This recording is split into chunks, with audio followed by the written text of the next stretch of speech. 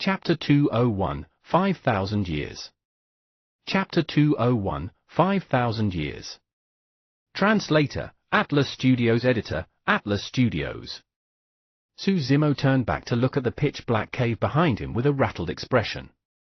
After freezing momentarily, he turned to look at the spirit monkey subconsciously. After all, he had not been back for 2 years. The spirit monkey should know best as to what was inside the cave. Unexpectedly, the spirit monkey shook its head in confusion upon meeting with Su Zimo's eyes. Under, Cold Lake, enter, cave. Suddenly, Su Zimo heard an unfamiliar voice. It was extremely weak and intermittent. The voice appeared abruptly, as if it echoed out in Su Zimo's mind. Was there someone within the cave? Was he under the cold lake? Was this some sort of trick? Su Zimo composed himself and looked at the spirit monkey. It did not realize anything was amiss. This meant that Su Zimo was the only one who heard that voice. Su Zimo had no idea what the other party's identity and motives were. He could not help but feel a little uneasy.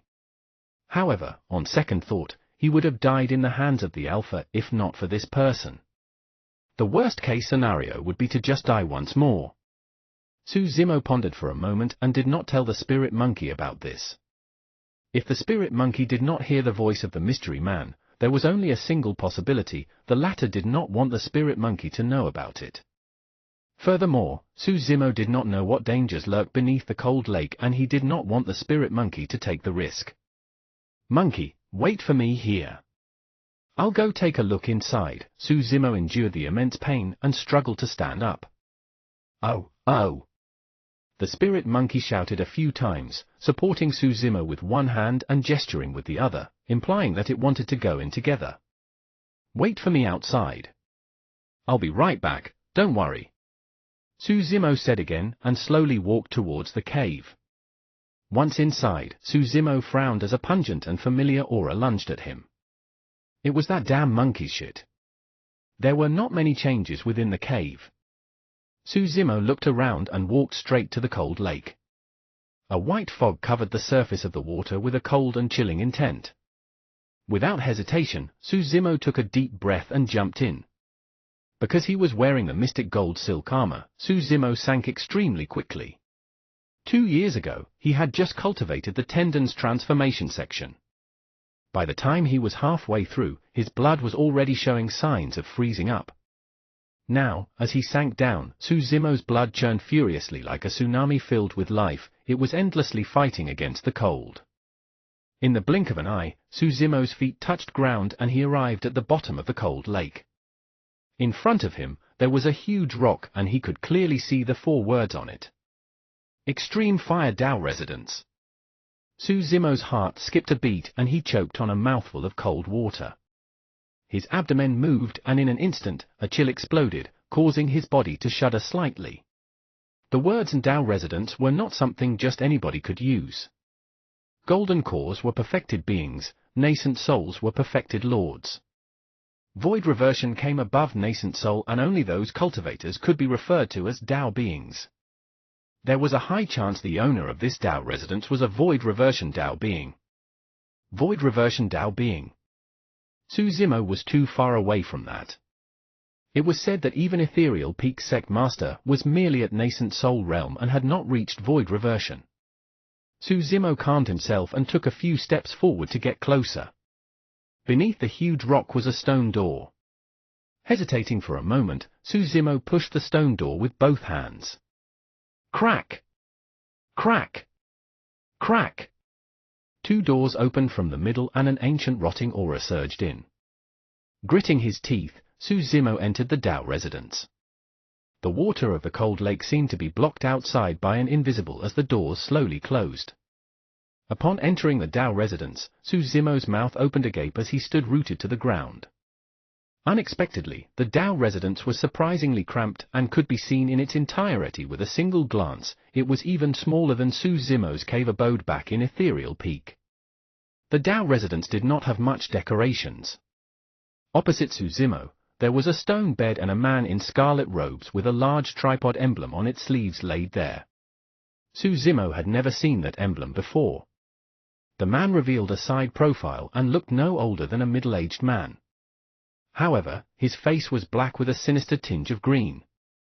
Laying flat on the stone bed along with that greenish-black complexion, the man looked horrifying, like a corpse that had been placed there for many years. "You don't have to be afraid. I don't have much life left, I won't hurt you." Even though the scarlet-robed man's lips did not move, the voice from earlier rang in Su Zimo's mind. "I'm using my spirit consciousness to communicate with you. The death of the Alpha earlier on was also through my spirit consciousness." Spirit consciousness? It was said that once a golden core entered the nascent soul realm, they would be able to unlock a sea of wisdom and possess spirit consciousness. Spirit consciousness was another form of energy that was far more terrifying than one's vision. It could probe everywhere, detecting the most secluded corners. In the face of spirit consciousness, the golden core Alpha was akin to a small ant and was destroyed in an instant. Su Zimo asked, "Senior, how may I address you?" "Extreme Fire." "Tao Lord." Even though the voice of the spirit consciousness was extremely weak, it boomed in Su Zimo's mind like a thunderbolt. "Tao Lord." In the cultivation world, there were corresponding titles for every cultivation realm. It was a symbol of one's identity, status, and strength and must not be used without reason. Su Zimo merely knew that Tao beings were at the void reversion realm. However, he had never heard of what realms Tao Lords were at. Logically speaking, the realm of a Tao Lord should be even above void reversion. "Thank you for saving me, Senior Extreme Fire. May I know how I can help you?" Su Zimo asked after a long silence. At that moment, he was uncertain as well. If it was as Tao Lord Extreme Fire had mentioned that he did not have much life left, what help could a Foundation establishment cultivator like Su Zimo provide? 5,000 years ago, I broke into a ruin. In a moment of carelessness, I was injured by the beings within and poisoned deeply. I then shattered a major transference talisman to escape death and was teleported here. The Tao Lord Extreme Fire's voice was intermittent, but Su Zimo was completely dumbfounded. 5,000 years ago. The lifespan of the Golden Core was at most 500 years. However, the middle-aged man in front of him was from 5,000 years ago and he was still alive. What was even more frightening was that there were beings in that unknown ruin that could injure Tao Lord Extreme Fire. What sort of a poison was it such that even a Tao Lord could not withstand it? As for the major transference talisman, Su Zimo had never even heard of it before. "I opened up this place, but the poison has already infiltrated my entire body and I'm unable to leave. If my essence spirit is sent forth, it will be tainted with the poison as well and will not last more than an hour. I had no choice but to use my spirit consciousness to resist the poison's corrosion. 5,000 years. I can't hold on for much longer." Tao Lord Extreme Fire's voice was filled with some regret, indignance, and even a hint of relief. Su Zimo looked at Tao Lord Extreme Fire with shock in his eyes as a storm brewed in his heart. In this cramped Tao residence without daylight and almost devoid of freedom, Tao Lord Extreme Fire had resisted the poison in his body for an entire 5,000 years all alone. How powerful was his determination to be able to do that? If you find any errors, ads pop up, ads redirect, broken links, non-standard content, etc., please let us know a report chapter, so we can fix it as soon as possible. Chapter 202, Candlelight Sword Formation. Chapter 202, Candlelight Sword Formation. Translator, Atlas Studios. Editor, Atlas Studios. If one were to say that Tao Lord Extreme Fire was too powerful, the poison in his body would be even more terrifying. That was because despite 5,000 years, Tao Lord Extreme Fire still lost. If one were to say that the poison in Tao Lord Extreme Fire's body was terrifying, the ruin that he entered would be enough to have one shudder at the mere thought of it. 2 years ago, I saw you. Tao Lord Extreme Fire said, however, you were not a cultivator at that time. I never expected that you would already be a Foundation establishment cultivator after 2 years. Someone changed your destiny for you. Such means are truly admirable. Su Zimo remained silent. If not for Dai Yu, he would not be able to get to where he was today. Even though Extreme Fire Dai Yu was powerful, he was impressed by Dai Yu as well. My treasures are all within my storage bag. Without a spirit consciousness, you won't be able to open it. Furthermore, your cultivation is too low for you to make use of them. You can keep my storage bag. Open it when you reach Void Reversion Realm one day. Su Zimo finally realized that Tao Lord Extreme Fire had summoned him to lay down his final wishes.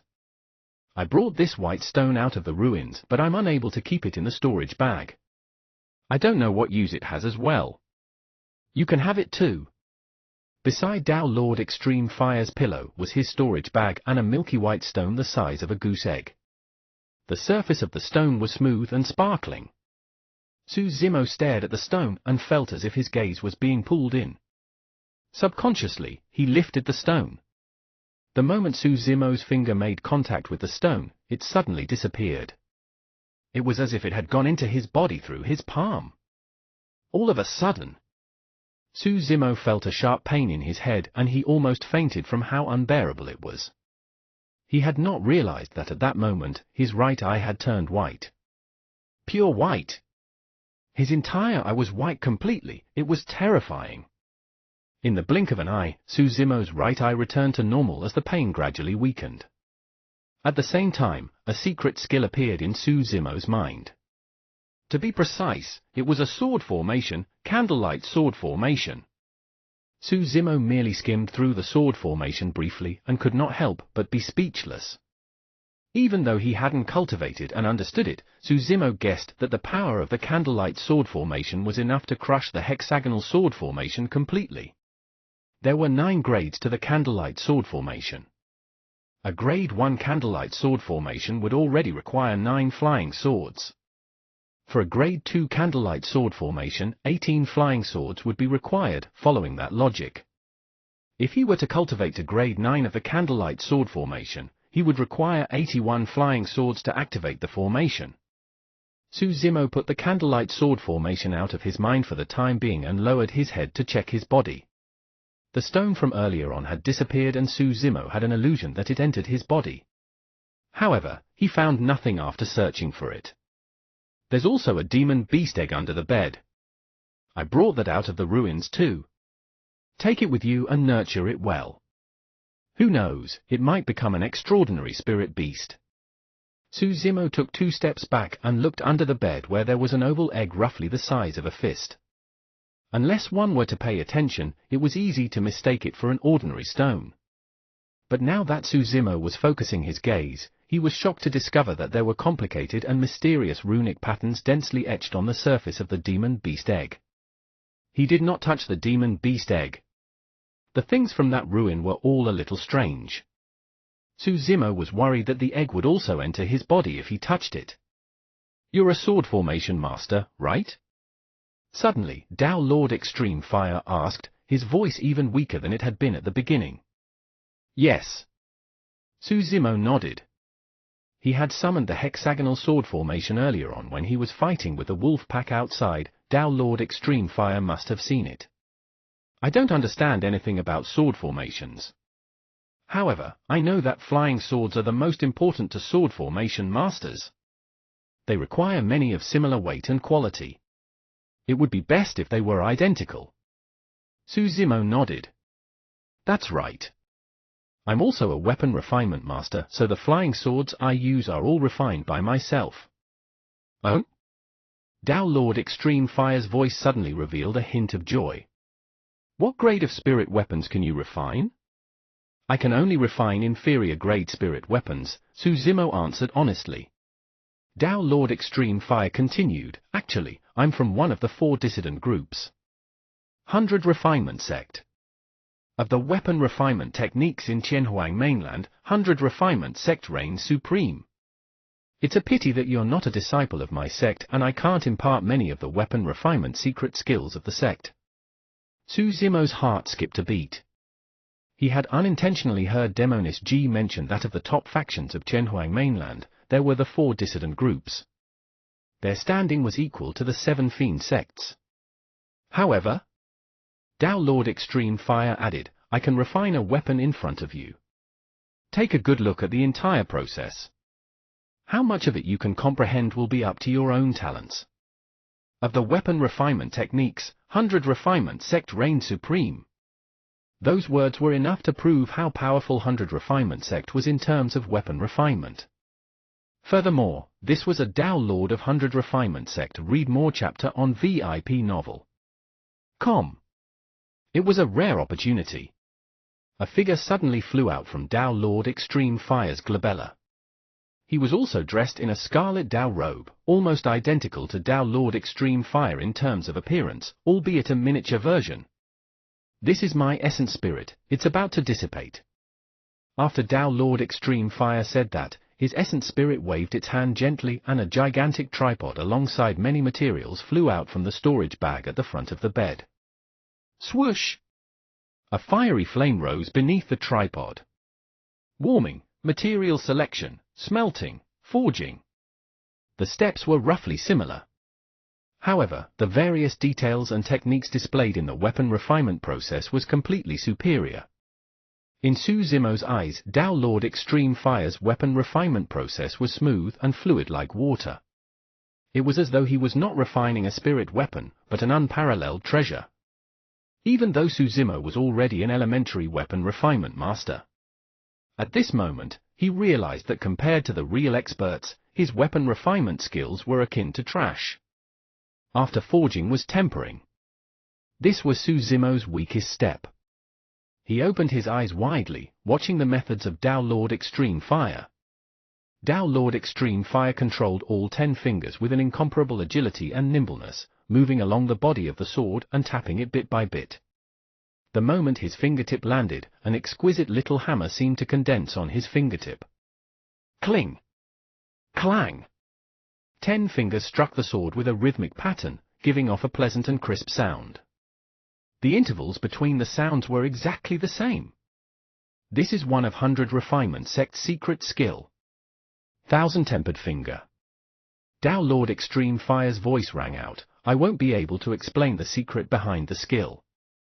You've got to take a closer look, think deeper and practice more to obtain your own insights. Before long, the tempering process was over and spirit gathering began. Buzz! Almost instantly, the first spirit pattern was condensed on the sword. Su Zimo was dumbstruck. The speed of that spirit gathering was way too fast. This is another one of our sect's secret skill, 100 refinement spirit gathering method. You won't be able to comprehend it through mere observation because it requires a mantra and a mental cultivation technique. Before he finished his sentence, a second spirit pattern was formed. Immediately following that, a third. A fourth. If you find any errors, ads pop up, ads redirect, broken links, non-standard content, etc., please let us know a report chapter, so we can fix it as soon as possible. Chapter 203, Demon Beast in a Core. Chapter 203, Demon Beast in a Core.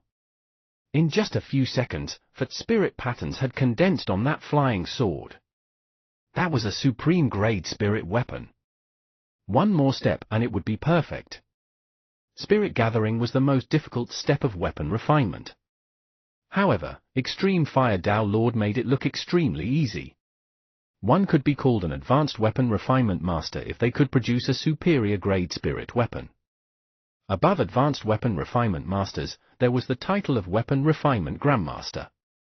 What title was Extreme Fire Tao Lord? In order to let Su Zimo have a good look at his weapon refinement techniques, Extreme Fire Tao Lord removed his weapon tripod during the tempering and spirit gathering steps. After condensing for spirit patterns, Extreme Fire Tao Lord showed no signs of stopping as he attempted for a 5th spirit pattern. Oh? Right then, a warning flashed in Su Zimo's mind. The feeling of danger came from the flying sword that was heated to a scarlet red. It was a familiar feeling, the premonition of a failed spirit gathering. Don't!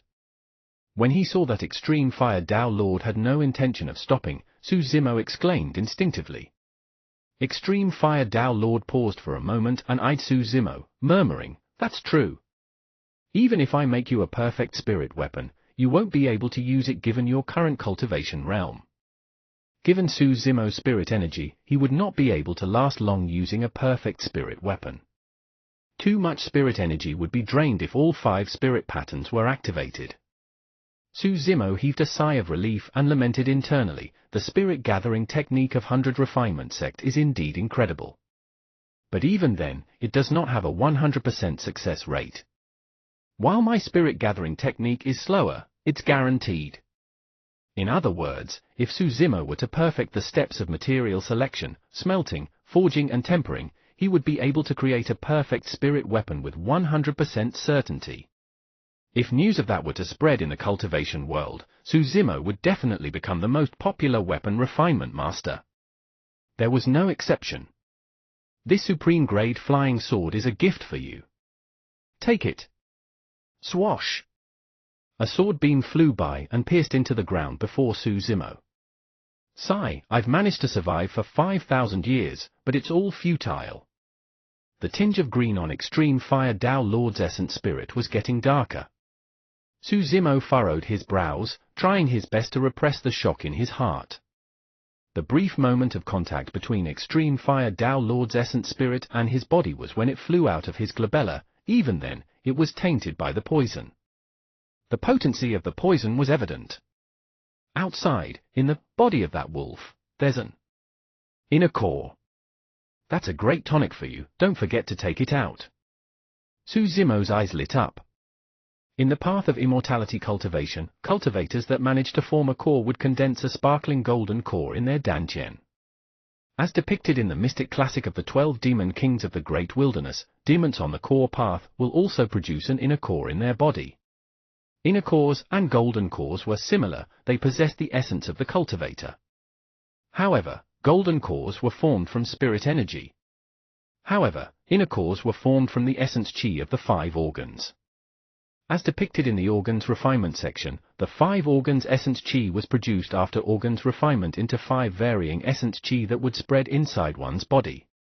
It will nourish the skin, flesh, tendons, bones, and marrow, allowing the body to undergo a complete transformation. Be it in terms of power or speed, there would be a significant increase. When the body is at the peak of nourishment from the 5 organs essence chi, it would enter the next realm, orifice clearing. Orifice clearing does not produce much of an increase in terms of power and speed. However, the overall increase in a demonic cultivator's strength is still clear and obvious. What orifice clearing referred to was to open up one's mouth, eyes, ears, and nose using the 5 organs essence chi. Once those 7 holes were opened up, the 5 senses of the demonic cultivator would receive an immense improvement and their vision, hearing, and smell would become extremely sharp. That was only the changes on the surface. There would also be qualitative changes within the demonic cultivators. The synthetic relationship between the 5 organs, skin, flesh, tendons, bones, marrow, and 5 senses was equivalent to a minor heavenly cycle. At mastery of orifice clearing, the body would be a fusion of toughness and flexibility and become one, increasing one's coordination further. When all 5 chi combine into one, that was the time to condense the inner core. An inner core was the condensation of the bloodline and the 5 organs chi, the essence of the alpha's entire lifetime's worth of cultivation. That was way too important for Su Zimo. By devouring that inner core, there was a high chance Su Zimo could take a critical step in cultivating his organs refinement section. The path of cultivation is a long one and is extremely difficult. One wrong step can cause one's body and cultivation to perish. Pathetic, truly tragic. Extreme Fire Tao Lord's essence spirit slowly floated down and laid on the ground, muttering softly as his brows exuded boundless ancientness. Finally, his eyes gradually closed.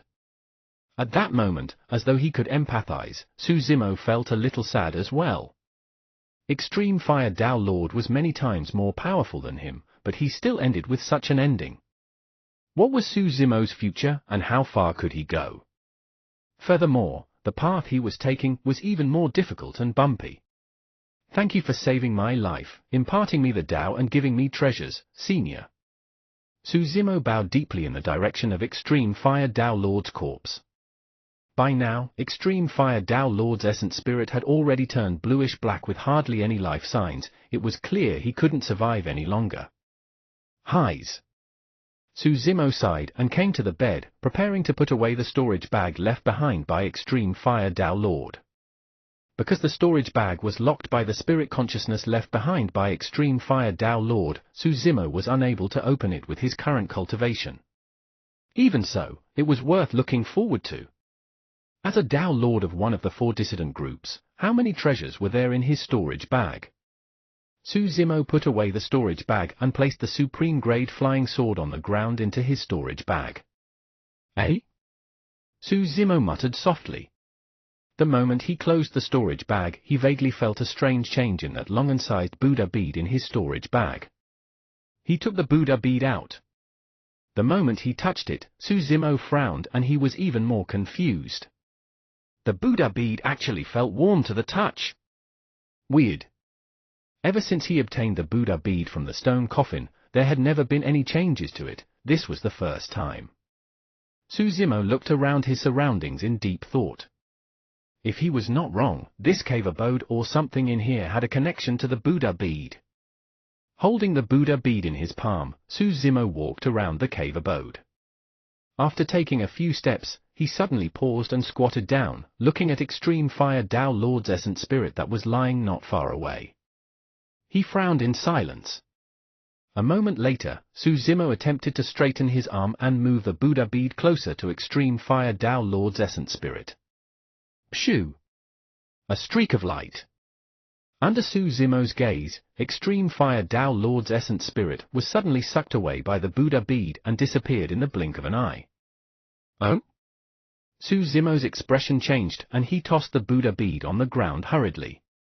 Extreme Fire Tao Lord's essence spirit was tainted by the poison as well. Now that it was inside the Buddha bead, the bead would most likely be tainted by the poison too. After observing for a long time, Su Zimo discovered to his shock that the Buddha bead had not changed at all. He did not dare to be careless, picking up a stone rod on the ground to poke the Buddha bead. There was no change in the stone rod as well. This meant that the Buddha bead was not tainted by that terrifying poison. Su Zimo heaved out a sigh of relief. It was no wonder he had to be so cautious, that poison was truly way too powerful. Even a cultivator as powerful as Extreme Fire Tao Lord had to meet with such an ending after enduring for 5,000 years. Su Zimo had to be careful. He picked up the Buddha bead and studied it for a while before putting it back into his storage bag. If you find any errors, ads pop up, ads redirect, broken links, non-standard content, etc., please let us know a report chapter, so we can fix it as soon as possible. Chapter 204, Devouring Blood. Chapter 204, Devouring Blood. There was nothing left in the cave abode. Su Zimo's gaze finally landed on that demon beast egg. Actually, he did not bear much hope towards that egg. Since this demon beast egg was taken from a ruin 5,000 years ago, it proved that the egg had been there for more than 5,000 years. Even a demon beast might not live that long, let alone a demon beast egg. However, on second thought, Su Zimo realized that the items in the ruin were not ordinary. The stone that might have entered his body, candlelight sword formation and the poison that managed to even kill a Tao Lord. At that thought, Su Zimo came before the demon beast egg and examined it. All of a sudden, Su Zimo's heart skipped a beat. Since Extreme Fire Tao Lord had brought that demon beast egg out from the ruin when he was poisoned, why was the egg not tainted by the poison? Even Extreme Fire Tao Lord's essence spirit was not spared, yet this demon beast egg was fine? It was immune to poison? Su Zimo thought for a moment and picked up the demon beast egg, trying to put it away in his storage bag. He could not do so. His eyes lit up in elation. Only non-living objects like weapons or elixirs could be placed inside the storage bag. Living being with life could not be contained by the storage bag. Now that the demon beast egg could not be placed within, it was proof that there were signs of life within the egg. It was still alive. Su Zimo's thoughts gradually became active again. If he could nurture a spirit beast, it might not be a bad thing. Furthermore, this spirit beast that came from the unknown ruin could very likely be immune to poison. Something like the demon beast egg was extremely rare within Chenhuang mainland, where only the top factions would possess them, these items were all prepared for the paragons of their respective sects. The stronger the bloodline and the rarer the species was, the harder it was to obtain their demon beast eggs, which were extremely precious. After all, demon beast eggs as such would definitely be guarded by extremely powerful pure-blooded and ferocious remnant beasts day and night. Furthermore, they would be located at the deepest areas of any forests or mountains. To obtain a demon beast egg as such, the top experts of the sects would have to turn up and engage in a ferocious battle with the pure-blooded remnant beasts. Even then, success was not guaranteed, and they may even put themselves in danger. Spirit beasts that were born from demon beast eggs were extremely loyal to their cultivators, and there would not be cases of betrayal. Even though Ethereal Peak, as one of the 5 major sects of the Great Jew dynasty, did not have any demon beast eggs, they had instructions on how to hatch demon beast eggs. Firstly, blood was required. It wasn't anything mythical such as using the drop of blood to tie it to an owner. The principle behind it was simple. The goal of dripping one's blood on it was to remove the aura of the mother from the demon beast egg and let it be replaced with one's blood. That way, during the nurturing process and when the demon beast hatched, the scent it was most familiar with would be the owner of the blood. Naturally, it would be closest to that person. Suzimo thought for a moment and took out the supreme-grade flying sword that was crafted by Extreme Fire Dao Lord, injecting spirit chi into it. For spirit patterns lit up at the same time, emitting a cold aura that was extremely intimidating. Given Suzimo's tough physique, he would not be able to tear through his skin without activating spirit patterns. The sword tip slashed across his left palm ruthlessly, causing a bloody wound to appear. Suzimo immediately placed his left hand on the demon beast egg and started rubbing it. After smearing all over the demon beast egg, he felt his palm clench as though it was bitten by something. Oh? Suzimo's expression changed. Right after, a huge suction force erupted from the demon beast egg. Suzimo's blood flowed uncontrollably from his wound on his left palm into the demon beast egg. It felt as though the demon beast egg was extremely thirsty and was devouring his blood in large mouthfuls. Frowning, Suzimo yanked and tried to shake off the demon beast egg. However, it was stuck to his palm and he could not shrug it off. All of a sudden, abstruse and complicated patterns on the demon beast egg suddenly emitted a blinding light. It looked strangely weird, illuminating beneath the blood. The speed in which the demon beast egg was devouring blood was much faster than he had imagined. Pust! Suzimo took a deep breath of air and felt himself going dizzy. At this speed, he would soon be sucked into a dry corpse by the demon beast egg. Putting away his flying sword, Suzimo gripped the demon beast egg with his right hand and started tearing it outside. However, the demon beast egg remained stuck firmly on his palm and refused to budge no matter how he tried. Furthermore, it was sucking his blood still and showed no indication of stopping. F***CK. You really can't touch anything from that ruin carelessly. Suzimo's face turned pale as he cursed internally. He had 2 options before him, to either sever his left hand or turn into a dried corpse. Suddenly, an idea flashed in Suzimo's mind as he turned and dashed out of the cave abode. While his blood was not sucked dry yet and he still had strength remaining, Suzimo swam towards the top of the cold lake with all his might. In the blink of an eye, he leaped out of the cold lake and broke into a stumble, nearly falling over from how weak he was. Oh? When the spirit monkey saw Suzimo rushing out, it was stunned. After not seeing him for a while, Suzimo's flesh and blood withered and he lost a large amount of weight. There was even an egg on his left palm that glowed with blood. Looking confused, the spirit monkey was about to head up when Suzimo shouted lightly, "Don't come over." The spirit monkey stopped in its tracks immediately, looking at Suzimo with widened eyes. Suzimo arrived at the battlefield from earlier on and looked at the wolf corpses strewn all over the place. Heaving a deep breath of air, he recited a sinister sutra and his eye flashed with a bloody glint. Blood-devouring technique. This was a secret skill from the Blood Refinement Fiend Sutra. Suzimo opened his mouth slightly and the flesh and meat of some wolf corpses in front of him dissipated slowly, turning into a pool of blood and flowing into his mouth. On the one hand, the demon beast egg was devouring Suzumo's blood endlessly. On the other hand, Suzumo was devouring the blood of the wolf corpses and managed to save his life. As time passed by, the number of wolf corpses decreased, leaving only sets of white wolf bones on the ground. After a long time, right as Suzumo was almost unable to endure it anymore, the demon beast egg dropped from his hand with a loud thud and rolled a couple of times on the ground before stopping motionlessly. The bloody light on the demon beast egg faded gradually and it returned to normal, looking like a fist-sized rock once more. Suzumo fell and sat on the ground, looking at the demon beast egg with lingering fear before letting out a long breath of air. If he had not experienced it personally, Suzumo would not have been able to imagine that a small demon beast egg like that would be able to devour all the blood in his body.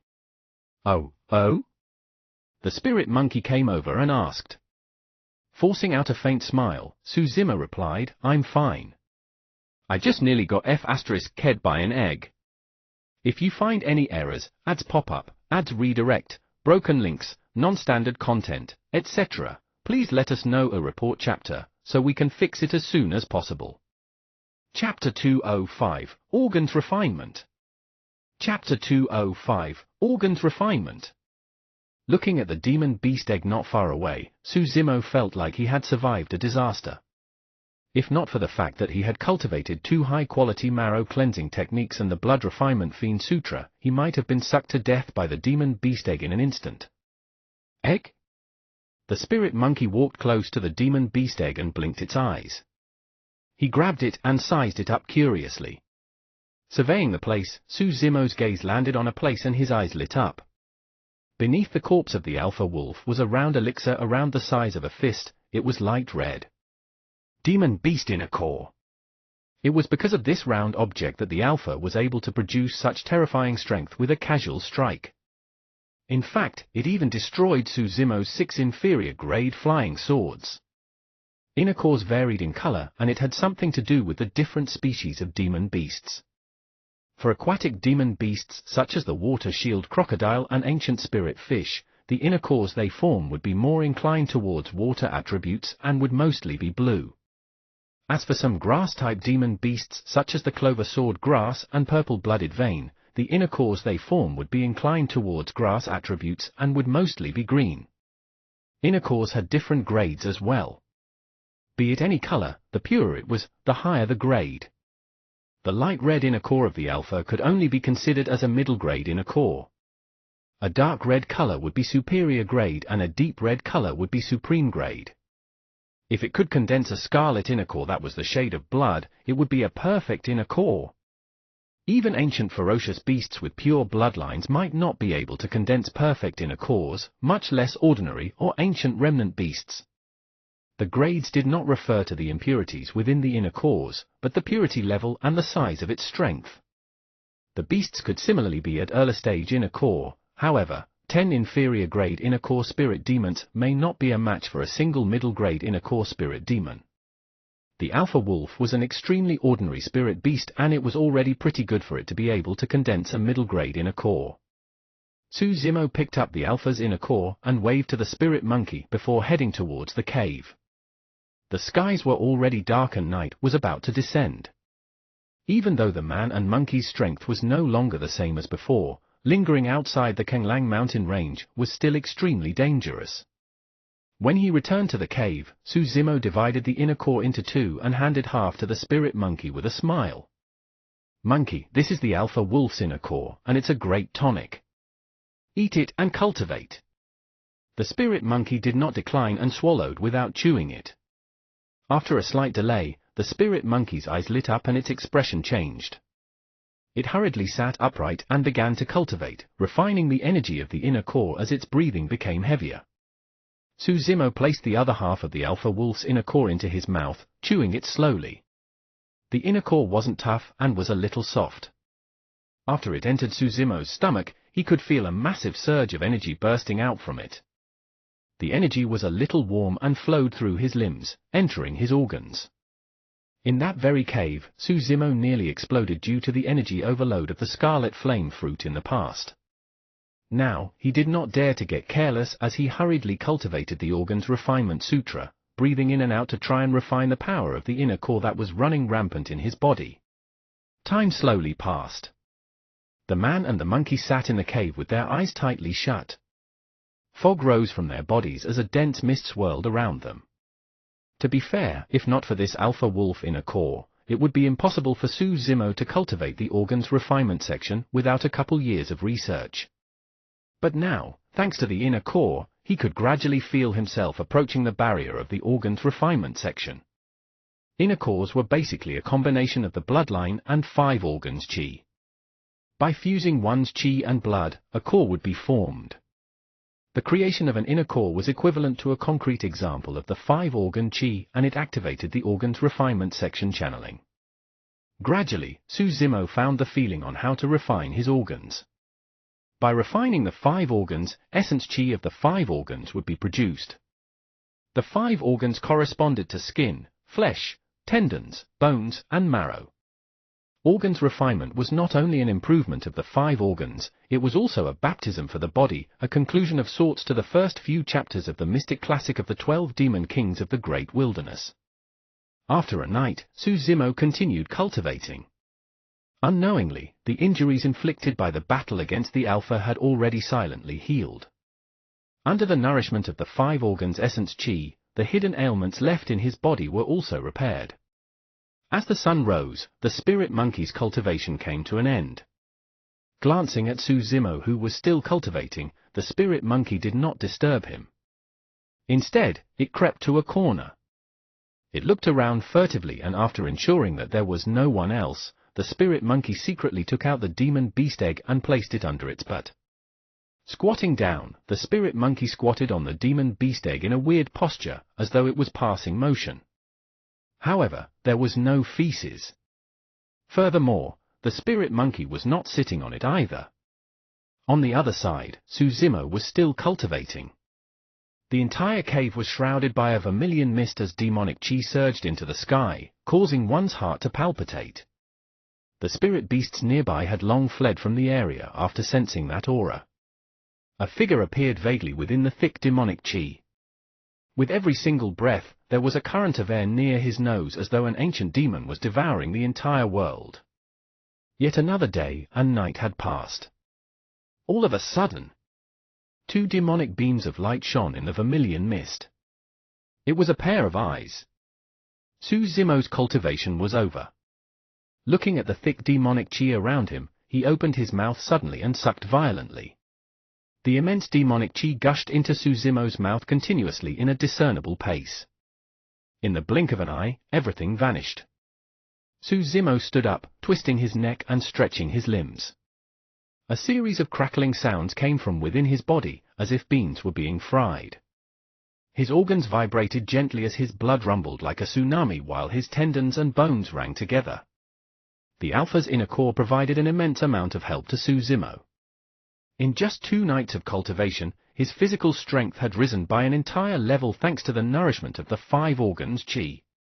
However, at the same time, cultivation of the organs refinement section had once again revealed a hidden ailment of demonic cultivation. Demonic qi. Su Zimo's body had produced demonic qi. When he was cultivating the marrow cleansing section, due to the blood swapping, Su Zimo's new bloodline was completely demonic. The demonic bloodline could alter Su Zimo's physique and appearance. Thankfully, he had managed to obtain the Void Thunder Manual in Thunderclap Valley by accident. Even though it was incomplete, there was the Thunder Marrow Cleansing Sutra that could help him get rid of the hidden ailment of demonification temporarily. But now, the demonic qi in Su Zimo's body was produced by his organs. The Thunder Marrow Cleansing Sutra could only cleanse the marrow, not the organs. Naturally, the situation this time round was slightly different from before. Su Zimo's appearance could turn completely demonic through his bloodline. However, demonic qi would not alter Su Zimo's physique or appearance. That meant to say that Su Zimo could continue to cultivate the organs refinement section and make use of the demonic qi to nourish his skin, flesh, tendons, bone and marrow while strengthening his body.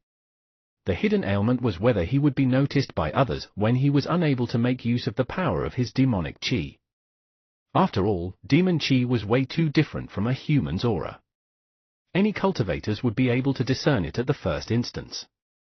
If you find any errors, ads pop up, ads redirect, broken links, non-standard content, etc., please let us know a report chapter, so we can fix it as soon as possible. Chapter 206, Returning with the Monkey. Chapter 206, Returning with the Monkey. The benefit of organs refinement was that one was not only limited to the power of blood, they could also release the power of blood chi. The chi in blood chi referred to demonic chi. Now that Suzimo was a human, if he were to release the power of blood chi, he would be shrouded by demonic and he would definitely be taken down at the first instance. Of course, the power of blood alone was more than enough to take down most Foundation establishment cultivators. As long as Suzimo closed in on his opponents, even if they were at perfected Foundation establishment with many meridians unlocked, the odds would definitely be stacked against them. Suzimo had left the sect for quite some time. Thankfully, his cultivation speed had not fallen off and he had received immense benefits along the way. He planned on returning to the sect and digesting everything he had learned completely. On the one hand, he had to raise his cultivation as quickly as possible to prepare for the sect competition 3 years later.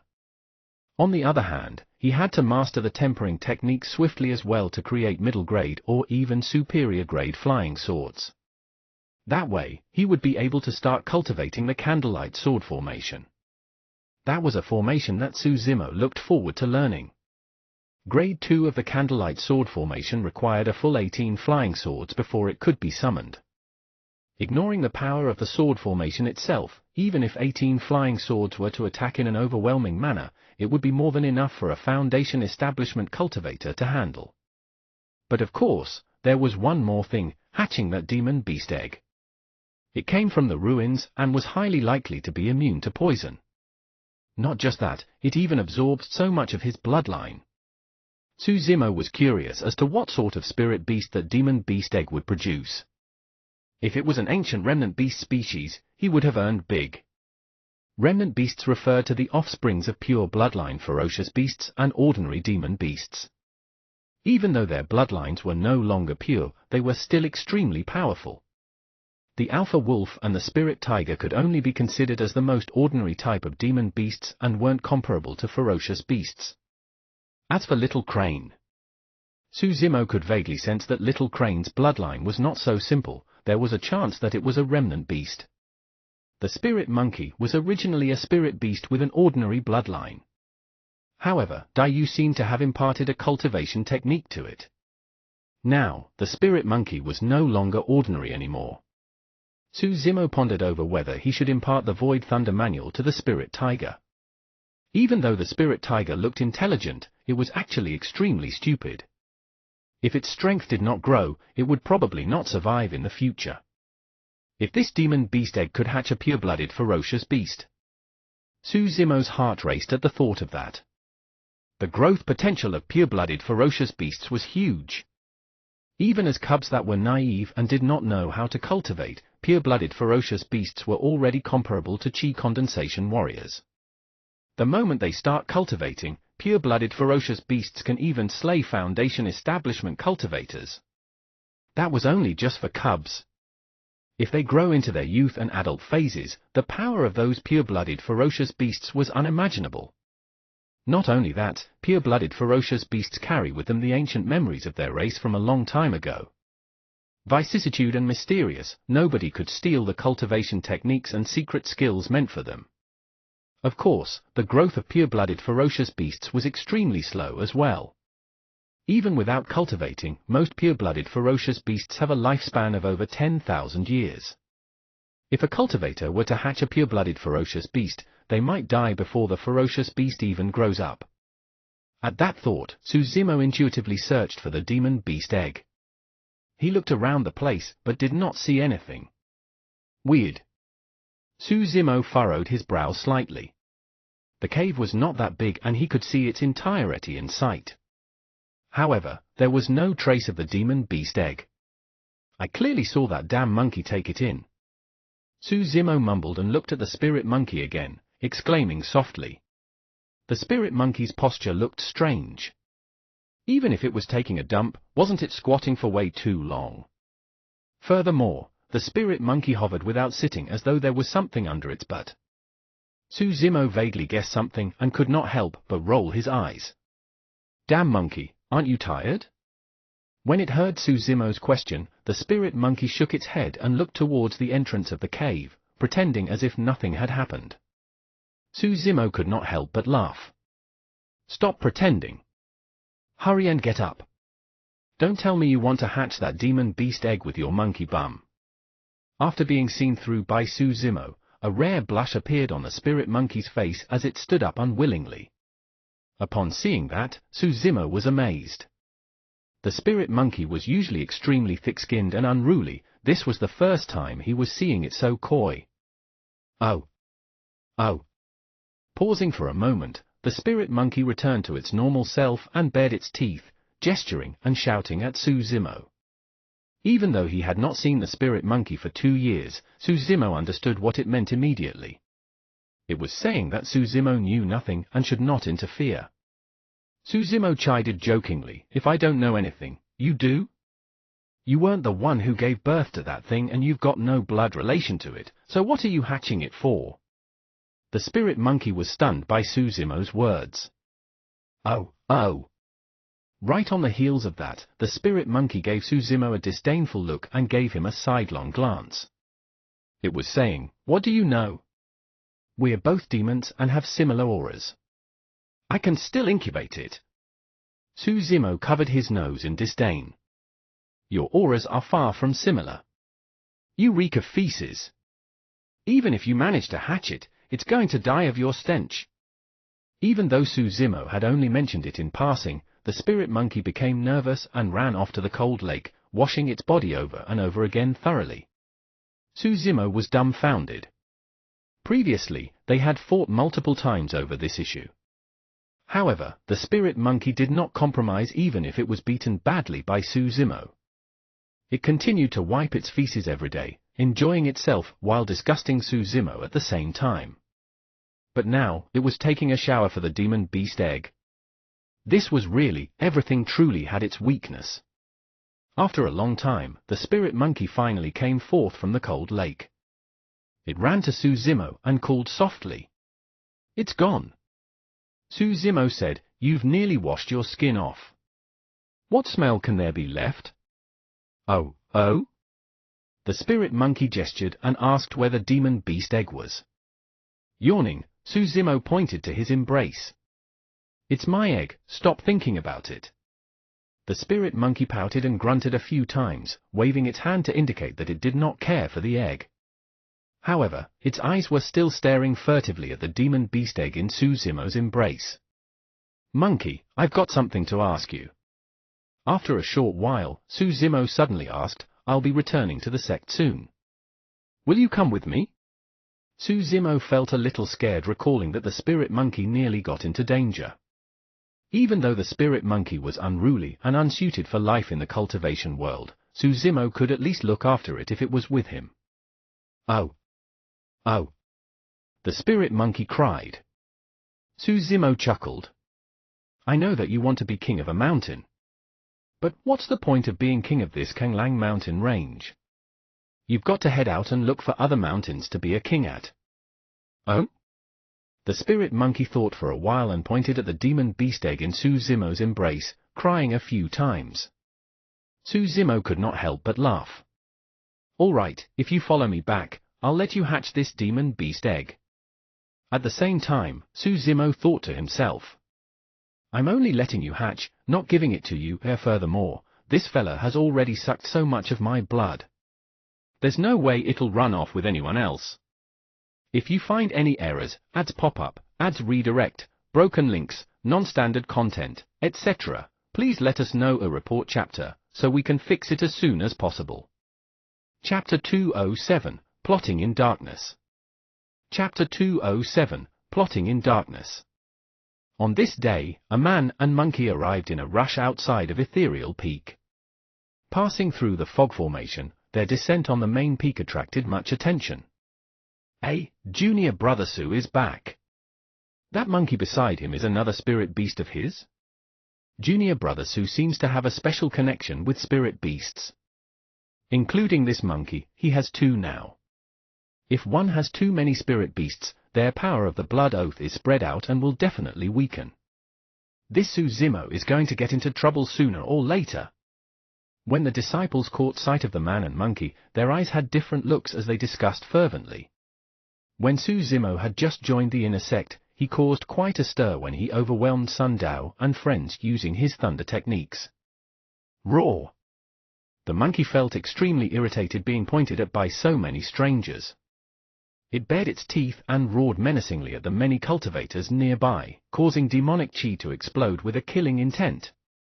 Its hair stood on ends and made its physique look even bigger and intimidating. If not for the fact that Susimo was beside him, given its unruly nature, it would have charged forth and killed everyone. Many cultivators were shocked. The monkey's body was covered with endless blood. To survive in a place like the Kenglang mountain range, it had to engage in battles almost every other day. It had experienced endless bloodshed and life and death situations. The aura around the monkey was even more violent and bloodthirsty than the spirit tiger and little crane. Susimo furrowed his brow slightly and raised his palm, patting the monkey on the shoulder gently, indicating for it to relax. On the way earlier, Susimo had already reminded the monkey repeatedly that it had to tone down on its animal instincts at ethereal peak, it must not be violently aggressive all the time. Grunting, 2 streams of air shot out from the monkey's nostrils and the fur on its body gradually went down. Before long, the man and monkey disappeared before everyone. HMPH, that beast sure is arrogant. That's because junior brother Su was around. If that wasn't the case, I would have killed that beast right on the spot. How dare it shout at us? Many cultivators pretended to scold after the man and monkey was gone. The door of the cave abode was wide open and both the spirit tiger and little crane were sprawled inside, resting. Little crane was the first to sense something and looked over. Upon seeing that it was Susimo, it cried out in joy. The spirit tiger opened its eyes and looked over lazily. Instantly, it was energized at the sight of Susimo and leaped up. Monkey did not have much of a reaction when it saw the tiger and crane, merely twitching its lips in disdain. Following behind Susimo, Monkey swaggered in. This is Monkey, who is originally from Kenglang mountain range. We went through life and death together. Susimo pointed to the spirit tiger and little crane. This is spirit tiger and that is little crane. The 3 of you can stay together from now on. Don't fight. Kai! When it heard that, Monkey sneered and stretched out its finger, waving it in front of the spirit tiger and little crane extremely provocatively. Even though Monkey said nothing, its meaning was clear: even if we fight, you guys are not my match. The spirit tiger had just entered Foundation establishment and was in a cocky youth phase. Furthermore, the spirit tiger knew that it had been with Susimo the longest. If it was bullied by a monkey that came later, how could it continue to live its days? There was no way the spirit tiger could hold back seeing that hand gesture from Monkey. Roar! It crouched and readied as though it was about to pounce on its prey with a ferocious glint in its eyes. It was ready to strike at any moment. Caw! Caw! On the other side, little crane could not take it lying down either, crying out a couple of times to Monkey as it prepared to pounce as well. After all, little crane had a closer relationship with the spirit tiger. Hearing the shouts from within the cave, Susimo suddenly felt a headache. Bang! Before long, Monkey and the spirit tiger collided massively. It was a pure explosion of strength without any gimmicks. After a momentary pause, the spirit tiger was sent flying by Monkey. Slamming onto the wall at the back, the cave abode shook and countless dust settled down. The spirit tiger's tendons and bones felt like they were breaking. Even if Monkey had an ordinary bloodline, the cultivation technique imparted to it by Dai Yu would cause that to change. As for the spirit tiger, it was indeed nothing more than any other ordinary beasts. Ignoring the fact that there was a difference in their cultivation realms, even if they were at the same realm, the spirit tiger would be beaten up badly by Monkey. The difference in their bloodlines was way too great. With a flip, Monkey rode on the spirit tiger and started pummeling its head with clenched fists. Gong! Gong! Gong! After a few consecutive strikes, the spirit tiger was completely dazed and was dumb-stricken. Swoosh! Little Crane pounced over from the side, sticking out a pair of sharp talons that glistened with a cold light towards Monkey's back. Without even turning back, Monkey slammed with a rod. The wind howled. Little Crane was shocked and did not dare to take it head-on, dodging to the side to try and deal with it.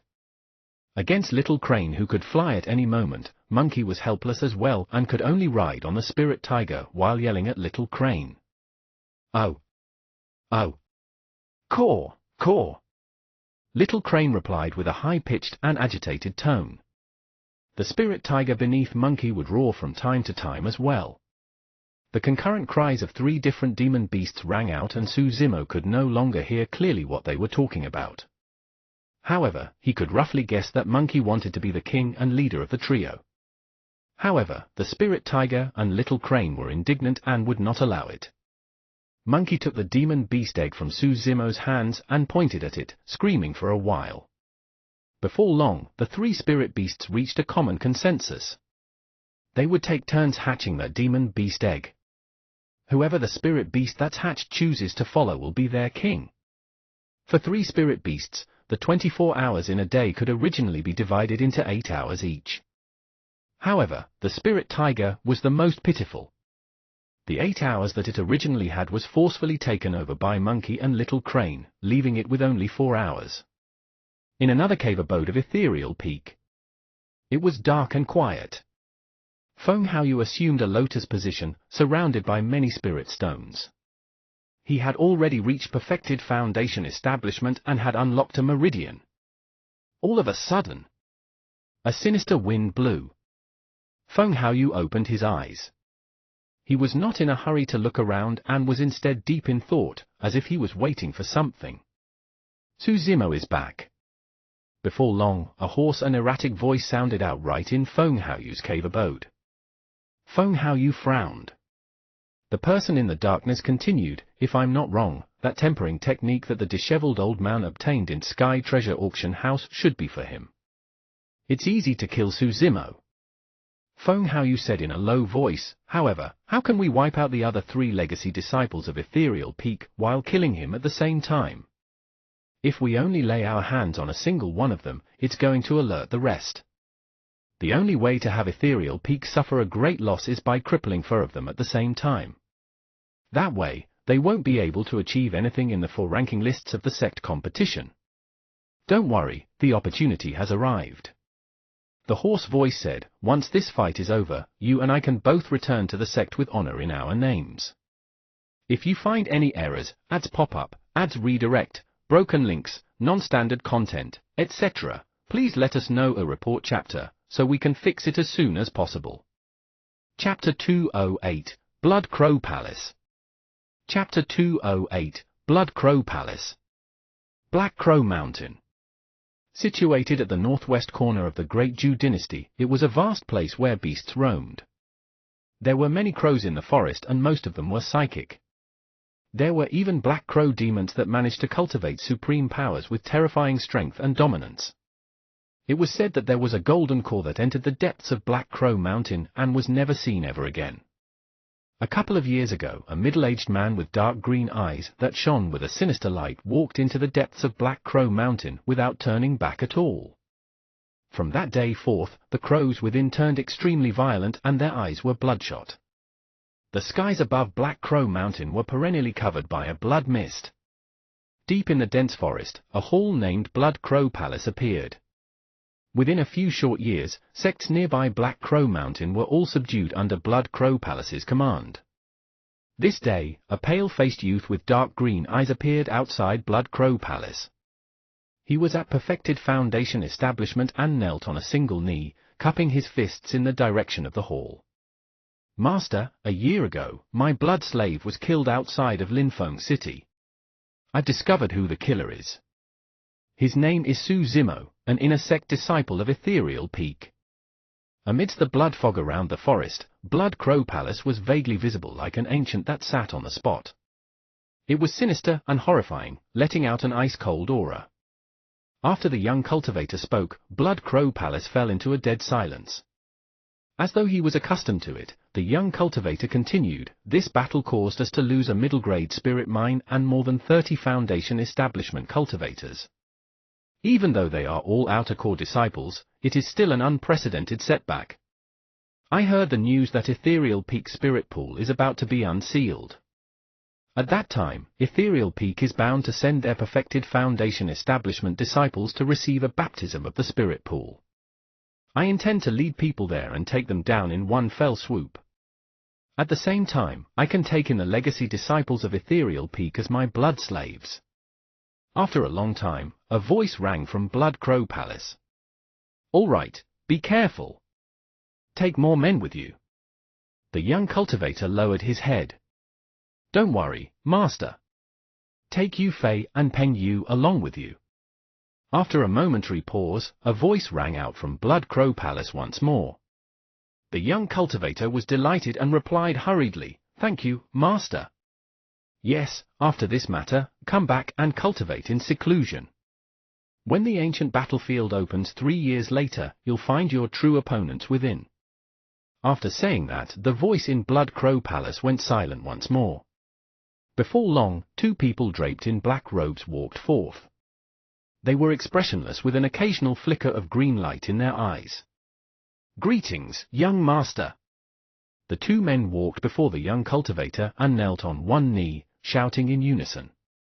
The young cultivator nodded in satisfaction. The 2 people before him were golden cores, they were his master's blood slaves.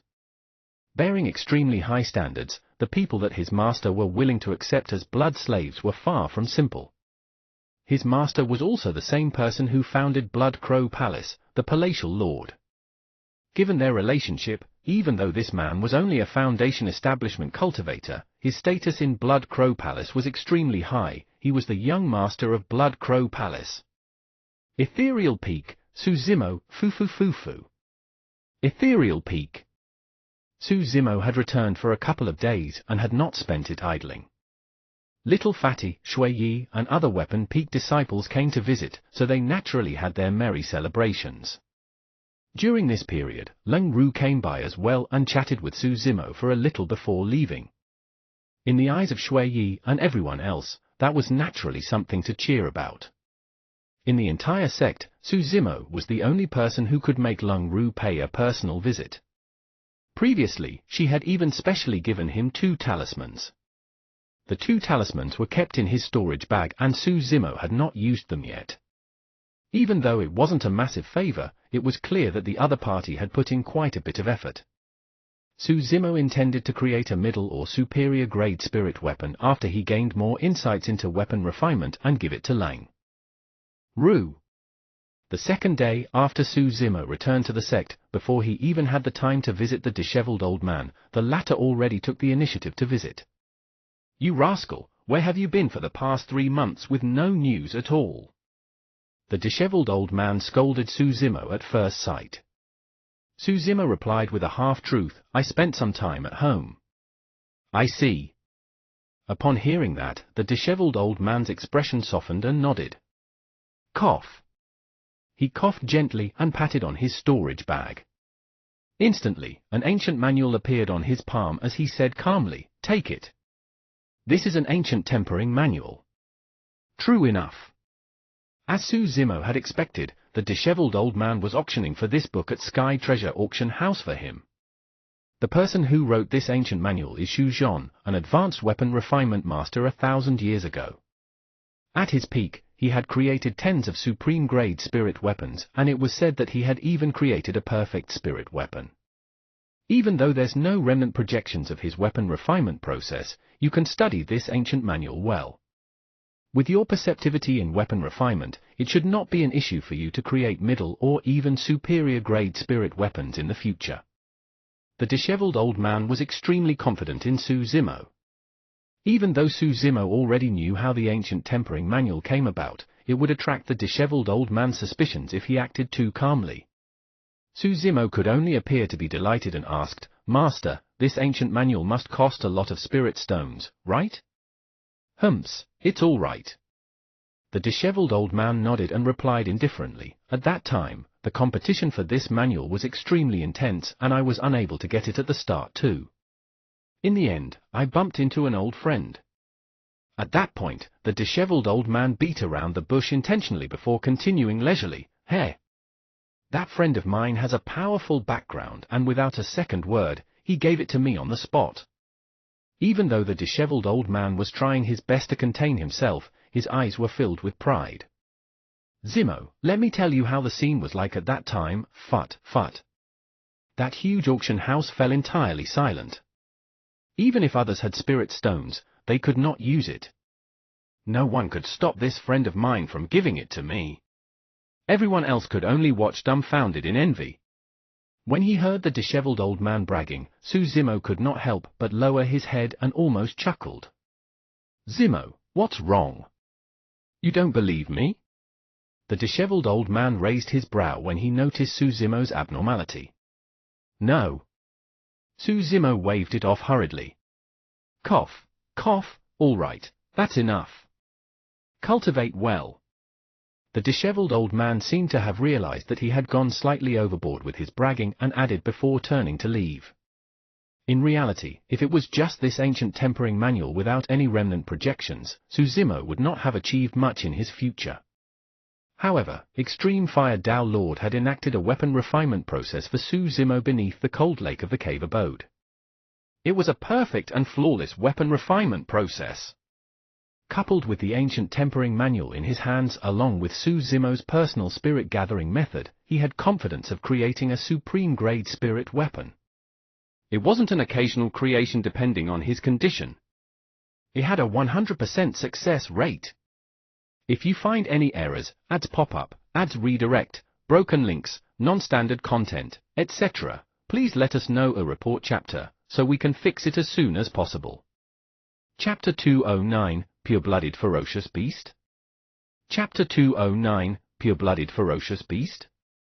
In the following period of time, Zimo resumed his usual cultivation habits. He spent part of his days on raising his cultivation realm, but most of it was spent on weapon refinement studies. Come night time, Zimo would lock his cave abode and activate his formation to begin demonic cultivation and organs refinement. Because organs refinement would produce an endless stream of rich demonic chi, the formation was used to prevent outsiders from entering as well as to conceal the aura within the cave abode. In the morning of the next day, the demonic chi would be absorbed by Zimo entirely. For those past few days, Monkey, Spirit Tiger, and Little Crane took turns around the demon beast egg. After Monkey incubated it for 10 hours, it was Little Crane's turn. Every day, when it was late at night, they left a miserable 4 hours for the Spirit Tiger. The Spirit Tiger would hug the demon beast egg in front of its chest and even lick it from time to time. It blinked its eyes and sighed. "At this rate, no matter who ends up as the leader, I'm definitely going to be at the bottom." The Spirit Tiger looked at the demon beast egg and thought to itself, "Hurry and come out. That way, I can have a lackey. If not, my days are going to be hell and that monkey and stupid bird is going to bully the shit out of me." For hours passed in the blink of an eye. The Spirit Tiger felt as though it had just wrapped its arms around the demon beast egg. Before it was even warm, Monkey came over and whisked it away to sit on it. Even though the Spirit Tiger felt indignant, it did not dare to resist and could only watch at the side pitifully. For some reason, Zimo felt that Monkey, the Spirit Tiger, and Little Crane were all very concerned about that demon beast egg, treating it with extreme care. Apart from the three of them, no one else was allowed to touch the egg. No one could be sure which was more effective, Zimo's bloodline or the three beasts taking turns to take care of it. A few days later, the demon beast egg truly had a reaction. Within, signs of life began to emanate. At first, it was extremely feeble. However, it became clearer and more intense as time passed. When it heard that Zimo had brought back a demon beast egg from a ruin, the mystical guardian beast, Senior Crane, came by a couple of times and was rather concerned about the incubation process of the egg as well. During this period of time, Zimo looked through many ancient books about demon beasts. He firmly memorized all sorts of information about various demon beasts, ancient remnant beasts, and even pure-blooded ferocious beasts. According to Senior Crane, if a pure-blooded ferocious beast was born, it would alarm the heavens and there would definitely be a universal phenomenon. The stronger the bloodline of the ferocious beast, the more intense and terrifying the accompanying universal phenomenon would be. It was said when a Bai Fang 1 is born, a shade of vermilion would paint the entire skies red. In fact, there might even be fire rains. When a responding dragon is born, clouds will fill the skies and cause rain to pour. This phenomenon will last for at least 7 days and nights, causing the nearby rivers and lakes to overflow and even form a powerful flood. The arrival of a Zhu Yang, too, brings about chaos to the world and continuous flames of war. When some ferocious beasts are born, they might even bring about an apocalyptic catastrophe for countries and dynasties. Such examples have been rampant since the ancient era. If a remnant beast was born, even though there won't be any universal phenomenons, there would be accompanying brilliant colors to indicate their unique bloodline as proof that their future would be different from ordinary beasts. A month later, the signs of life from that demon beast egg became more intense, almost reaching a peak. This meant that the life within the demon beast egg could descend at any moment. Suddenly, Su Zimo felt a sense of nervousness. Monkey, Spirit Tiger, and Little Crane had been busy for the entire time, spending most of their attention on the demon beast egg. Su Zimo truly could not tell who the spirit beast would follow after it was hatched. One day, Monkey, who was squatting on the demon beast egg, suddenly jolted upright. Monkey's odd behavior attracted the gazes of Spirit Tiger and Little Crane. Su Zimo opened his eyes and looked over as well. On the ground not far away, the demon beast egg shook gently. A new life was struggling within, trying to enter this world. All of a sudden, a red-headed beauty appeared in the cave abode. This was the human form of Senior Crane. She had a solemn expression and looked at the demon beast egg keenly with pursed lips. Swash! Su Zimo's vision blurred as yet another cultivator appeared in the cultivator. Possessing an immense aura and a reserved gaze, this was the sect master, Ling Yun. Even though sect master Ling Yun had never been here before, he was clearly paying attention to this matter. Before long, the 5 peak masters arrived. Right after, many grand elders of the sect arrived as well. There were elderly men with long white beards and old women with wooden staffs. Everyone looked at the demon beast egg on the ground with a hint of anticipation. Anyone who could become grand elders of the sect were all nascent soul-perfected lords. Su Zimo was secretly shocked. This was quite a commotion. Other than an assault or major calamity of the sect, there was probably nothing that could gather so many people. These people were all the top cultivators of Ethereal Peak. The initially spacious cave abode became evidently crowded after these people arrived. Monkey, Spirit Demon, and Little Crane sat down in 3 directions, maintaining the same distance between them and the egg while protecting it in the middle. Su Zimo was squeezed out of the crowd. If it was just the hatching of an ordinary demon beast, there wouldn't be this many people paying attention to it. However, all of them had heard that this demon beast egg was retrieved from a ruin. Furthermore, there were many obscure and complicated patterns etched on the shell. This was something worthy of everyone's attention. Yes, those patterns are indeed mysterious. Even with my experience, I can't tell what those patterns are. A nascent soul old man stared at the demon beast egg for a long time before saying slowly. An old woman frowned and said, "It seems to be some sort of a heritage. Seems like this demon beast has quite a powerful background." "It's not simple," someone else nodded in agreement. Right then, that initially shaking demon beast egg came to a sudden stop, drawing everyone's attention. The masses held their breaths. There was complete silence in the cave abode such that one could hear a pin drop. Crack! There was a crisp sound.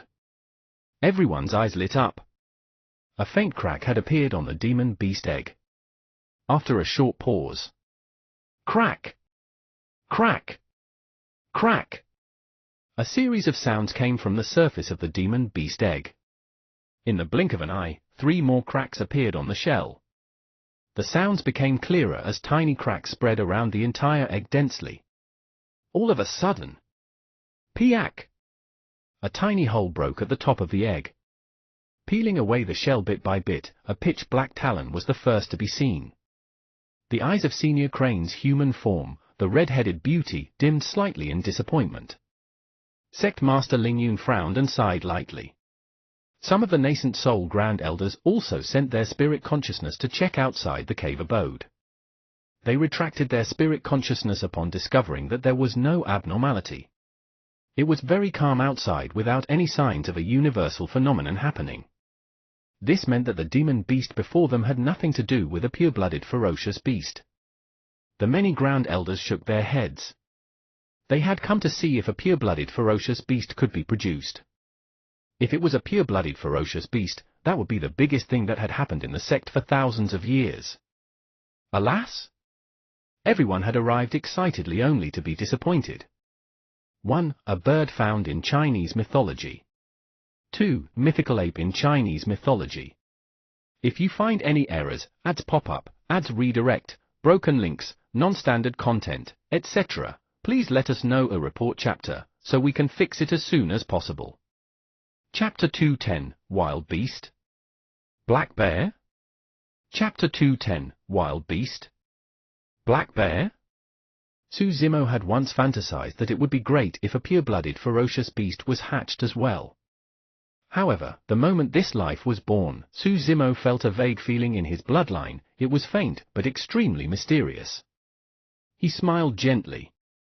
No matter the endowment or bloodline of the demon beast, Su Zimo decided that he would keep it by his side and raise it.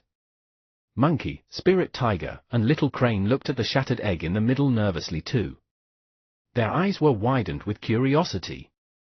In the hearts of Monkey and Little Crane, this little fellow was a shared child. Be it a pure-blooded ferocious beast or ancient remnant beast, even if a sow was born, they were going to take good care of it and not let it suffer in the future. In Spirit Tiger's heart, it hoped that the little fellow would just be an ordinary demon beast. In fact, the weaker it was, the better. That way, its standing would rise, and it need not be bullied all day. At the same time, it could also take in a lackey. If it had a sudden impulse, it could even bully that little fellow to feel good. Caw, caw. The Spirit Tiger's mouth gaped and drooled with a foolish smile. It was completely immersed in its fantasies of a beautiful future. Piak! Yet another talon stretched out. It was pitch black and tore at both sides. The crack on the shell was turning bigger. At the sight of that, everyone in the cave abode were increasingly disappointed as they shook their heads and sighed. It was fine if there was no universal phenomenon and it wasn't a pure-blooded ferocious beast. But why aren't there any spectacular colors now that the shell has cracked? What did this prove? It proved that the beast was not an ancient remnant beast as well. All the top cultivators of Ethereal Peak were mobilized here in excitement, only to watch the birth of an ordinary demon beast. The psychological disparity was too great. The sect had already reared many of such ordinary demon beasts. Puff! The shell was torn open by a small gap and a black head popped out. It looked like a dog with its eyes closed tightly and felt extremely weak. Seemingly hungry, the little beast sniffed around with its nose and grabbed the eggshell shards beside it, stuffing them into its mouth. Munch, munch! In a short while, the little beast finished the eggshell that was the size of a fist. Now, the little beast's features were fully exposed to everyone. It was bare and pitch black, looking extremely ordinary. Perhaps because it had just eaten the eggshell, its body was a little swollen. Once again, the cave abode fell into silence. The atmosphere was strange. Everyone looked at the little beast with a weird expression, not knowing whether to laugh or cry. Even though everyone had already determined that this was neither a pure-blooded ferocious beast or ancient remnant beast, this was way too ordinary. An old man shook his head. Even if there is no universal phenomenon or brilliant lights, a normal demon beast would contain demonic chi upon being born, since they spent a long time in their mother's body. The thicker the demonic chi, the stronger the demon beast was. But this little beast, sigh. The old man did not continue, but everyone knew what he meant. Ever since it broke out of the shell till now, the little beast did not possess the slightest bit of demonic chi. This meant that it wasn't even a demon beast. It could only be considered as a wild beast. This little beast doesn't have any intelligence.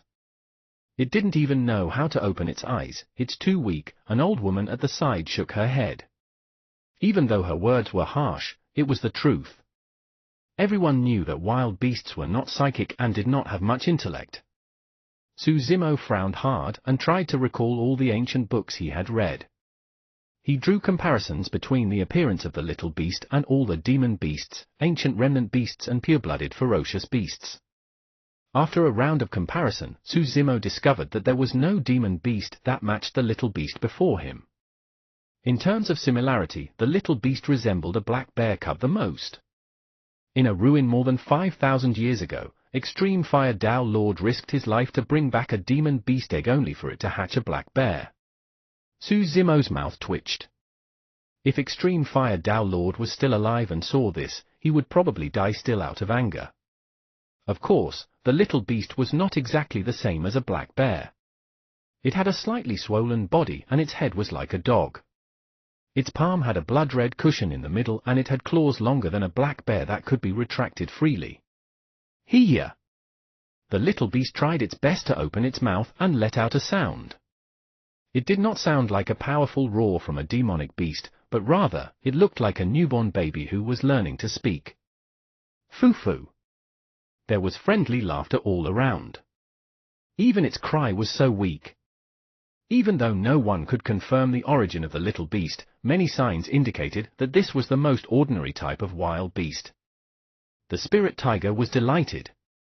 Everything went smoothly as it had expected. It finally had a lackey it could trample on. The little beast trod out clumsily, trying to walk. It swayed and looked like it could fall at any moment. Hiya!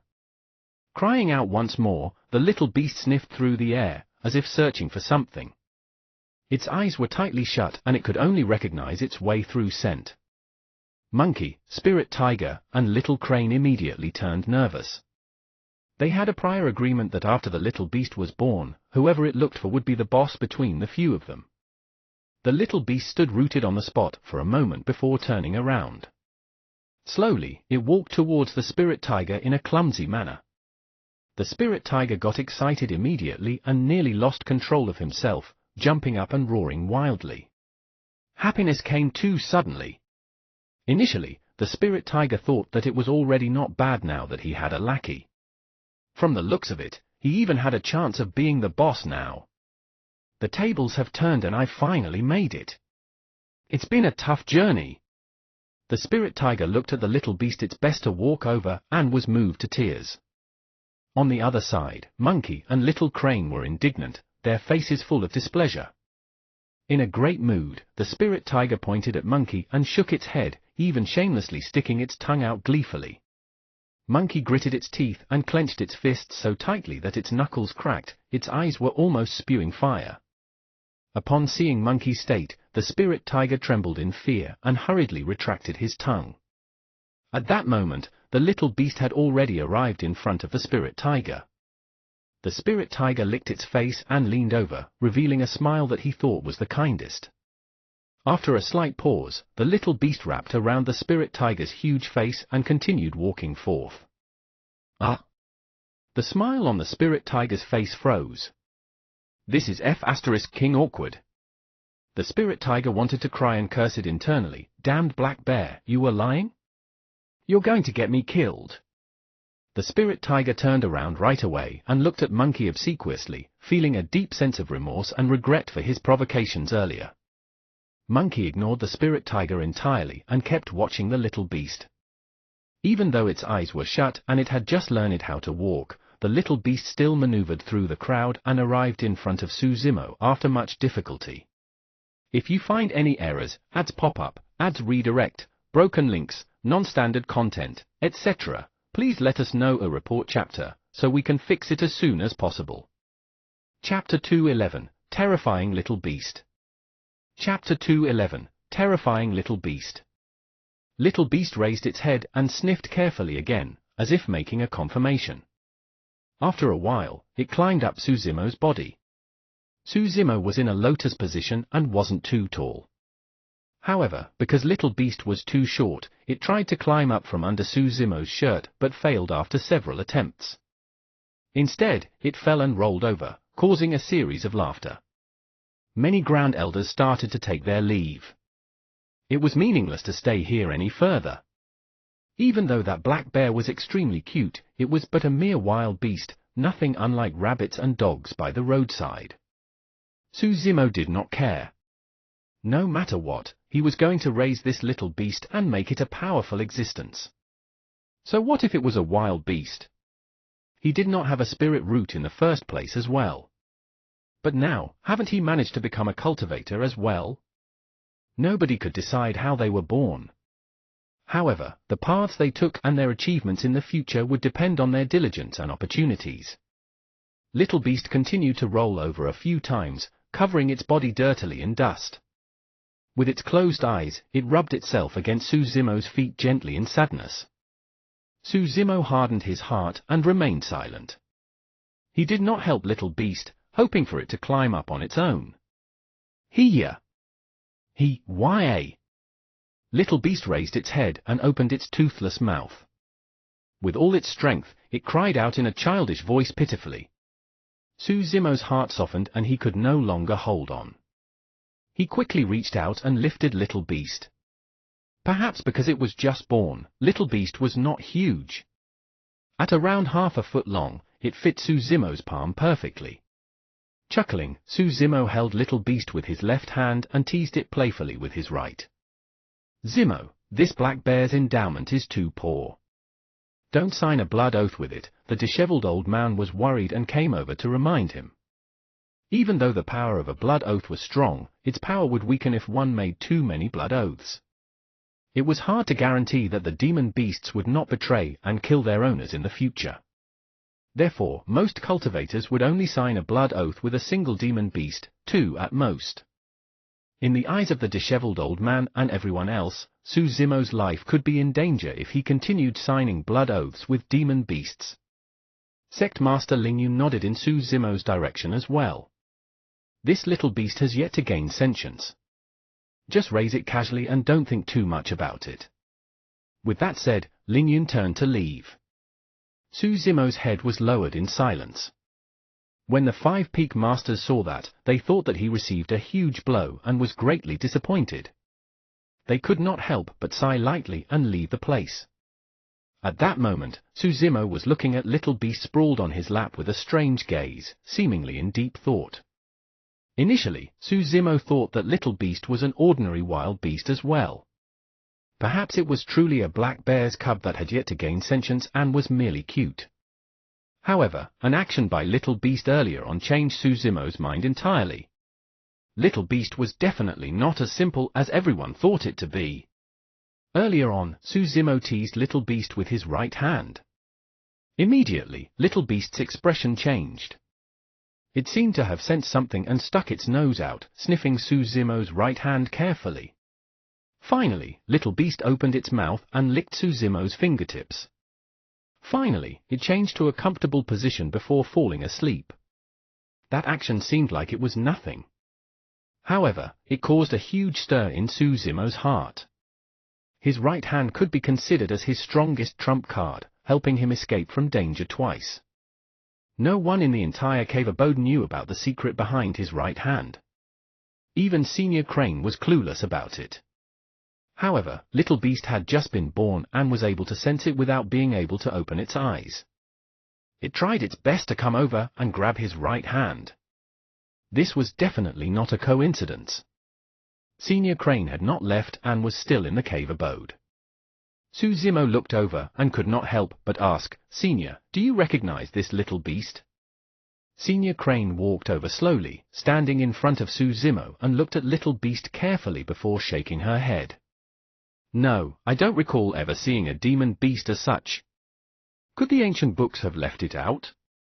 Suzumo asked again. "It's possible," Senior Crane said in a low voice. After all, it's been a long time since the primordial era till now. Coupled with the many demon beasts that have gone extinct, there's a chance it could be left out. Pausing for a moment, Senior Crane continued, "However, it's true that there's no universal phenomenon, spectacular colors or demonic chi when this beast was born. Perhaps it might be just an ordinary black bear. As she said that, Senior Crane bent over and reached out, wanting to touch Little Beast. All of a sudden, Little Beast that was initially sleeping woke up. Even though its eyes were still closed, it was clearly a little nervous. As though it sensed that a foreign aura was approaching, Little Beast stuck its head out and sniffed. The claws that were initially retracted peeked out gradually, revealing a cold and dark glint. Such keen senses! Suzumo's eyes lit up. Little Beast was born less than an hour ago and could not even open its eyes. However, in its slumber, it could still sense an unfamiliar aura and jolt awake. With such a reaction, it was proof that Little Beast was extraordinary. Suzumo was a little happy. Phew! Senior Crane froze for a moment before chuckling. This little fellow is quite sharp. With that said, Senior Crane extended her finger and tapped Little Beast's forehead dotingly. Instantly, Little Beast retreated hurriedly. However, it was too slow and did not have a good balance of its body yet. As though realizing that it could not dodge it, Little Beast stretched out its claws hastily and scratched Senior Crane's palm in a frantic motion. When he saw that, Suzumo smiled. This Little Beast was quite interesting. To think that it knew how to counterattack. Suzumo was about to speak when he realized that there was something strange about Senior Crane's gaze. She stood where she was, frozen and motionless. Senior, what's wrong? Suzumo frowned and asked automatically. Wrong. After a moment, Senior Crane snapped out of her stupor as though she was gravely shocked. Somewhat out of sorts, she mumbled repeatedly, wrong. We were all wrong. What do you mean? Suzumo was puzzled. Senior Crane looked at Little Beast who was hiding in Suzumo's embrace with a lit-up gaze. In fact, there was even a hint of fear as she asked uncertainly, that little fellow just scratched me. That's right, Suzumo nodded, not understanding what Senior Crane meant. She took a deep breath of air and said slowly, it hurt me. Suzumo was frozen on the spot, feeling a chill run down his spine. Senior Crane's cultivation was no weaker than a nascent soul-perfected lord. Furthermore, being a demon, Senior Crane's body was extremely powerful to begin with. Even if Little Beast was a pure-blooded ferocious beast, its claws wouldn't pose any threat, it would merely scratch Senior Crane like an itch. But Senior Crane had actually felt pain. The most terrifying thing was that Little Beast was born for less than an hour. If that scratch had landed on Suzumo's body earlier on, it would have carved a few holes in his body. If you find any errors, ads pop up, ads redirect, broken links, non-standard content, etc., please let us know a report chapter, so we can fix it as soon as possible. Chapter 212, Night Spirit. Chapter 212, Night Spirit. Even though they did not know the origin of Little Beast, it was not hard to imagine how terrifying it would be after it grew up. The background of this Little Beast is probably far from simple. Take good care of it and it'll definitely be of great help to you in the future. Senior Crane said and looked at Little Beast carefully, her eyes filled with puzzlement. What was going on here? This was a Little Beast that had no universal phenomenon, spectacular colors or even demonic chi when it was born. How did it possess such destructive powers? Senior Crane shook her head and left in confusion. Before she left, Senior Crane was still worried and turned around to warn Suzumo, by the way, watch over it. Don't let it run around in the sect. Don't worry, Senior. Suzumo nodded. I'll guard it during this period of time and not let anything happen to it. Now that Suzumo thought about it, Little Beast was basically a newborn that could not even open its eyes. It knew nothing and was at its weakest. If he allowed it to run around the sect, it might end up losing its life. Senior Crane's lips twitched and she rolled her eyes in a human-like manner. I'm worried that something might happen to other people. Suzumo. After Senior Crane left, Monkey, Spirit Tiger and Little Crane came over. Earlier on, Spirit Tiger made fun of Monkey and was beaten up by the latter while Little Crane watched on happily. As such, neither of the three paid attention to the conversation between Senior Crane and Su Zimo. After returning, Spirit Tiger glared at Little Beast bitterly and thought to himself, "Black Bear, I was really done in by you. I'll remember this and settle it with you after you grow older." HMPH. Little Beast was truly way too stumpy that the Spirit Tiger was worried it might be killed with a single smack. In just a day, Little Beast was able to open its eyes. Its eyes were dark and sparkling, exuding intelligence like a pair of dazzling gems. On that day, Monkey, Spirit Tiger, and Little Crane left the sect and obtained the milk of many demon beasts, placing everything in front of Little Beast. Little Beast took a sniff without drinking any. It seemed a little disdainful. Instead, Little Beast chose to continue sucking on the fingers of Su Zimo's right hand. Perhaps owing to the eggshell, Little Beast did not get hungry for an entire week. The most common thing Little Beast did was to lie on Su Zimo's lap and sleep soundly while chewing on his right hand's fingers. During this period of time, Su Zimo had a rough grasp of Little Beast's temperament as well. It was the closest to him and would stick to him every day. Because Little Beast was extremely sensitive to foreign auras, it would be on guard or even retaliate if any stranger got close to it. Other than Su Zimo, it was also relatively close to Monkey, Spirit Tiger, and Little Crane. From that point of view, the three of them did not waste their month for nothing. At times, the four of them would even play around in the cave abode happily. Upon seeing that, Su Zimo would always feel a sense of warmth and smile. After a week, Little Beast's teeth grew out. Even though they were small, they were extremely sharp and not weaker than its claws. However, what puzzled Monkey, Spirit Tiger, and Little Crane was that no matter the type of spirit beast they hunted, Little Beast would only go up and sniff instead of eating it. Even if it was hungry, it would choose to suck on Su Zimo's fingers rather than eat those actual food. That's strange. Su Zimo was perplexed as well. Could Little Beast be vegetarian? On second thought, Su Zimo felt that it was not right. The claws and teeth of Little Beast did not seem as though they were meant for it to be vegetarian. These few days, Su Zimo did not cultivate much. Instead, he specially refined a few cauldrons of elixirs and selected the supreme grade and perfect ones for Little Beast. Yet, Monkey, Spirit Tiger, and Little Crane were the ones fighting for it while Little Beast refused everything. That's strange. Su Zimo tapped on Little Beast's head and chided lightly, "Why are you not eating everything, Here." Little Beast had yet to master demon language and could only cry out in hears. Blinking its diamond black eyes, it looked aggrieved. This day, Monkey and Little Crane went out to hunt. Su Zimo sat on his stone bed and held spirit stones in both hands, seemingly in cultivation, and could not be distracted. The opportunity is here. The Spirit Tiger had been cultivating the Void Thunder Manual during this period of time and felt that it had gotten stronger. It was now a Foundation Establishment Spirit Demon. Rubbing its paws together, the Spirit Tiger was prepared to take this opportunity to teach Little Beast a good lesson. It wanted to impose the image of a mighty, ferocious, and unstoppable being in Little Beast's heart. "Black Bear, stop sleeping.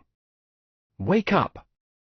The Spirit Tiger sneaked in front of Little Beast and growled softly, slapping Little Beast's head with a backhand. Initially asleep, Little Beast's body quivered and it stuck out its claws, blocking instinctively. Phut! Flashes of blood appeared. A few bloody holes appeared on the Spirit Tiger's paws. The Spirit Tiger was dumbfounded. Little Beast was completely awake as well. "Oh!" Howling in pain with a pale face, the Spirit Tiger glared at Little Beast and gritted its teeth, snarling, "Black Bear, you're not trustworthy at all. Even when you're asleep, you're so nervous. You've screwed me to death." Little Beast leaned over in embarrassment and stuck its tongue out to lick the Spirit Tiger's paw as a form of comfort. "It's completely different from what I imagined. Even after this Black Bear is born, I'm still the weakest." The Spirit Tiger's face was covered in tears as sadness welled up in him. Right then, Monkey strode into the cave abode covered in blood. It was carrying a leopard on its shoulders, huge like a small mountain and covered in green fur. Emerald Cloud Leopard. Su Zimo recognized the leopard at first glance. It was an ancient remnant beast that was extremely strong. The emerald cloud leopard's head was smashed in and it was filled with injuries all over, clearly already dead. Monkey had many wounds on its body as well. It was a devastating battle. The moment the emerald cloud leopard's corpse was placed down, Little Beast suddenly jumped off Su Zimo and ran over to the corpse to sniff. Sheeing! Little Beast stretched its claws and cut through the skin and flesh of the emerald cloud leopard easily. It opened its mouth and chomped down on a piece of meat, swallowing it. Su Zimo narrowed his gaze at the sight of that. He had been observing Little Beast during this period of time. In the past 10 days, Little Beast's body grew a little more. It was no longer bloated nor similar to a black bear. Little Beast's head resembled that of a dog's, while its figure resembled a tiger's. Pitch black, it had no fur, and upon retracting its claws, it could walk without a single sound. Su Zimo examined Little Beast's claws and teeth carefully, be it in terms of structure or sharpness. It was something he had never seen before. Furthermore, Little Beast had displayed signs of its terrifying combat talent while it was playing in the past couple of days. That combat talent seemed to be an instinct. Extremely sharp claws and teeth, keen sense of smell, robust strength, explosive power, terrifying combat talent. A demon beast as such was practically born to kill. In front of Su Zimo, Monkey, Spirit Tiger, and Little Crane, Little Beast was extremely docile and adorable. However, late in the night, it would stand up quietly and patrol the cave abode, surveying with an icy stare. Occasionally, Little Beast would stand outside the cave abode and look up at the full moon, emitting an inexplicable aura that was vicissitude and mysterious. It was like a god walking through the mortal realms at night.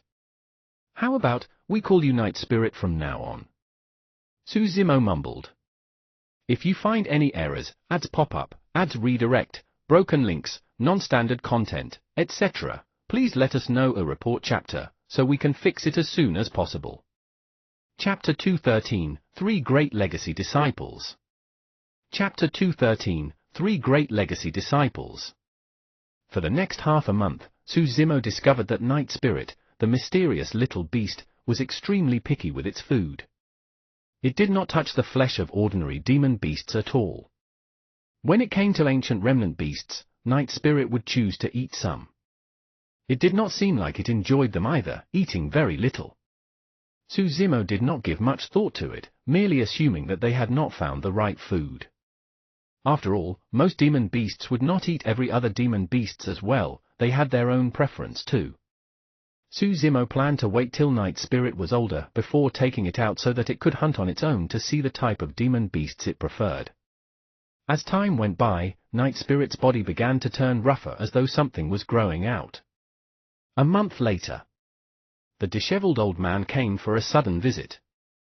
"Zimo, I've got good news," he said with a smile the moment he entered. "Prepare yourself.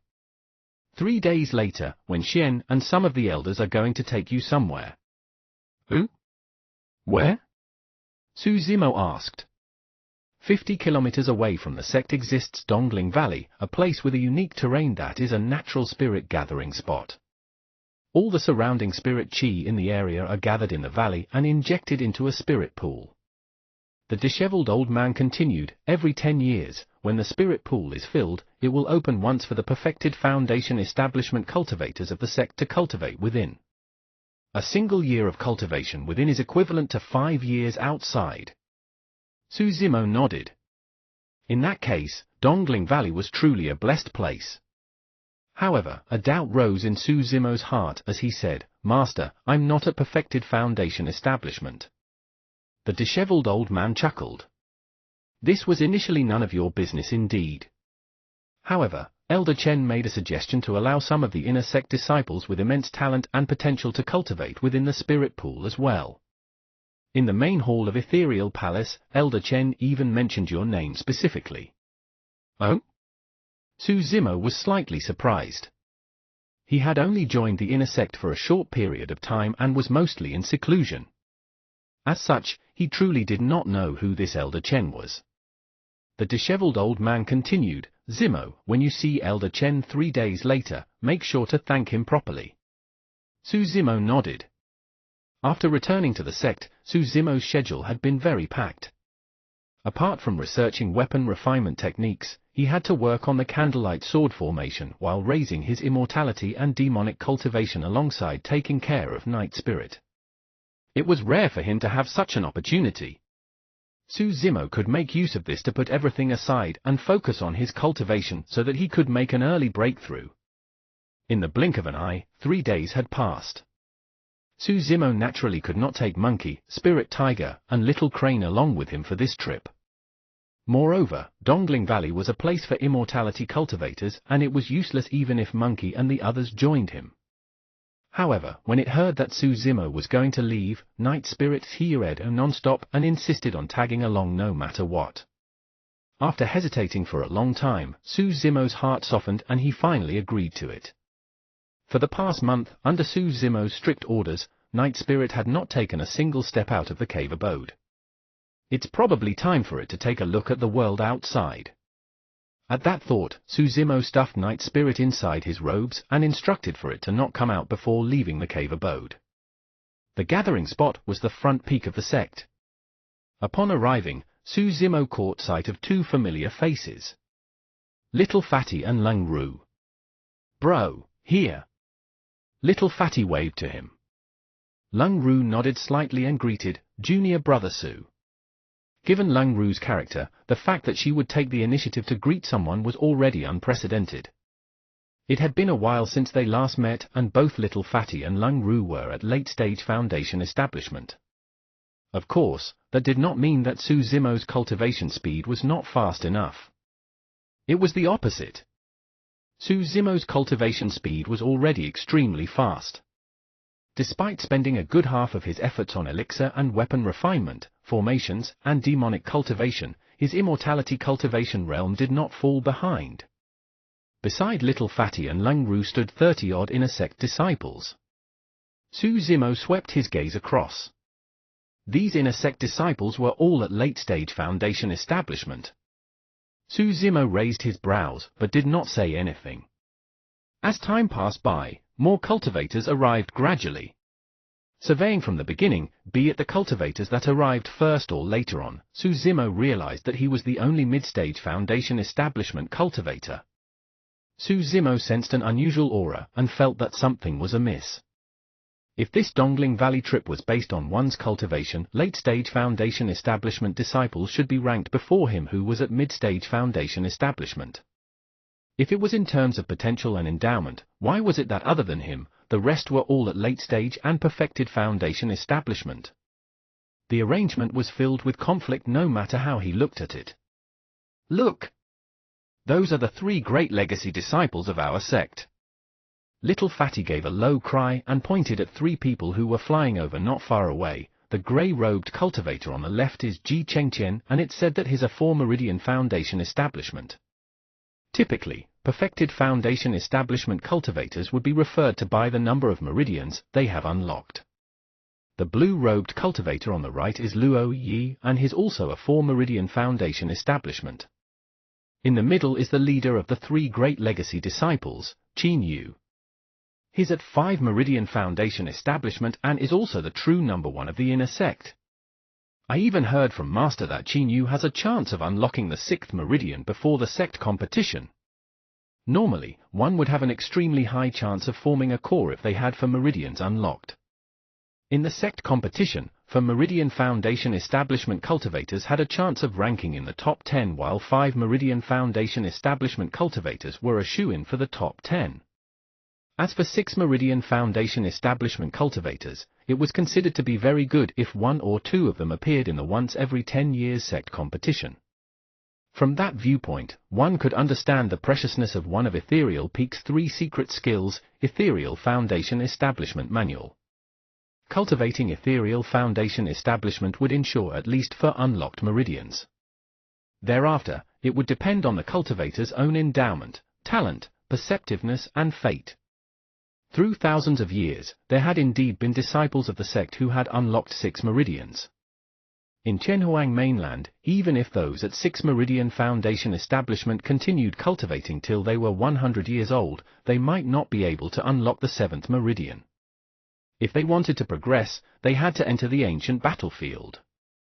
That was the only place where they could obtain heavenly-defying opportunities and lock their 7th, even 8th meridians.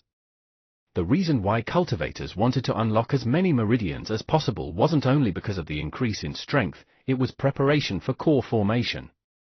The quality of a golden core formed from 4 meridians was naturally incomparable to the quality of one formed from 5 meridians. The quality of a golden core of 5 meridians was incomparable to a golden core of 6 meridians. It was said that once the quality of a golden core reaches a certain level, the spirit energy in their bodies would achieve a harmony with the heavens and earth, and a phenomenon that would shock the world would be born. That was the famous golden core phenomenon of the cultivation world. If you find any errors, ads pop up, ads redirect, broken links, non-standard content, etc., please let us know a report chapter, so we can fix it as soon as possible. Chapter 214, Change of Weather. Chapter 214, Change of Weather. Throughout history, there had been countless cultivators who had formed a core. However, none of them achieved a golden core phenomenon. As everyone had different learnings and experiences, their understanding of core formation as well as number of meridians unlocked were different as well. The many different factors would form various golden core phenomenons. The power formed by the golden core phenomenons were different as well. Some phenomenons were so mighty that they could shake the world and form tsunamis upon release. However, some other phenomenons were relatively weaker. As the saying goes, a phenomenon is bound to occur when 8 meridians are unlocked. However, unlocking 8 meridians was as difficult as ascending the skies itself. Thousands of years ago, including the founder master of Ethereal Peak, there had only been a single person who had unlocked all 8 meridians. That was none other than the owner of the mystic gold silk armor, the terrifying expert who left the Void Thunder manual behind. Come, let's go greet them. It's not easy to see these 3 senior brothers. Little Fatty brought Suzimo over and cupped his fists, smiling. Greetings, senior brothers. Qin Yu and the other 2 swept their gazes past Little Fatty swiftly.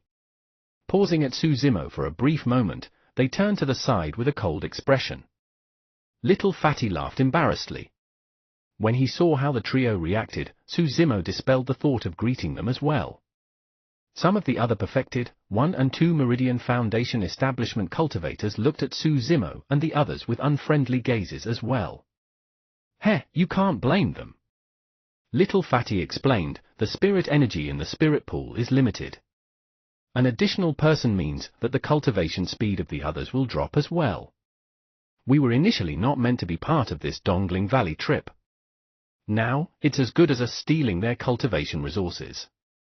Suddenly, Suzimo was enlightened. Lung Ru shook her head. The spirit pool belongs to the sect and it's not theirs. Furthermore, we're also disciples of the sect. Even though that's the case, that might not be what they think, Little Fatty said with a bitter smile.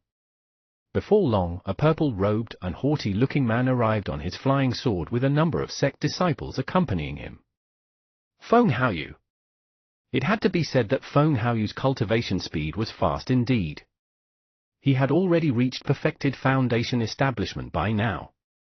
Feng Haoyu looked around and actually walked over when he caught sight of Suzimo. Long time no see, junior brother Su.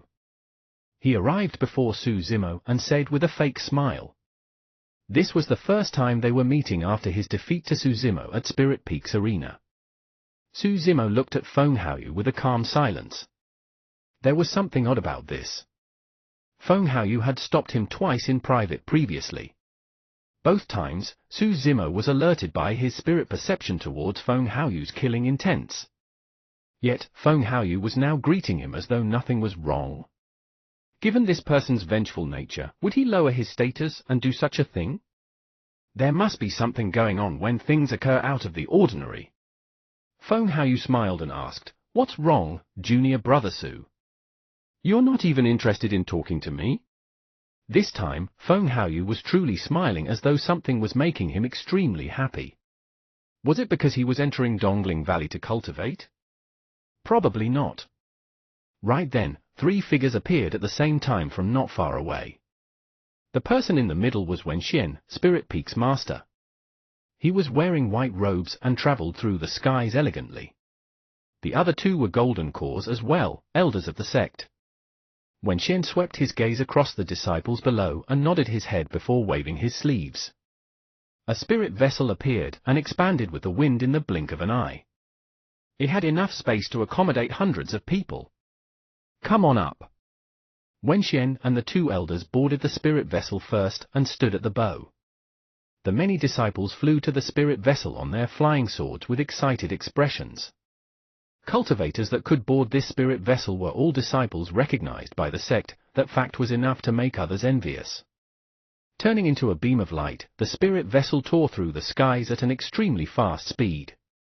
Su Zimo, Little Fatty and Lung Ru stood together and they could feel the wind howl in their ears while the scenery reversed quickly.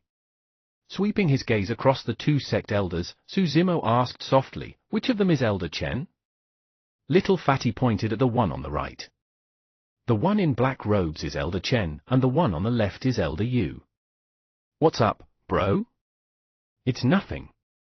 Su Zimo replied, "I merely heard that it's thanks to Elder Chen's suggestion that we're able to take part in this spirit pool cultivation trip." "Yes, I heard about that too." Little Fatty chuckled. "Elder Chen sure is a nice person." Su Zimo smiled and did not reply. After a while, he felt increasingly uneasy. There was a nagging feeling that something was wrong, but he could not point it out. Passing through the crowd, Su Zimo arrived at the bow of the ship and bowed with cupped fists. "Greetings, Peak Master Wenxian and elders. I am Su Zimo." Wenxian lowered his glance slightly and nodded. The two elders turned back with a questioning look as well. "Seniors, I am somewhat worried." "What?" Wenxian's tone was cold and he was indifferent. Due to his relationship with Feng Haoyu, Wenxian had always had a prejudice against Su Zimo. Su Zimo continued, "Almost all the core disciples of Foundation Establishment Realm from our sect are present for this Dongling Valley trip. If anything happens, it'll be a significant blow to our sect. We'll definitely not be able to compete for the rankings at the sect competition 3 years later." As he spoke, Su Zimo kept an eye out for the three of their expressions. When he heard that, Elder Yu could not help but laugh. "Go on back. You don't have to worry about this." Wenxian replied coldly, "Do you know what it means for anyone to kill the Foundation Establishment core disciples of our sect? Which sect would have the guts to commit an act as such within the Great Zhou Dynasty's territory?" Elder Yu chuckled too. "Even though the spirit pool of Dongling Valley only opens up once in 10 years, how could any outsiders know of the exact date?" Even though Elder Chen remained silent, there were no changes in his emotions and he was still expressionless. Unable to have any red, Su Zimo frowned and returned to where he was. 6 hours later, a valley ahead could be faintly seen. "We are here." Arriving above the valley, the spirit vessel descended slowly and many cultivators leaped down. There were 2 golden cores watching over Dongling Valley. Coupled with Wenxian and the 2 elders, there were now 5 golden cores from Ethereal Peak guarding this place. In the middle of Dongling Valley was a spirit pool where the water surface shimmered brightly and emitted a rich spirit chi. Even though they were hundreds of meters away, Su Zimo and the rest could clearly feel it. "This is truly a blessed place." Little Fatty let out an intoxicated expression as he took a deep breath and praised. "Foo-foo." Feng Haoyu laughed and said meaningfully, "Everyone, do enjoy yourselves well." Right then, dark clouds appeared outside of Dongling Valley, moving over at an extremely fast speed. Within the dark clouds were even red specks of light that sparkled sinisterly. The weather had changed. If you find any errors, ads pop up, ads redirect, broken links, non-standard content, etc., please let us know a report chapter, so we can fix it as soon as possible. Chapter 215, Trap. Chapter 215, Trap. Oh? Wenxian's expression changed as he looked to the direction of the incoming black clouds with a narrowed gaze. When Su Zimo saw the black clouds, he frowned and felt a sense of déjà vu. The black clouds were moving at an extremely fast speed and shimmered with sinister red lights. They did not seem like clouds, but rather spirit mine, blood-eyed crows. the so-called black clouds were actually countless crows surging over. Those red lights were the eyes of the crows. Su Zimo recalled the battle outside of Linfeng City and said in a deep voice, "Everyone, be careful. They are the people from the spirit mine outside Linfeng City. They're from the fiend sects. Are they here for revenge?" Wenxian narrowed his eyes, and killing intent exuded from him. To everyone from Ethereal Peak, the tragedy that happened at Linfeng City was committed by the fiend sects. However, Su Zimo knew from Demonis G that even the fiend sects did not have such vicious methods and cultivation techniques. On that point, he believed in Demonis G. Even though she appeared to be frivolous in her actions, she knew her limits and bore with her the pride of the fiend sects. If it was something done by those of the fiend sects, she would not deny it. Su Zimo looked at Little Fatty and Leng Ru, saying in a low voice, "If the situation isn't right later, quickly escape." "What?" Little Fatty was shocked. Leng Ru frowned slightly as well. Both of them had yet to realize the danger. To them, the sect had 5 golden cores here along with a group of top Foundation establishment cultivators. Such powerful strength was more than enough to wipe out some minor sects, so why would they need to fear the incoming aggressors? Su Zimo did not say anything, merely looking at Feng Haoyu and Elder Chen before drawing a flying sword from his storage bag. That was the supreme-grade flying sword created for him by Extreme Fire Dao Lord. During this period of time, Su Zimo spent most of his efforts researching weapon tempering techniques, understanding the candlelight sword formation and raising his cultivation. He did not have the time to refine any weapons. This flying sword was the only graded spirit weapon in his storage bag. Before long, the clouds arrived above Dongling Valley. Countless blood-eyed crows spiraled above, covering the skies and emitting thick, demonic qi. Their cultivations were not weaker than the Foundation establishment cultivators. The sky darkened immediately. Many of the Ethereal Peak disciples in the valley looked terrible as fear flashed across their eyes. After all, a scene as such was way too shocking that it left one shuddering in fear. The eyes of the crows emitted a blood-red glow as they hissed constantly, glaring at the cultivators below as though they could dive down and rip everyone apart at any moment. Little Fatty's face turned pale as he gulped and said with a grim expression, "There's more of these darned creatures compared to back then." At the entrance of Dongling Valley, a gigantic spirit vessel sped over and hundreds of cultivators leaped down from it. Among them, there were more than 10 golden cores. The rest were all Foundation establishment cultivators of varying levels. However, their numbers were several times more than the Ethereal Peak disciples. Coupled with the sea of blood-eyed crows above them. Be it in terms of golden cores or Foundation establishment cultivators, Ethereal Peak was definitely disadvantaged. This was a trap. There was no way out of this situation. Of the hundreds of cultivators from the spirit vessel, their leader was a perfected Foundation establishment cultivator. He wore a set of red robes with a crow etched on his sleeve. Bearing a pale complexion, he twitched his lips and smiled evilly. The 10 golden cores surrounded him, protecting him in the middle. "Who are you?" Wenxian glared at the blood-robed cultivator as he held a talisman in his left hand. A flying sword hovered in front of him and his tone was cold. "Fufu." The blood-robed cultivator chuckled and said leisurely, "Fellow Taoists, there's no need to be nervous. I did not come with any ill intentions. If you guys are willing to cooperate, I'm even going to present a great opportunity for all of you." With a slight pause, he changed the topic with an icy tone, "But if you don't know what's good for you, don't blame me for starting a massacre." Wenxian's fingers moved as he conjured his spirit, causing spirit energy to swirl around his fingertips. He was ready to strike. Elder Yu stood up with a grim expression and shook his head, saying deeply, "Don't be rash. If we end up fighting, our disciples are going to die easily at this place. Let's check on his background first." Raising his voice, Elder Yu asked, "Fellow Daoist, how may I address you?" "Regarding that, I'm quite a casual person." The blood-robed cultivator smiled faintly. "You may address me as young master or master. It's up to you, I won't force you." Elder Yu's expression turned terrible. be it young master or master, it implied that he had to submit to this blood-robed cultivator. Elder Yu was a golden core after all, and there was no way he would accede to such a ridiculous request. Junior, this place is less than 50 kilometers from Ethereal Sect. If I were to send a message using my spirit crane, it won't be long before our sect sends reinforcements. Don't get cocky now, Elder Yu said with a deep voice. Hava hava. The blood-robed cultivator burst out into laughter. Old dog, I tried to give you face, but you're trying to throw it away? First, with my blood crow army, your spirit crane is never going to be sent out. Second, even if you manage to send out a spirit crane, you guys are not going to last long enough. Wenxian harumphed coldly. Elder Yu, there's no need to waste your breath on him. Since they're from a fiend sect, all of them shall be punished. We're not from the fiend sects. The blood-robed cultivator laughed coldly. I'll give you one last chance. Submit to me and I'll spare your lives. Otherwise, all of you shall be killed without mercy.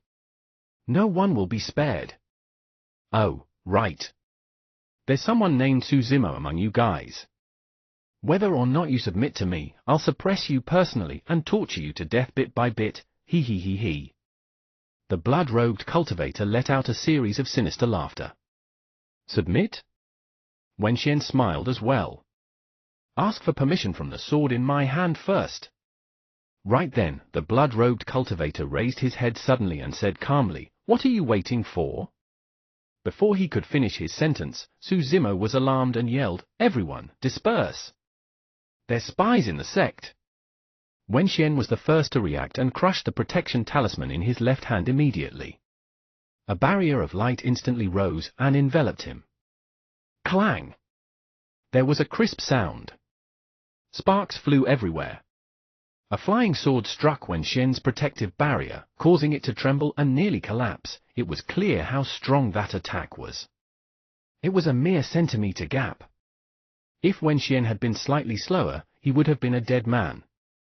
In fact, the reason why Wenxian was the first to react was because of Suzimo's question earlier on the spirit vessel. At that time, Wenxian wasn't bothered about it. However, when he saw the arrival of such powerful forces along with a trap as such laid out, Wenxian vaguely realized that there might be spies in the sect and became wary. Otherwise, there was no way their trip to Dongling Valley today could be leaked out. Of course, the conjecture was a little vague and Wenxian did not have time to verify it. Right at the moment when the blood-robed cultivator said that sentence along with Suzimo's yell, Wenxian crushed his protection talisman without a second thought. When he sensed the terrifying attack behind him, Wenxian understood that he had just walked by the gates of hell and could not help but break out in cold sweat. If you find any errors, ads pop up, ads redirect, broken links, non-standard content, etc., please let us know a report chapter, so we can fix it as soon as possible. Chapter 216, Situation. Chapter 216, Situation. Elder Chen, you? A sect elder at the side looked at Elder Chen who had just struck at Wenxian with widened eyes. He asked in confusion before realizing what was going on. However, the moment he said that, his expression changed and finally understood what had happened. Someone had betrayed the sect. That person was Elder Chen before him who was hidden in their midst. A gust of cold air rushed up from his back as that elder retreated instinctively. Placing his palm on his storage bag, he withdrew a protection talisman. However, Elder Chen was even faster. The moment his attack failed to kill Wenxian, Elder Chen swapped away his flying sword immediately and conjured a seal with his left hand, producing a resplendent glow. Swash! A spirit art and flying sword descended at the same time. The sect elder's reaction was slightly slower, and his throat was sliced by the sword before he could crush the protection talisman. There were flashes of blood. A golden core fell from mid-air, life dissipating from his body as his eyes were filled with indignance and frustration. Traitor! Wenxian hollered as his sleeve swayed in rage. A tremendous amount of spirit energy was almost materialized, surging over like a tidal wave with a terrifying momentum. Within that gigantic wave, there was even a sharp light that was hard to detect hidden within. Hee hee! Elder Chen let out a strange laugh. With that successful strike, he turned to escape without hesitation and crushed a protection talisman immediately.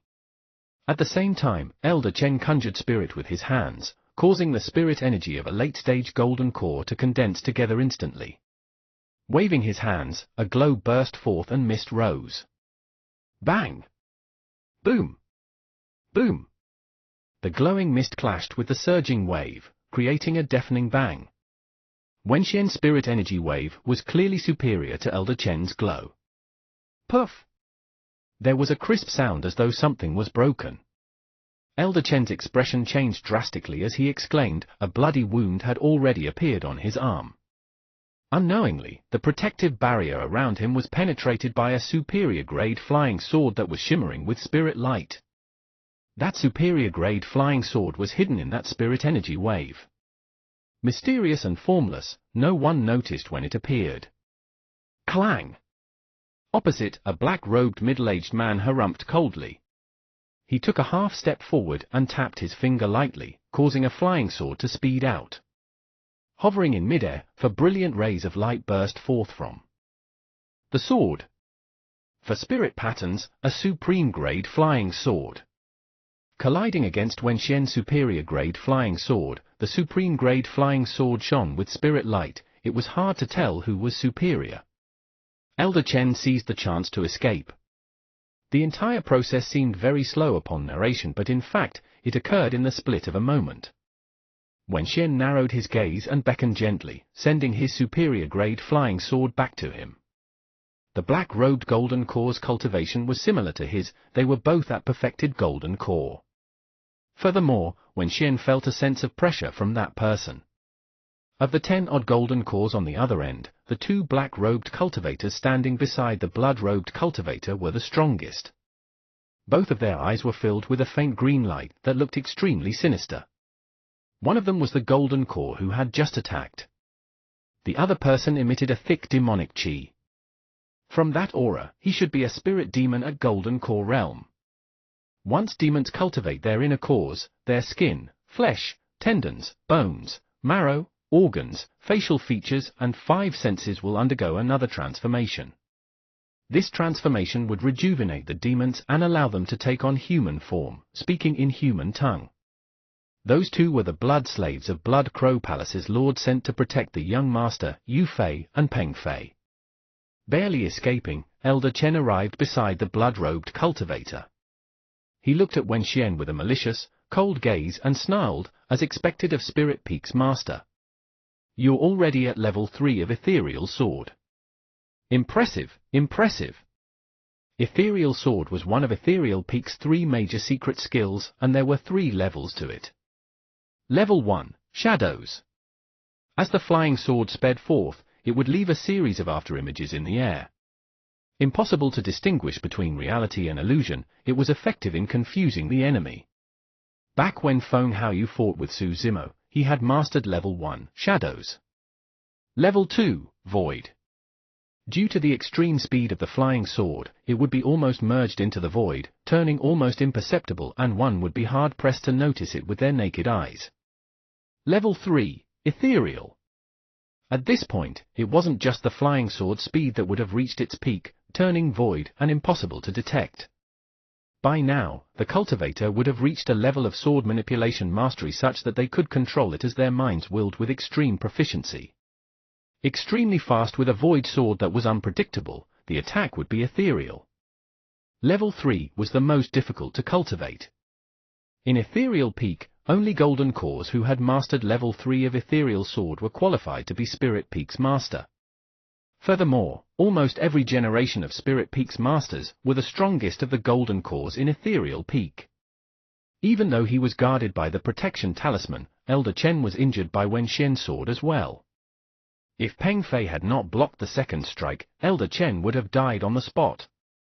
Changing the topic, Elder Chen sneered, however, all of you will have to die here today. No one will be able to leave. You can try. Wenxian was not afraid, standing in the air in front of the many Ethereal Peak disciples. Right then, Wenxian, Elder Yu and another sect elder were the only golden cores on the side of Ethereal Peak. On the opposing end, including Elder Chen, there were 11 golden cores. Suddenly, another situation occurred. Feng Haoyu, who was in the crowd, suddenly attacked. 3 spirit patterns coruscated on his sword. It was a superior-grade flying sword. It streaked through the crowd, causing blood to spill. One of the 3 great legacy disciples, Luo Yi, who was standing not far away from Feng Haoyu, did not react in time. Astonishment filled his eyes as his head was lopped up. Until the moment of his death, he still hadn't realized what had happened. That attack was a reaping of lives. Disciple after another collapsed in a pool of blood, unable to rest in peace. The many ethereal peak disciples were not prepared in the slightest bit. Even though Su Zimo had warned loudly earlier on, Elder Chen's betrayal still caused a sect elder to die. When Wen Xian took action, the intense clash between 2 golden cores drew everyone's attention to it. Su Zimo felt his scalp tingle as he watched on with gritted teeth. A murderous killing intent rose in his heart, and his eyes were filled with boundless coldness, causing an extremely terrifying aura to exude from his body. In reality, Su Zimo had already vaguely guessed that Elder Chen and Feng Haoyu were the spies. However, that was just his speculation. Furthermore, Su Zimo did not know whether there were other traitors beside those 2. That was why Su Zimo reminded everyone to disperse, because there were spies in the sect. He never expected that his reminder would still fail to save his fellow sect mates who had died. Those that died were the ones standing closest to Feng Haoyu. In other words, they were the followers of Feng Haoyu's group.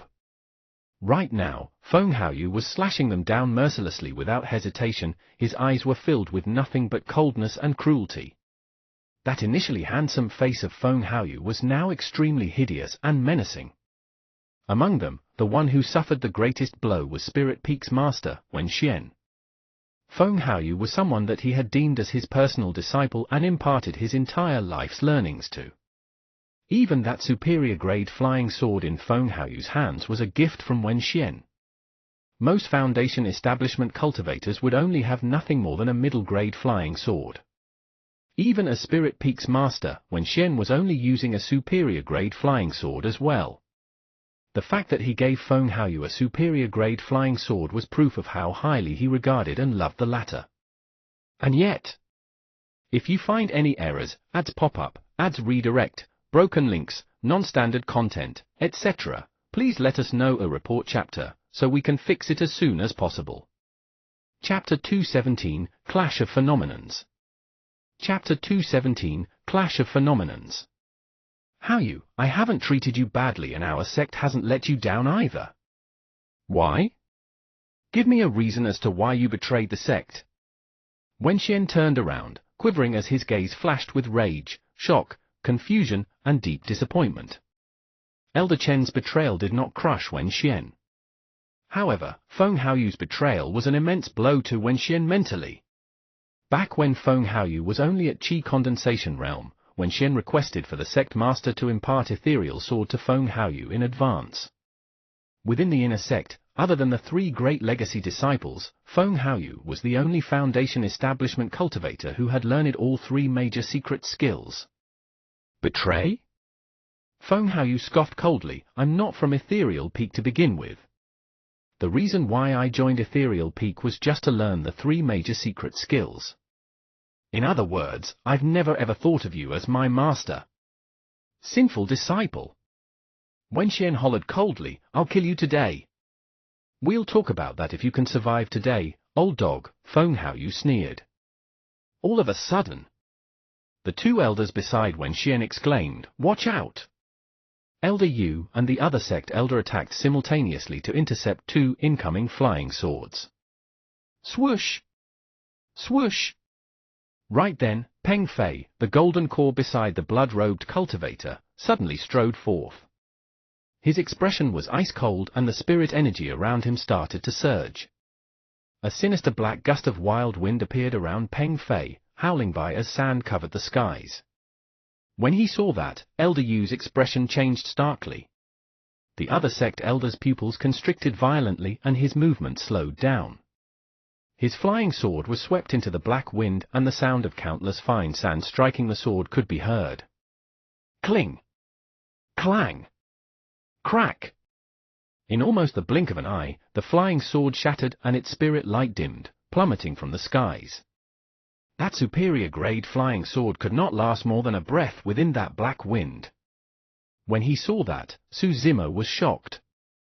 Elder Yu's expression turned terrible as he said slowly, "Golden core phenomenon. Bone-corroding black wind. So, that's a golden core phenomenon." Su Zimo was secretly speechless. Even though he had heard about how terrifying golden core phenomenons were, this was the first time he had seen one. Of golden cores, only very few could cultivate a golden core phenomenon. Those that possessed the golden core phenomenons could crush any golden cores with no phenomenons. Be it at the Qi condensation, foundation establishment or golden core realms, the energy source was spirit Qi and energy. The methods they used for cultivation and killing were all spirit arts. A golden core phenomenon was the epitome of all spirit arts. It reigned supreme across all spirit arts. Therefore, those who had the golden core phenomenons beneath nascent soul realm were all the strongest golden core perfected beings. Go to hell! Peng Fei's voice was ice cold as he waved his sleeves, causing a huge vortex to form within the black wind. It was like an ancient beast opening its mouth, threatening to devour the ethereal peak sect elder within. Wen Xian wanted to save him, but it was too late. Snap! The protection talisman on the sect elder shattered instantaneously. Ah! A blood-curdling scream could be heard. Against the black wind, the sect elder's body began to dissipate. Within a few seconds, there was only a pitch-black skeleton with no signs of life left. Ah! It was yet another shriek. A golden core of Blood Crow Palace was suddenly struck by a shower of rain, causing countless blooded holes to appear all over his body. Riddled with holes, that person's gaze was dim as he fell from the skies. It was clear he wouldn't be able to survive. Pitter-patter! Pitter-patter! It was only then that everyone heard the sound of rain falling. It got heavier, clearer, and evidently more hurried. Where did the rain come from? Everyone turned towards the sound. Around Wen Xian, it was suddenly raining cats and dogs with a heavy downpour. The raindrops were as long as swords, exuding an extremely intense sharpness. Golden core phenomenon, ethereal sword rain. Against Wen Xian's golden core phenomenon, the golden cores of Blood Crow Palace were defenseless and perished on the spot as well. The reason why Wen Xian could maintain his cool despite 10 golden cores on the other end alongside Elder Chen's betrayal was because he was a perfected golden core and had even cultivated a golden core phenomenon. Even if there were 10 golden cores on the other end, Wen Xian was confident that he could kill all of them later on. That was the power of a golden core phenomenon. The moment Peng Fei displayed his golden core phenomenon, Wen Xian realized that the situation wasn't right. To be precise, it was extremely serious and was a matter of life and death. The golden core spirit demon, Yu Fei, was calm and cold as he protected the blood-robed youth to descend to the ground. Scoffing coldly, the blood-robed youth waved his hand. Split up the battlefield, Peng Fei. Kill the 2 remaining golden cores in the air as soon as possible and leave the rest of the Foundation establishment cultivators to us. Understood.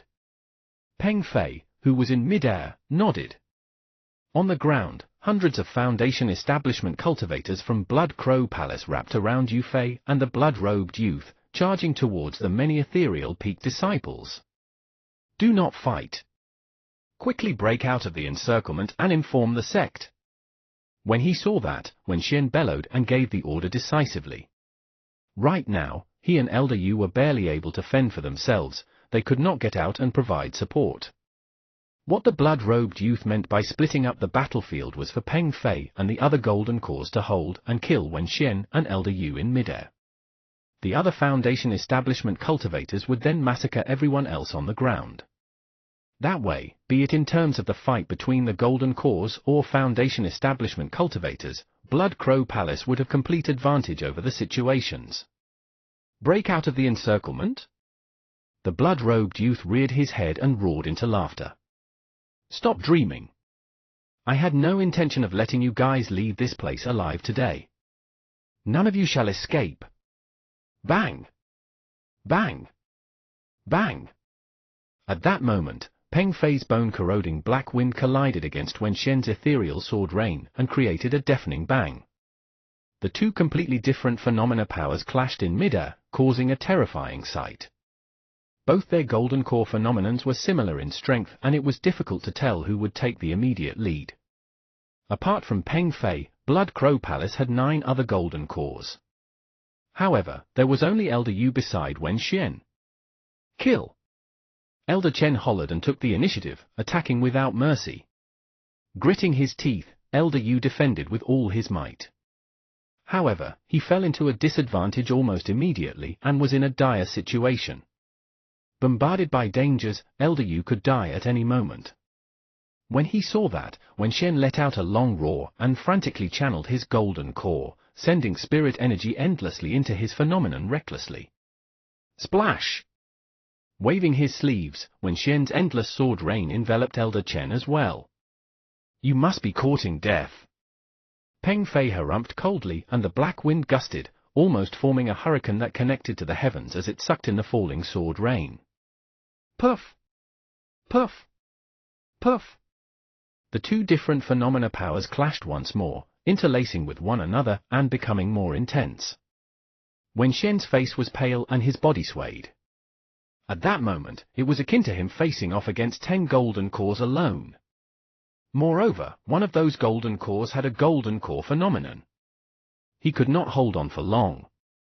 If you find any errors, ads pop up, ads redirect, broken links, non-standard content, etc., please let us know a report chapter, so we can fix it as soon as possible. Chapter 218, Escape. Chapter 218, Escape. On the ground, countless Foundation establishment cultivators of Blood Crow Palace swarmed over. Wen Xian and Elder Yu were occupied in the air and could not extricate themselves. Given the situation, there was only a clear option for the ethereal peak disciples to escape. Furthermore, they did not have much time left. Once Wen Xian and Elder Yu could not hold on any longer, their opponents would no longer be just the hundreds of Foundation establishment cultivators on the ground, the golden cores would come after them as well. Hurry, let's go! The leader of the legacy disciples, Qin Yu, roared and turned to escape, not daring to linger. The other legacy disciple, Ji Chengqian, followed closely behind. Many ethereal sword disciples flew on their swords as they scattered and fled towards the outsides of Dongling Valley. Bro, Senior Sister Lung. Let's flee! Little Fatty shouted, nervous and sweating profusely. Long Ru nodded. Both of them looked toward Su Zimo instinctively.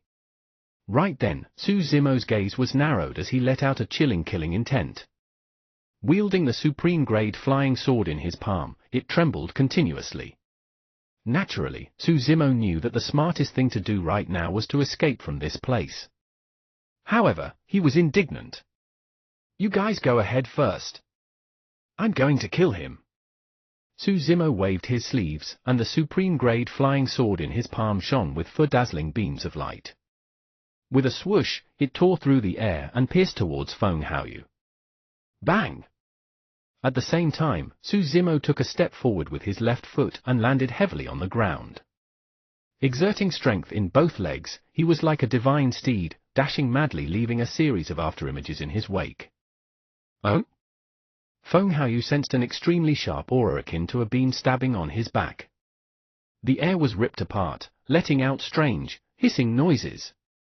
Furrowing his brows, Feng Haoyu turned his flying sword and channeled ethereal sword without thinking twice. Swoosh! His sword quivered and entered the voids.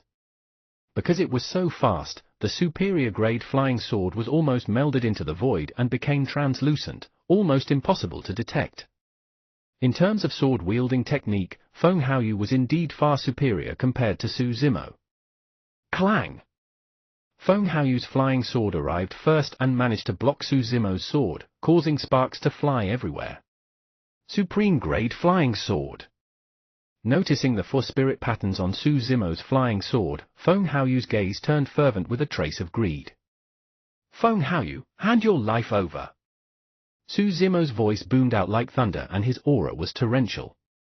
Bearing a deadly killing intent, he possessed an indomitable force that came crashing down. Feng Haoyu's expression changed starkly. "Su Zimo, how dare you?" Feng Haoyu had not expected that instead of escaping, Su Zimo would choose to charge at the hundreds of Foundation establishment cultivators. Naturally, Su Zimo knew that he was no match for Feng Haoyu when it came to sword-wielding technique. Even with the supreme-grade flying sword, he would only be able to tie with Feng Haoyu at most if they were to have a sword fight. Hence, the reason why Su Zimo summoned his flying sword was merely to serve as a distraction for Feng Haoyu. His true killing move was still behind. Right now, Su Zimo was less than 5 steps away from Feng Haoyu. Given this distance, even if Feng Haoyu was at perfected Foundation establishment, he would have to die of regret. Boom! With a backhand punch, Su Zimo's right arm drew a gigantic arc in the air as he punched his fist like a seal, compressing the air and erupting into a deafening bang. Feng Haoyu did not have time to dodge and crushed a protection talisman in his hand instantly. A barrier of light rose up. Bang! The seal slammed heavily against the barrier with a supreme might. Snap! A Grade 2 protection talisman was destroyed by Su Zimo with a single punch. Pust! Gasping, Feng Haoyu's pupils constricted furiously. Su Zimo's gaze was ice cold, his eyes laden with killing intent.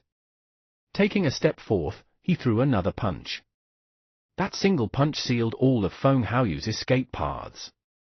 Whoosh! Feng Haoyu spun around furiously and a pair of huge wings extended strangely from his back. Unlike real wings, his wings were formed by a secret skill to condense spirit energy. That secret skill was none other than one of Ethereal Peak's 3 major ones, ethereal wings. Ethereal wings was considered as a support technique. With that, Foundation establishment cultivators could soar through the air without the help of any external objects, just like golden cores. Compared to sword kinesis flight, ethereal wings made one even more agile. Used appropriately, the increase to a cultivator's strength would be extremely obvious. Given the situation, Feng Haoyu turned and fled. If he were to run on the ground, he would not be able to escape Su Zimo's pursuit. If he were to use sword kinesis flight, he had to summon his flying sword and there would be a delay in that. The only way he could escape alive was by making use of ethereal wings. Swish! The wings flapped as Feng Haoyu soared into the skies and sped through the air. That change had completely exceeded Su Zimo's expectations.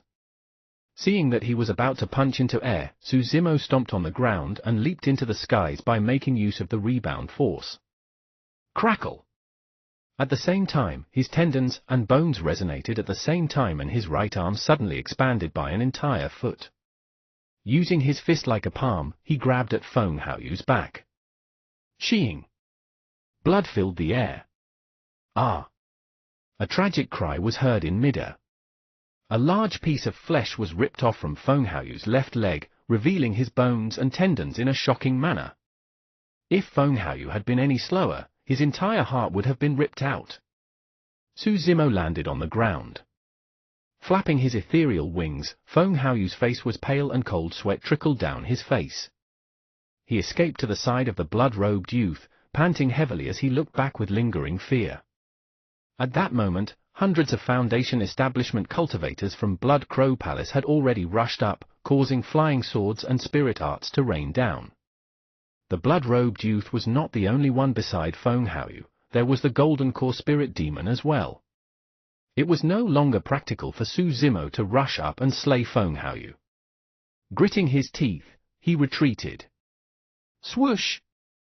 The supreme-grade flying sword tore through the voids and returned to Su Zimo's side while slaying a Foundation establishment cultivator at the same time. Bang! Another Foundation establishment cultivator rushed over and was met with a casual punch by Su Zimo that caused his entire body to explode as he died on the spot. Splash! Churning his bloodline, a terrifying tsunami sound came from within Su Zimo's body, gushing rapidly in a frightening manner. In the vast crowd, Su Zimo was like an ancient demon with an overwhelming aura. Puff! Puff! Puff! He strode forth with the Plow Heaven stride. Instantly, the many cultivators in front of him exploded on the spot as their flesh splattered, leaving nothing but corpses and a river of blood on the ground. Stepping on the corpses and river of blood, Suzimo was like a god of death, charging towards the outside of Dongling Valley. Oh? Not far away, the blood-robed youth's gaze landed on Suzimo. He exclaimed softly as he looked on with curiosity. What a powerful bloodline! Interesting. Who is that? The blood-robed youth asked. Gulping, Feng Haoyu replied with a deep voice, that is Suzimo. He's the one that killed your blood slave outside of Linfeng City. I finally found him. The blood-robed youth smirked in a lazy manner. It would be a pity if I killed someone with that bloodline just like that. I want to turn him into my blood slave. He shall bow to me as his master and be used by me for the rest of his life. If you find any errors, ads pop up, ads redirect, broken links, non-standard content, etc., please let us know a report chapter, so we can fix it as soon as possible. Chapter 219, Slaying Meridian Foundation Establishment Cultivators. Chapter 219, Slaying Meridian Foundation Establishment Cultivators. Ah! Ah! Ah! Not far away, screams could be heard. The blood-eyed crows that were initially hovering in the skies flapped their wings as demonic chi swirled around them. Rushing down, they circled the disciples of Ethereal Peak and bit them continuously. Every single blood-eyed crow had the strength of a Foundation Establishment spirit demon. They possessed terrifying strength that could not be ignored. Any Ethereal Peak disciples that fell behind would be devoured cleanly by the blood-eyed crows in the blink of an eye, leaving nothing but white bones. Before long, there were only a few dozen Ethereal Peak disciples left. Other than Suzimo, all the other disciples that fell behind had all died. Qin Yu and Ji Chengtian, the two legacy disciples, were in a sorry state as they shouted with all their might to command the situation. With their efforts, they gathered the remaining dozens of disciples together and deployed their flying swords, spirit arts and talismans to weave out a defensive barrier, temporarily blocking the blood-eyed crows. However, the difference in strength between both sides was too great. The blood-eyed crows were endless, blotting out the skies and attacking the defensive barrier set by the Ethereal Peak disciples relentlessly. It was as if Qin Yu and the rest were walking through a swamp at an extremely slow speed as they sank deeper and deeper. It wouldn't last long. The moment Qin Yu and the others did not have enough spirit chi to continue or exposed any flaws, the entire defensive barrier would collapse. By then, the remaining dozens of people would turn into food for the blood-eyed crows. This was a complete massacre. With Elder Chen and Feng Haoyu as the spies, Blood Crow Palace had a complete grasp of Ethereal Peak's strength for this trap and planned this trap meticulously.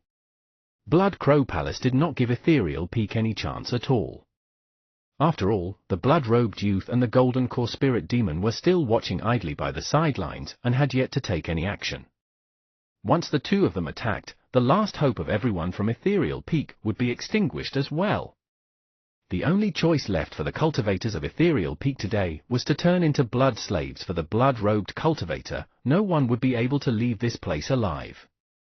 At that moment, the blood-robed youth gazed at Suzimo, who was battling in the crowds, and nodded repeatedly, feeling increasingly satisfied. Not bad, not bad. He said with a smile, only a cultivator as such is worthy to be my blood slave. He can follow me and conquer the ancient battlefield.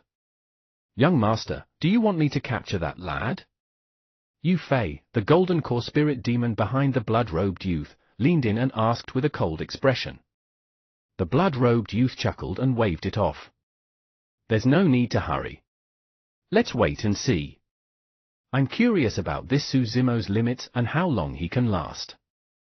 On the battlefield. For Foundation Establishment cultivators stood side by side, blocking Suzimo's path forward. Bang! Bang! Bang! There were sounds coming from the four of their bodies as spirit meridians surfaced on their bodies, illuminating through their robes. There were 2 1 meridian, 1 2 meridian and 1 3 meridian Foundation Establishment cultivators. To begin with, it was already ridiculous to have a cultivator with unlocked meridians fight a mid-stage Foundation establishment cultivator. Now, there were 4 cultivators with unlocked meridians, and one of them was even at 3 Meridian Foundation establishment.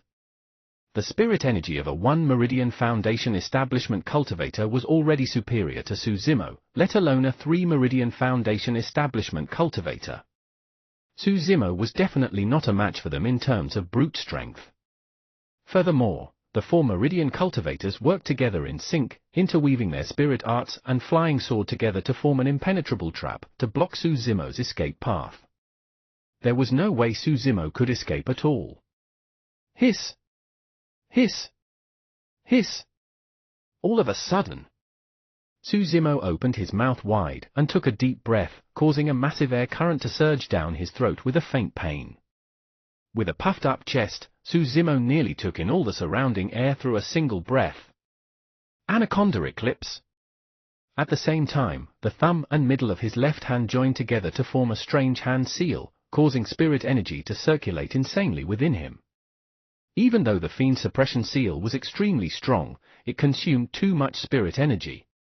Once he used that move, Suzimo would be left with almost no spirit energy.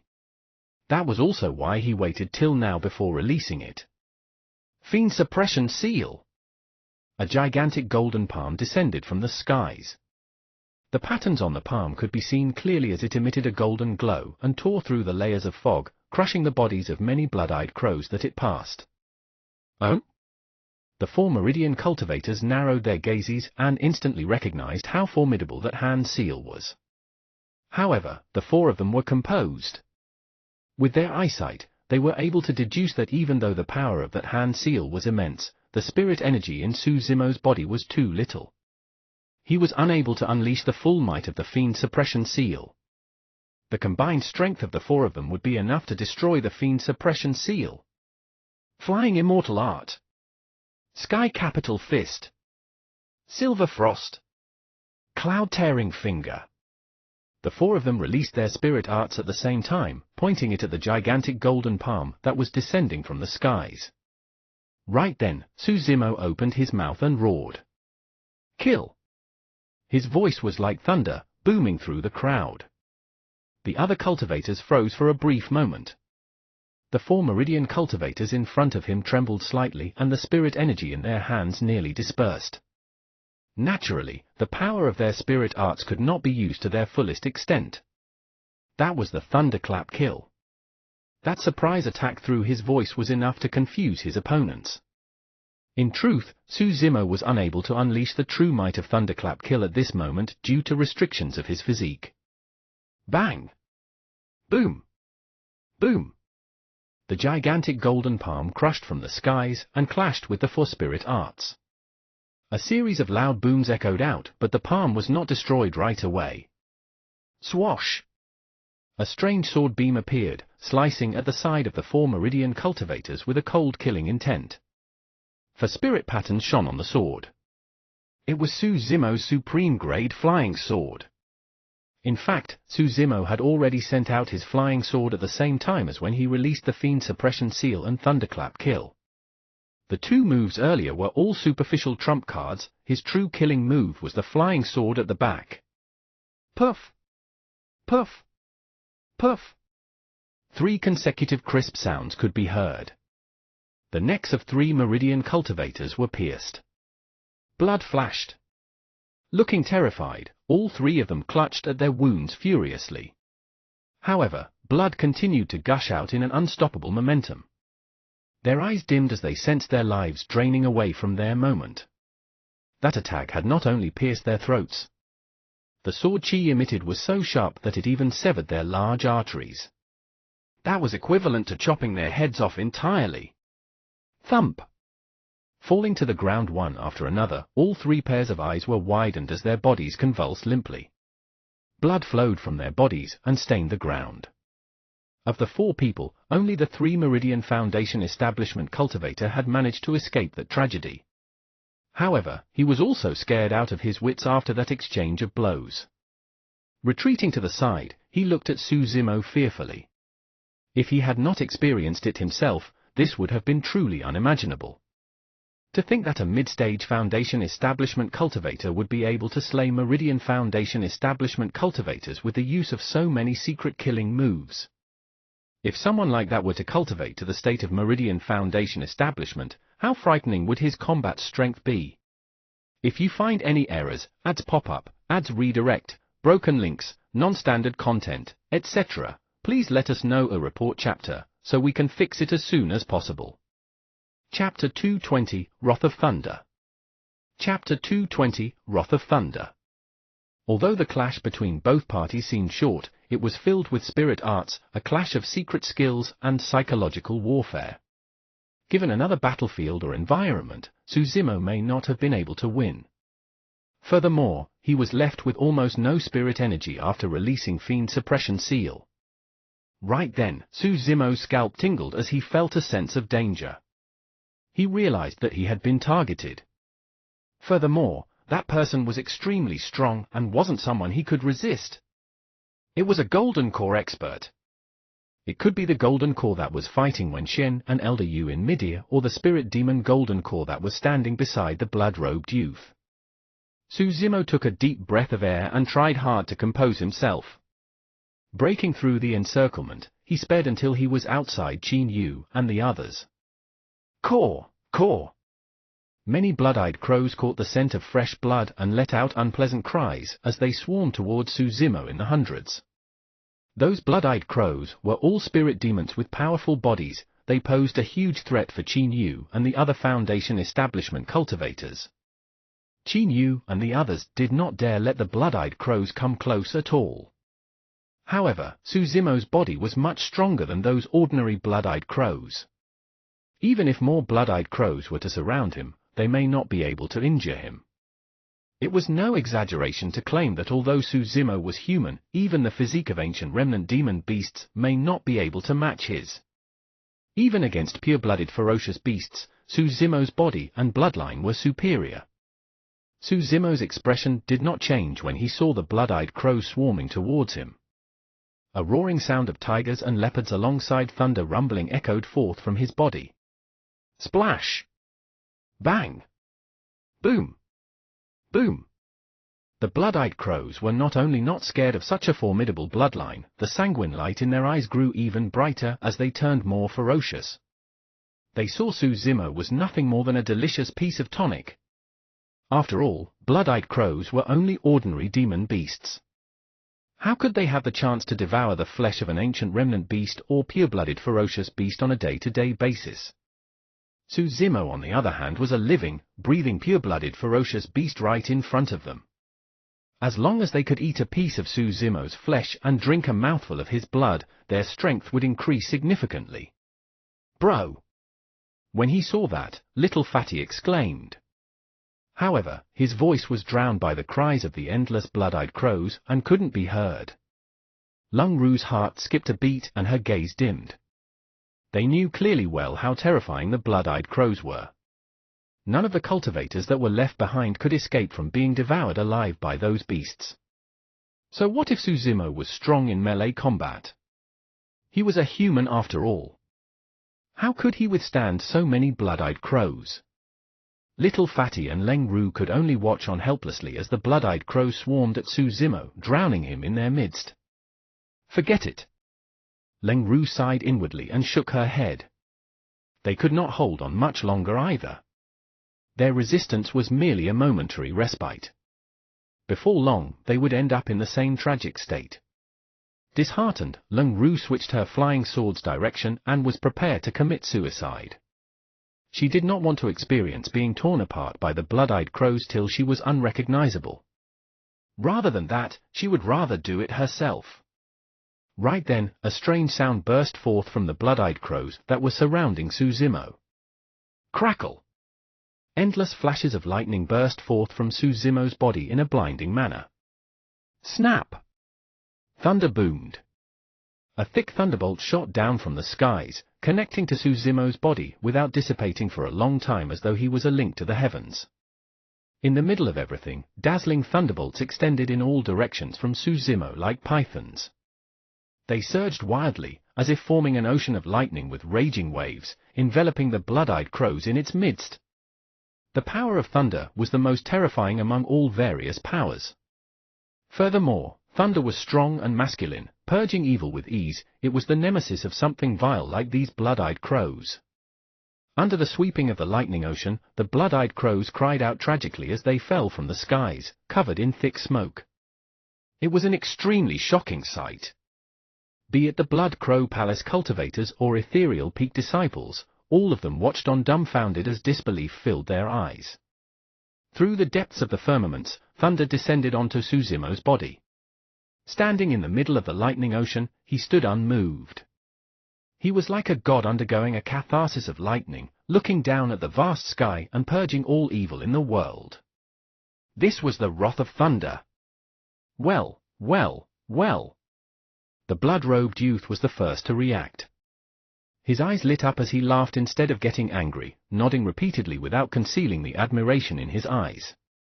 As for Feng Haoyu, his eyes revealed a hint of fear and even envy. Even though he had learned the 3 major secret skills of the sect, he did not know of any thunder art as such. The Golden Core Spirit Demon, Yu Fei, had an indifferent expression as he looked on coldly. No matter what tricks Suzumo had up his sleeves, it did not affect the current situation at all. Golden Cores and Foundation Establishment cultivators were a world of a difference that could not be closed. As long as he made a move, Suzumo would not be able to fight back. All right. A series of cheers broke out from the crowd of Ethereal Peak. After Suzumo's attack, the number of blood-eyed crows decreased rapidly, and that eased the pressure on Qin Yu and the others significantly. Suzumo, I'll offer you a chance to live. Be my blood slave.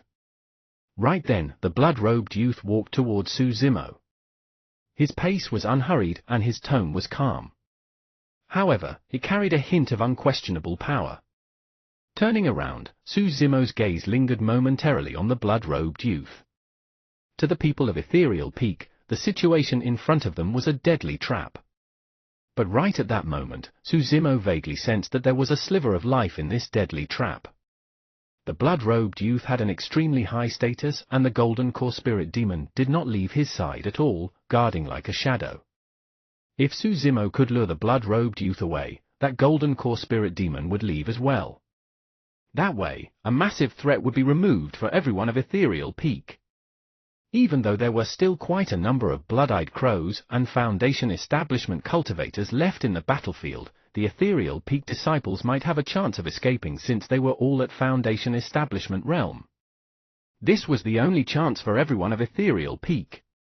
Even though it was a sliver of hope, it was worth a try. Someone like you? Suzumo scoffed coldly at the blood-robed youth before turning around suddenly, speeding towards the outside of Dongling Valley. The formidable bloodline aura emitted by Suzumo attracted a large number of blood-eyed crows to chase after him as well. He was extremely fast. Making use of Divine Steed Fleeting, even perfected Foundation Establishment cultivators would not be able to match his full speed. Oh? You want to escape?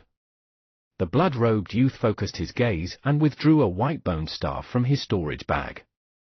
With a single leap, he stood on it and sped forth, his body bursting with spirit energy. The light of spirit meridians flashed endlessly from the blood-robed youth's body. 1, 2, 3. For spirit meridians. The blood-robed youth was a 4-Meridian Foundation Establishment cultivator. If you find any errors, ads pop up, ads redirect, broken links, non-standard content, etc., please let us know a report chapter, so we can fix it as soon as possible. Chapter 221, Turning Tides. Chapter 221, Turning Tides. The speed of a 4-Meridian Foundation Establishment cultivator on his flying sword was astonishing once he released his spirit energy. The wind howled in his ears as the blood-robed youth rode his white bone staff, chasing after Suzumo, who was running away in the distance. A few seconds later, the blood-robed youth realized to his shock that despite his terrifying speed, he could not catch up to Suzumo, who was sprinting on the ground. Even if he used all his strength, it was useless. At most, he could only ensure that Suzumo could not shake him off. This guy's physique is actually so strong that he possesses such burst power? The blood-robed youth's evaluation of Su Zimo was already very high. But now, he realized that he had still underestimated this person.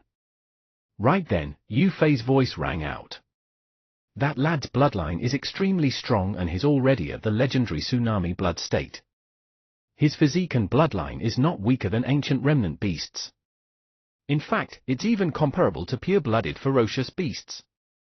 As a golden core spirit demon, Yu Fei's gaze was naturally brilliant. At that moment, he traveled through the skies with hands behind his back, following after the blood-robed youth with a relaxed expression. Yu Fei, take me along to chase after him. Seeing that he was unable to catch up to Su Zimo, the blood-robed youth was indignant as he said with a darkened expression and cold gaze. All right. Yu Fei agreed to it casually. In midair, Yu Fei's body changed constantly. It was contorting, shrinking in some places, twisted in others, as his bones and tendons rang out with the sound of beans being fried. In the blink of an eye, Yu Fei had transformed into a gigantic blood-eyed crow.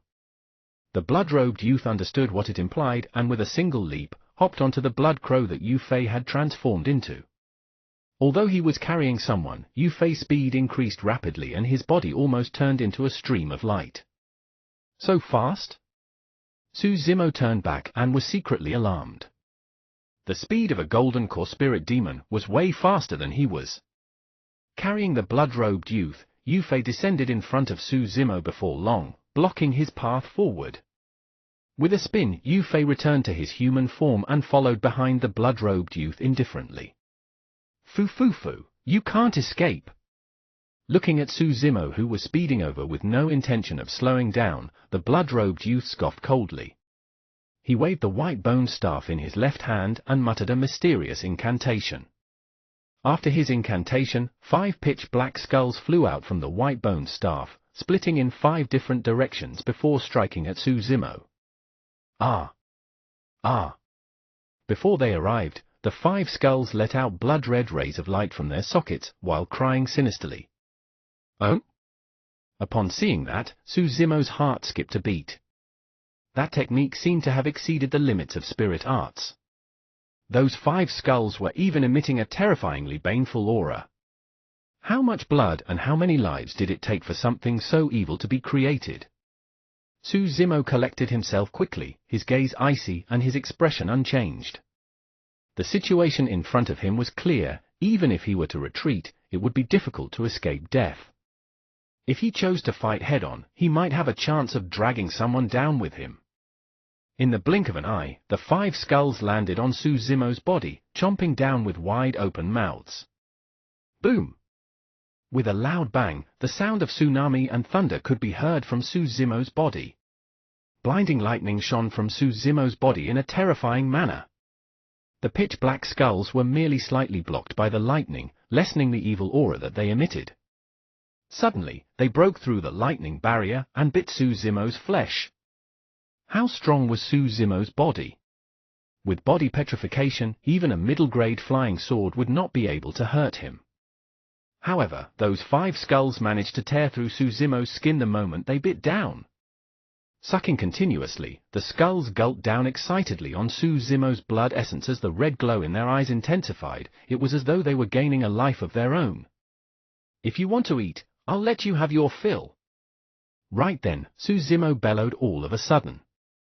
No longer suppressing the demonic chi in his body, he released everything alongside his surging bloodline. That was the power of blood chi. It was even stronger than the power of blood alone. At that moment, demonic chi swirled around Su Zimo as his bloodline rumbled, causing his body to expand. His eyes revealed an endless chill in them, looking massive as if an ancient demon with a fervent killing intent had possessed him. Naturally, most cultivators could detect the appearance of demonic chi. However, Su Zimo was far away from the battlefield at the moment. He was almost at the boundaries of Dongling Valley. Given that distance, the cultivators that were stuck in the battlefield could not sense the demonic chi that was coming forth from Su Zimo. Furthermore, they did have the attention nor energy to do so. As for the blood-robed youth opposite Su Zimo, he was shocked as his expression changed. The difference between him and Su Zimo was too close. At that distance, Su Zimo was practically an invincible god. The skulls that were initially sucking Suzumo's blood were suddenly repelled by a terrifying power of blood chi. The tides had turned entirely. Initially, Suzumo was disadvantaged and could have been turned into a blood slave at any time. Now, they were in a completely different situation. The blood-robed youth's life was hanging on a thread. Boom! Suzumo's gaze was sharp as a knife. With a roar, he strode forth, causing the ground to tremble violently. Hand your life over. Suzumo stretched his arms, grabbing at the blood-robed youth whose face was pale and was retreating endlessly. Suzumo was trying to use a killing move of the mystic classic of the 12 demon kings of the great wilderness, Divine Steed Dismemberment. If he managed to grab the blood-robed youth, the latter would not be able to escape a fate of being torn apart. From Suzumo's point of view, as long as he could drag this blood-robed youth down with him before he died, he would have made a killing. The blood-robed youth was close to being caught by Suzumo when suddenly, a figure appeared behind him. Golden Core Spirit Demon, Yu Fei. He was equally surprised when he saw Suzumo releasing demonic chi. However, his reaction was extremely fast. Before Suzumo could do anything, Yu Fei blocked in front of the blood-robed youth and saved the latter from the gates of hell. Piak! Piak! Sneering coldly, a hint of mockery flashed in Yu Fei's eyes as he reached out and grabbed Suzumo's wrist. At the same time, Yu Fei's chest faintly emitted an even stronger aura that managed to suppress Suzumo's blood chi. Inner core. That was his inner core. With his wrists grabbed by Yu Fei, Suzumo felt weak all over and his eyes dimmed. What a pity. He was so close. If he had a single second more, the blood-robed youth would have died for sure. Once Suzumo released his power of blood chi, he was confident that he would be able to kill even a 4 Meridian Foundation establishment cultivator. Suzumo, you're very strong indeed. Yu Fei said coldly, but with me here today, you won't be able to hurt young master at all. This time, Blood Crow Palace's lord had specially instructed Yu Fei and Peng Fei to protect the young master. If anything were to happen to him, the palace lord would kill the both of them for sure. If you find any errors, ads pop up, ads redirect, broken links, non-standard content, etc., please let us know a report chapter, so we can fix it as soon as possible. Chapter 222, The Only Variable. Chapter 222, The Only Variable. Ah! Suzumo howled at the skies with widened eyes. His black hair swayed without any wind as his blood chi burst forth. Bang! Boom! Boom! Suzumo's bloodline rumbled, causing thunder to roar and demonic to swirl around him. As his large tendons and bones trembled, his strength had already reached its limit. Even so, Yu Fei, who was standing opposite Suzumo, maintained his composure. He gripped Suzumo's wrists tightly without budging a single inch at all. This was a complete suppression in terms of strength and cultivation realm. There was no technique to speak of. When the quality of a golden core was extremely high with pure spirit energy, it would be able to achieve a harmony with the heavens and earth, forming a phenomenon. That was how golden core phenomenons were born. Because demons did not possess spirit energy, there would naturally be no golden core phenomenons as well. However, the inner cores of demons were formed through the chi of the skin, flesh, tendons, bones, marrow, and 5 organs. A combination of their entire body's essence, that was the source of their power. By condensing an inner core, the demon's skin, flesh, bloodline, bones, marrow, and organs would completely transform, causing their strength to increase exponentially. That power was more than enough to completely crush any Foundation establishment spirit demons. Looking at Suzumo, who was struggling, Yu Fei raised his chin, as if he was looking at a lesser being, and curled his lips with a cold expression. Fu-fu-fu-fu. The blood-robed youth walked over slowly. He sneered as a mocking look flashed in his eyes. To him, Suzumo was like a rat that had fallen into the hands of a cat right now. No matter how he struggled, nothing would change. I told you, you won't be able to escape today. Coming before Suzumo, the blood-robed youth said sternly as his eyes lit up, turn into my blood slave obediently. The blood-robed youth waved his white-boned staff and recited an abstruse incantation. Within the voids, a strange power began to emanate.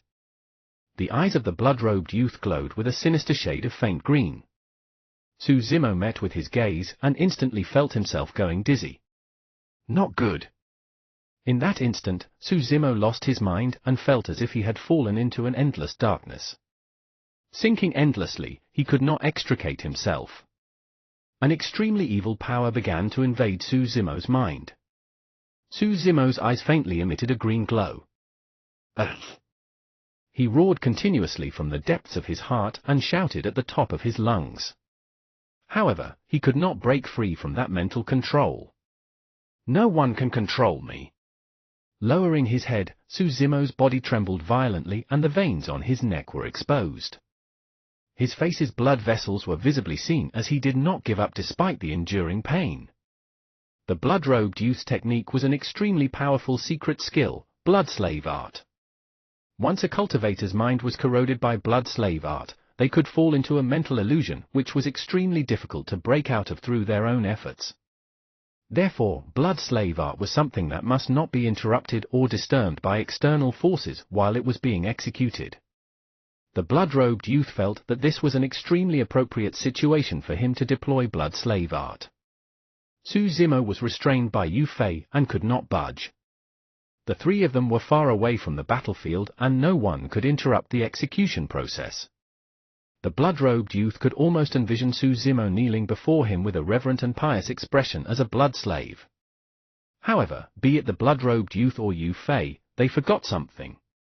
That was the only variable. That variable did not merely affect the fates of Suzumo, the blood-robed youth and Yu Fei, it affected the entire Battle of Dongling Valley as well. Perhaps, none of them would foresee that the effect of the variable would not merely end here. After today, that effect would continue and eventually affect the entire Chenhuang mainland, stirring huge waves within. At the boundaries of Dongling Valley, Suzumo extended his arms, rooted on the ground. He trembled endlessly with a pained expression. His arms were held down firmly by two large hands. Opposite him was the golden core spirit demon, Yu Fei. Beside Yu Fei stood the blood-robed youth. With his head lowered, Suzumo's black hair was let down. Right then, Suzumo felt a strange movement in his chest. In that slightly opened robe of his, a little beast hid inside. It looked at the miserable Suzumo and its round and pitch-black eye sparkled as if it was a vast galaxy, deep and mysterious. Suzumo was originally trapped in that mental illusion, surrounded by complete darkness. All of a sudden, an external force barged in, paving a path through that darkness. The next moment, Suzumo caught sight of a little beast. It was like a little dog, looking at him with its head tilted as it blinked its pitch-black and sparkling eyes. Night Spirit. Suzumo muttered softly. When he met with little beast's gaze, Suzumo was shocked and suddenly broke free from the mental illusion. Night Spirit's gaze seemed to possess a mysterious power that could purge away the evil from Suzumo's body. Even though he managed to break out of the mental illusion, Suzumo was sweating profusely and almost out of strength. Hurry and escape. Suzumo's lips trembled as he said with a hoarse voice. Although Night Spirit had a mysterious background and managed to help him break free from the mental illusion, it was still too young. It had been less than a month since it was born. What could a month-old baby do? Notwithstanding a human baby, even a month-old pure-blooded ferocious beast would have delicate skin and tender bones, pitifully weak at best. Of course, even though Night Spirit was young, it was extremely intelligent and had already gained sentience. Suzumo knew that Night Spirit could understand his words and could read the situation as well. His fate was already decided. Now that he was in the hands of a golden core spirit demon, there was no way he could escape. However, it was different for Night Spirit. It looked like a weak puppy through and through. Be it the blood-robed youth or Yu Fei, none of them would bother about it, giving it a great chance to escape alive. Upon hearing Suzumo's words, Night Spirit's expression was calm and it did not move. It remained hidden in Suzumo's embrace without exposing itself, merely listening with its head tilted as though it was trying to pay attention to what was going on outside. Ooh! Almost at the same moment as when Su Zimo broke out of the mental illusion, a muffled groan came from the other side. The blood-robed youth covered his head with both hands. He was in extreme pain as his deep green eyes were bloodshot while his facial features were contorted, looking extremely frightening. If blood slave art was interrupted by any normal external force, the impact on the caster wouldn't be that great. But this time, the blood-robed youth's blood slave art was reflected by a mysterious force. The failure of the technique along with the backlash from the force struck the blood-robed youth like a thunderbolt. His head felt like it was splitting as he nearly fainted. Oh? Yu Fei frowned. He was still gripping Su Zimo's arms tightly as he turned around to the blood-robed youth and asked in concern, "What's wrong, young master?" At that moment, Su Zimo's chest moved. A black shadow darted out, running on Su Zimo's arm onto Yu Fei's arm within a couple of steps. Like a ghost, the black shadow was extremely fast and appeared at Yu Fei's chest in the blink of an eye. Pausing for a brief moment, the black shadow suddenly raised its paw. 5 extremely sharp claws poked out, flashing with a cold glint, swiping at Yu Fei's throat with a blooded smell of death. If you find any errors, ads pop up, ads redirect, broken links, non-standard content, etc., please let us know a report chapter, so we can fix it as soon as possible. Chapter 223, 3 rounds. Chapter 223, 3 rounds. At the same time, the blood-robed youth endured the pain in his head and gritted his teeth. Watch out, there's something else on Su Zimo's body. However, it was already too late when he said that. The moment Night Spirit struck, Yu Fei felt something and turned around instinctively. The next moment, his pupils constricted violently and his heart stopped beating. Puff! A flash of blood appeared as Yu Fei's Adam's apple was torn apart by Night Spirit alongside a huge chunk of flesh. Fresh blood splattered all over Su Zimo's body. Night Spirit's timing could be described as perfect. The entire process was smooth and fluid like water. In that brief moment, Night Spirit displayed a precise and keen sense of timing towards the situation. That was a capability that no one had imparted to him. It was completely through instinct. Killing instinct. When he saw that, Su Zimo was stunned. The blood-robed youth's mind went blank and he was stunned as well. That strike was way too ruthless. Even if Yu Fei was a golden core spirit demon, there was no way he could survive given that serious injury. Yu Fei's eyes were widened and a black glow suddenly burst forth from his chest. With a backhand punch, he struck towards Night Spirit's head. It was the final gamble of a golden core spirit demon at the brink of death. The entire process seemed very slow, but in fact, it occurred in the split of a moment. Yu Fei had already reacted extremely quickly. Right after his throat was ripped by Night Spirit's claws, he wanted to kill Night Spirit on the spot at the very first instant. Since his large arteries were severed and he had suffered immense loss of blood and qi, Yu Fei had already realized that he would definitely die. However, he wanted to kill Night Spirit right before he died. Against Yu Fei's incoming punch, Night Spirit leaped and turned its head, dodging to the side with all its might. Bang! Even so, Yu Fei's punch struck Night Spirit on the waist heavily. Hiya! Night Spirit cried out in pain, and there was a clear depression on its waist. Like a kite with a snapped string, Night Spirit was sent flying into Su Zimo's arms after that punch. With its eyes closed, Night Spirit coughed out blood repeatedly and was already unconscious. When he saw that, Su Zimo felt his heart ache. Compared to the true strength of a golden core spirit demon, Night Spirit who was only a month old was truly much weaker. This was akin to an infant that was a few years old wielding a dagger in his hand. Even though he had the power to kill an adult, he would never ever be a match for the adult. In reality, if not for the fact that Yu Fei had been severely injured with his strength decreased drastically after the massive loss of qi and blood, that punch would have very likely blown Night Spirit's body apart. That punch seemed to have drained Yu Fei of all his vitality. Young master, hurry, escape! Yu Fei's face was pale and his throat was broken as he spat out words intermittently. Despite that, he was trying his best. After those 4 words, he fell to the ground with a thud. His eyes were lifeless and the ground was swiftly stained red by his blood. Placing Night Spirit back into his robes, Suzumo looked at the blood-robed youth opposite him with a cold, murderous gaze. At that moment, Suzumo was not in a good state. He had managed to break free from the mental illusion thanks to Night Spirit's help. However, he had taken a huge toll during this period of time and was both mentally and physically exhausted. It was akin to having gone through a battle with a top expert. The blood-robed youth was not in the best state either. The blood-robed youth was still suffering waves of pain from the disruption of blood slave art along with the power backlash. He was clearly somewhat dazed. Given their terrible conditions, if they were to truly fight, no one could tell who would be the eventual victor. However, when he saw how Yu Fei died and recalled Yu Fei's final words, the blood-robed youth already had the urge to retreat. Furthermore, who was he? As the young master of Blood Crow Palace, his status was immeasurably noble. Why did he have to engage in a life-and-death bout with this Foundation establishment cultivator before him? As long as he were to avoid this person for the time being, the latter would definitely die once the golden cores from the battlefield arrived. At that thought, the blood-robed youth was decided. Retreat!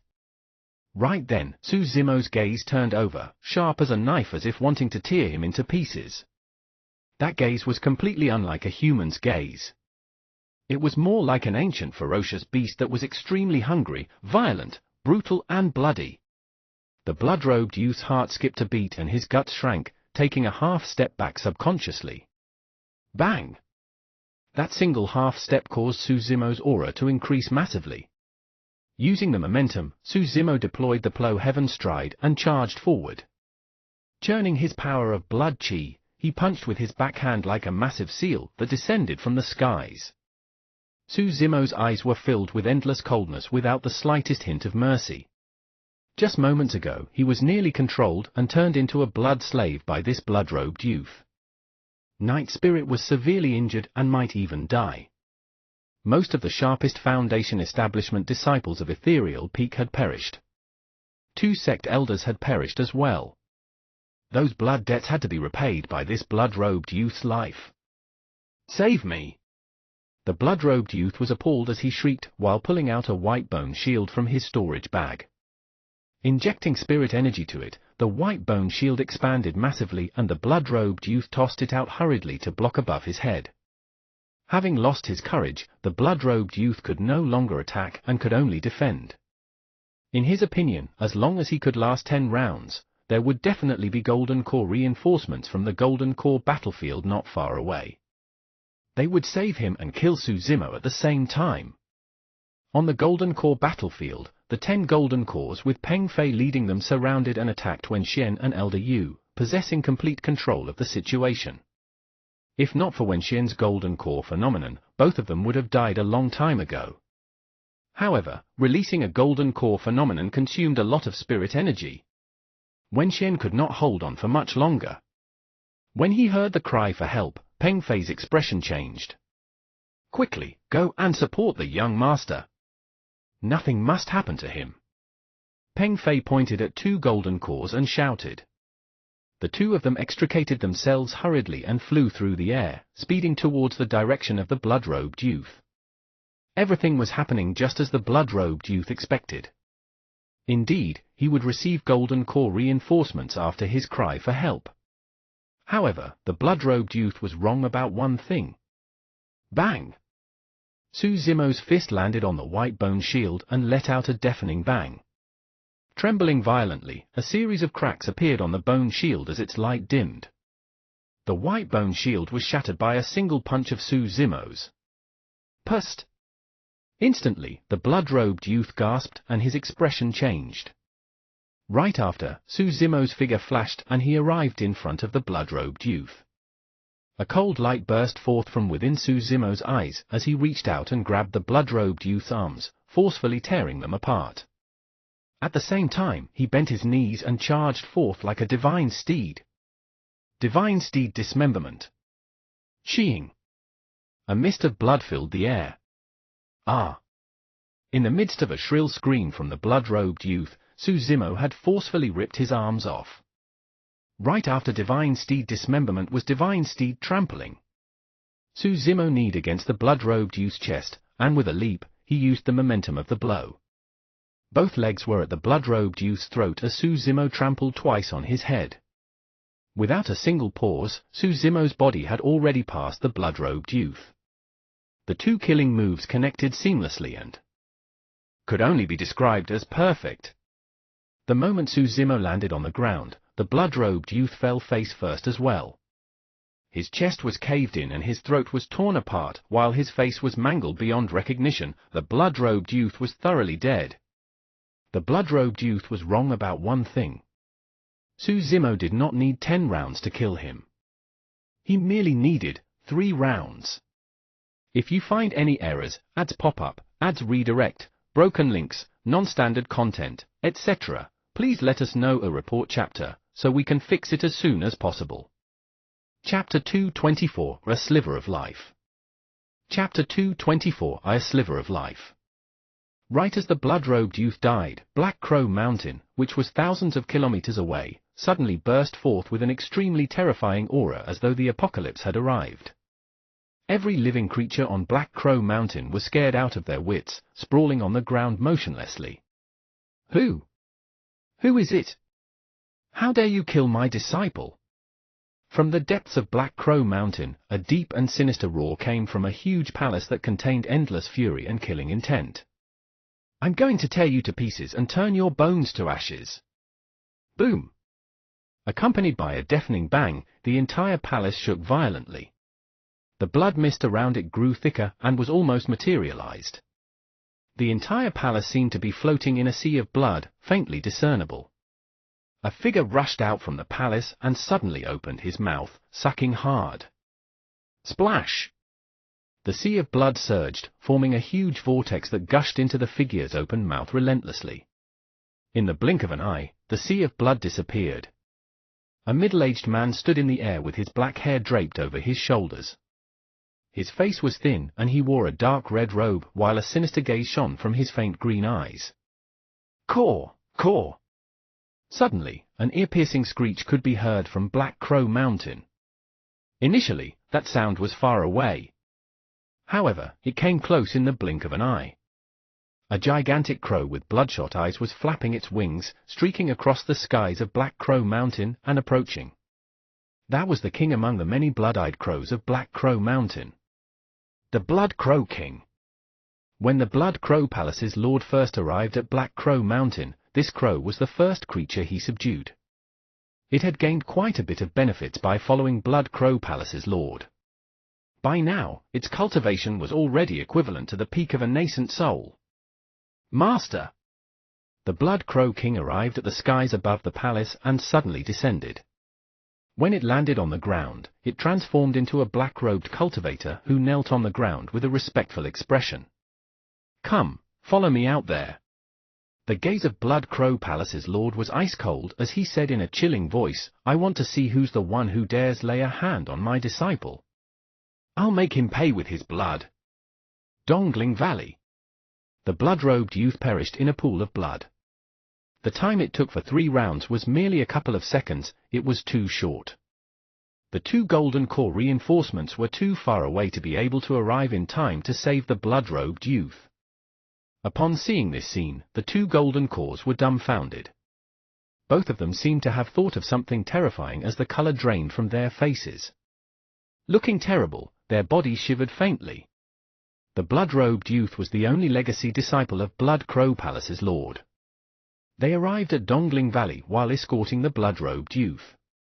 Now that the blood-robed youth had died tragically here, the palace lord might take it out on them in a fit of anger. Their only chance of survival was on the green-robed cultivator not far away. They had to capture this person alive and present him to the palace lord. That was their hope for survival. Swash! Swash! Their eyes turned bloodshot and their faces were filled with killing intent. Circulating the spirit energy in their dantian fervently, they charged in Suzumo's direction at top speed.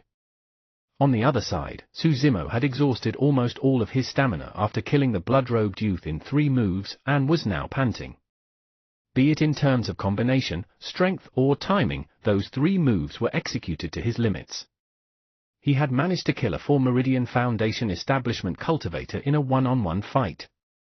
Even if Suzumo was in peak condition, he may not have been able to produce that feat. If not the fact that he was able to unleash a formidable power of blood chi given his lesser mastery of the organ's refinement section as well as the blood-robed youth's loss of courage resulting in a weakness in his aura, it would be hard to tell who would have been the victor.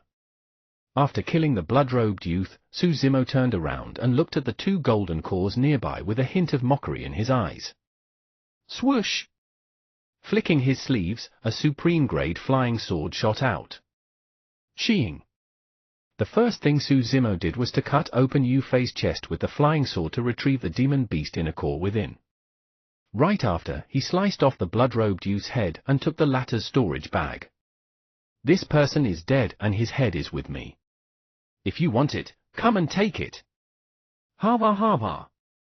Suzumo held the blood-robed youth's head in his hands as he threw his head back and laughed uproariously with a loud voice that rang in all directions. Suzumo's current location was quite far away, he was almost at the boundaries of Dongling Valley.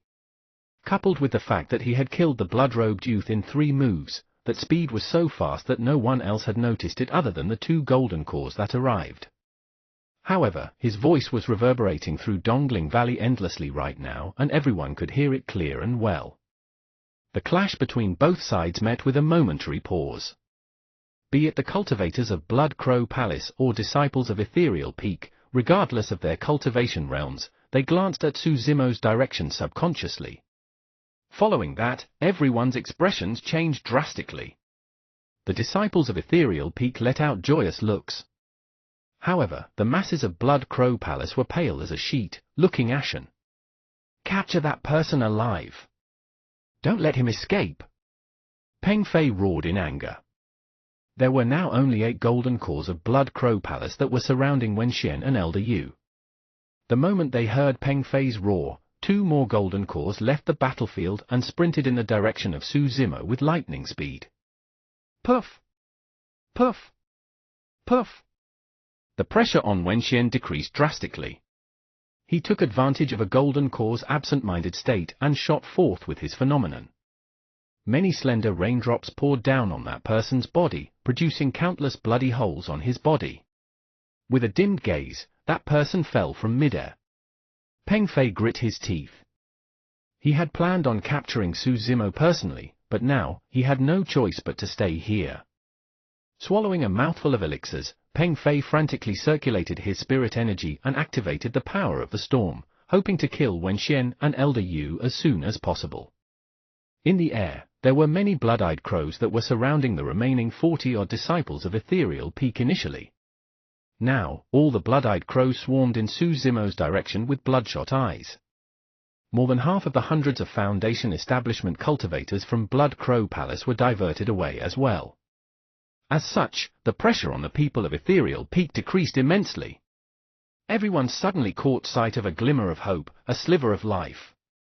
Due to the death of the blood-robed youth, the entire situation had taken on a slight, mysterious change. The battlefield was in a mess. No matter what, Qin Yu and Ji Chengqian were legacy disciples of Ethereal Peak.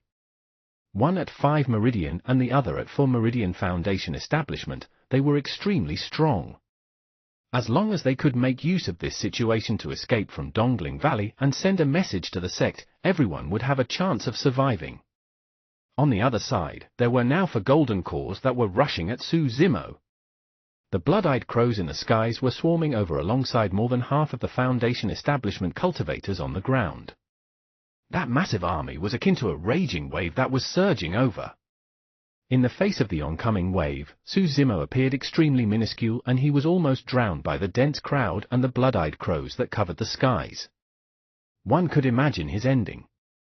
If you find any errors, ads pop up, ads redirect, broken links, non-standard content, etc., please let us know a report chapter, so we can fix it as soon as possible.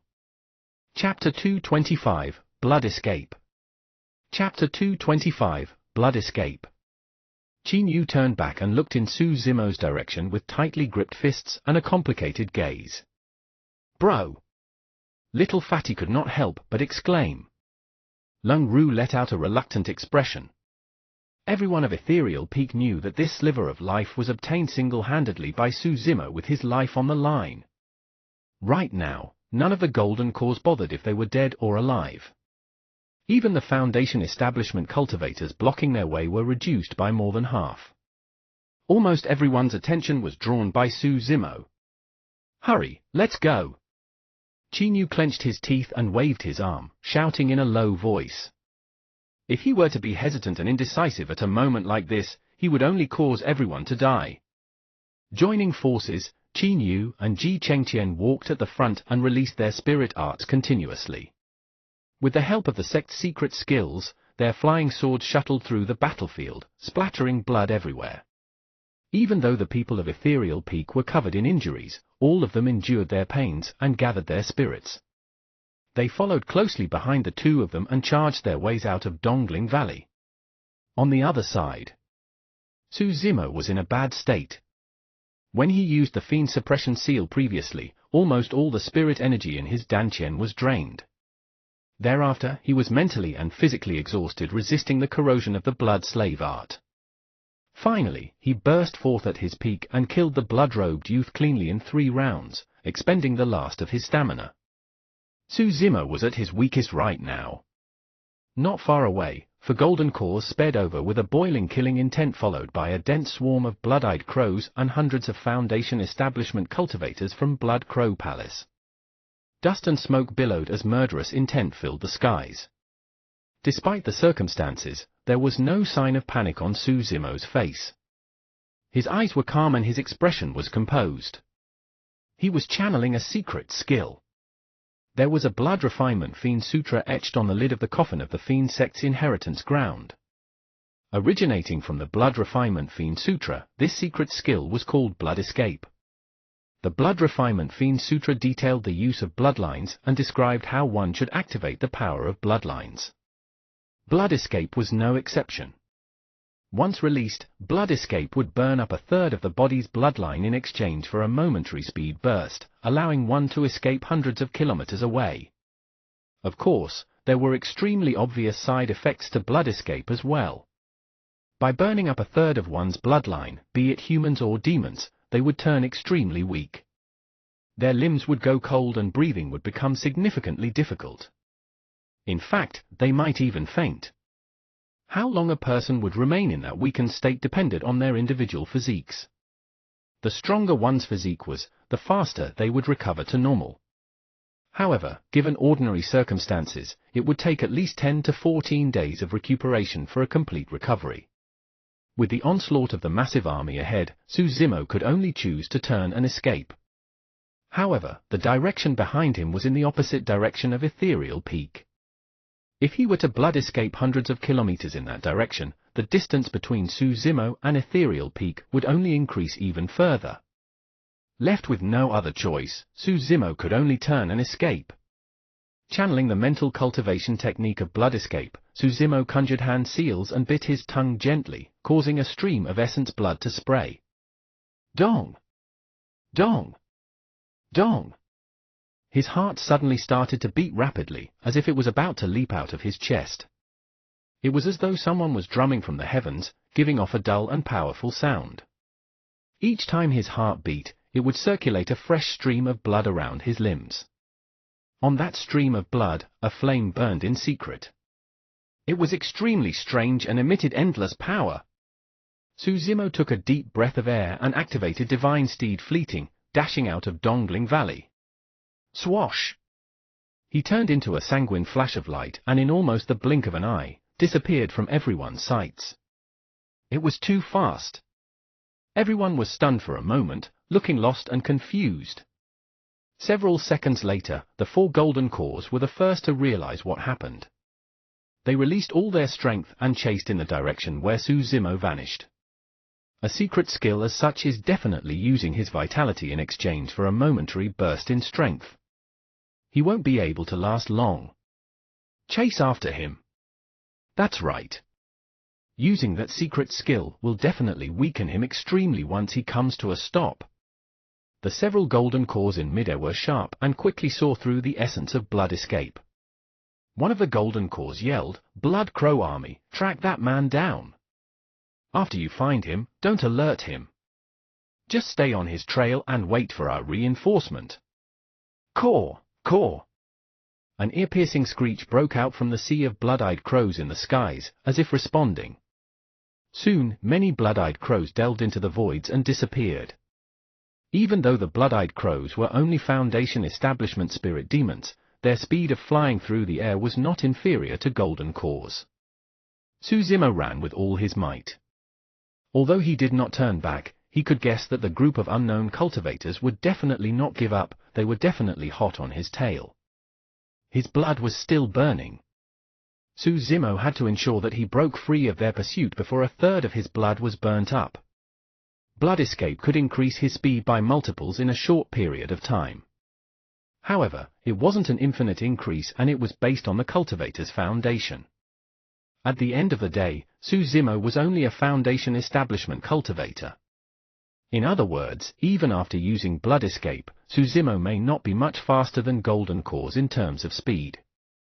Golden cores were an entire cultivation realm above him. Before long, Suzimo arrived at a dense forest. After sprinting for a while, he suddenly stopped in his tracks and with a flash, pounced onto a leopard nearby that could not dodge in time. That leopard could only be considered as a wild beast that had just gained sentience.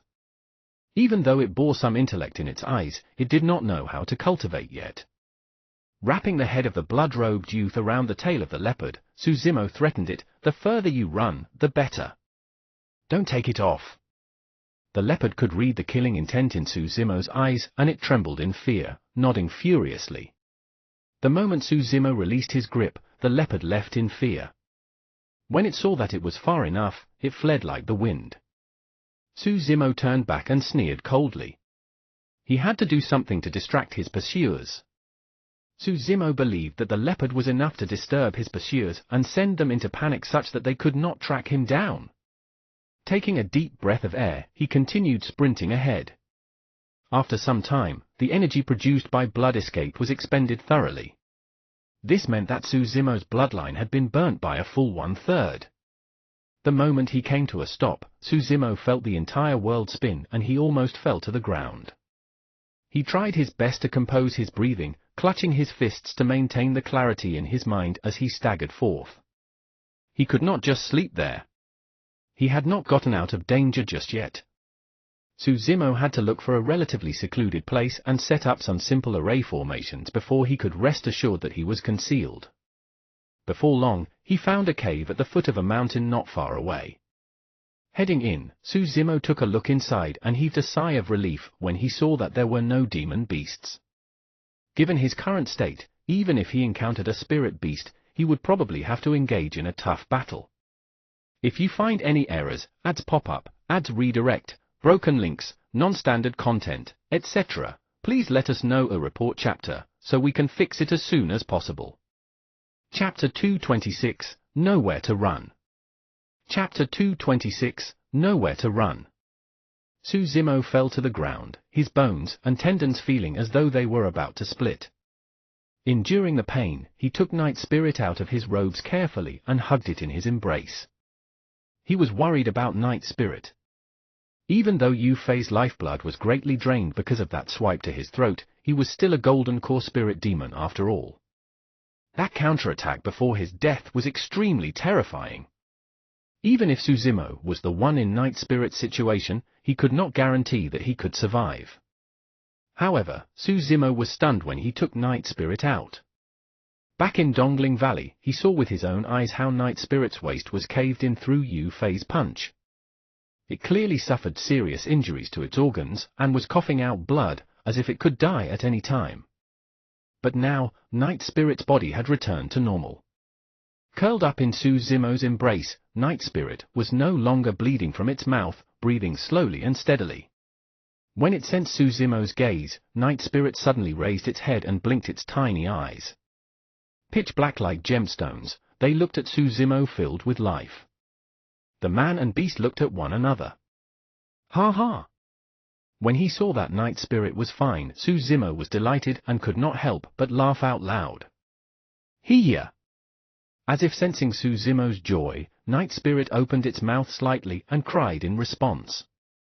Suzumo carried Night Spirit up and examined it carefully. He was shocked to discover that Night Spirit had an extremely strong self-regeneration ability. Even though it was not fully recovered, the wounds on its internal organs were already beginning to heal and its broken bones were reconnected. From their escape from Dongling Valley till now, Night Spirit had not consumed any elixirs and was completely reliant on its own body's ability to repair and adjust. It was less than a month since Night Spirit had been born. Of course, the greater Night Spirit's potential was, the more stringent the conditions were for it to grow.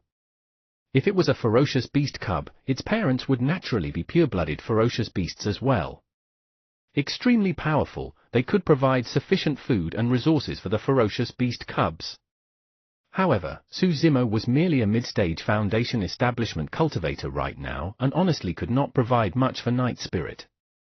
He took out Yufei's inner core from his storage bag and placed it under Night Spirit's nose, wanting to feed it.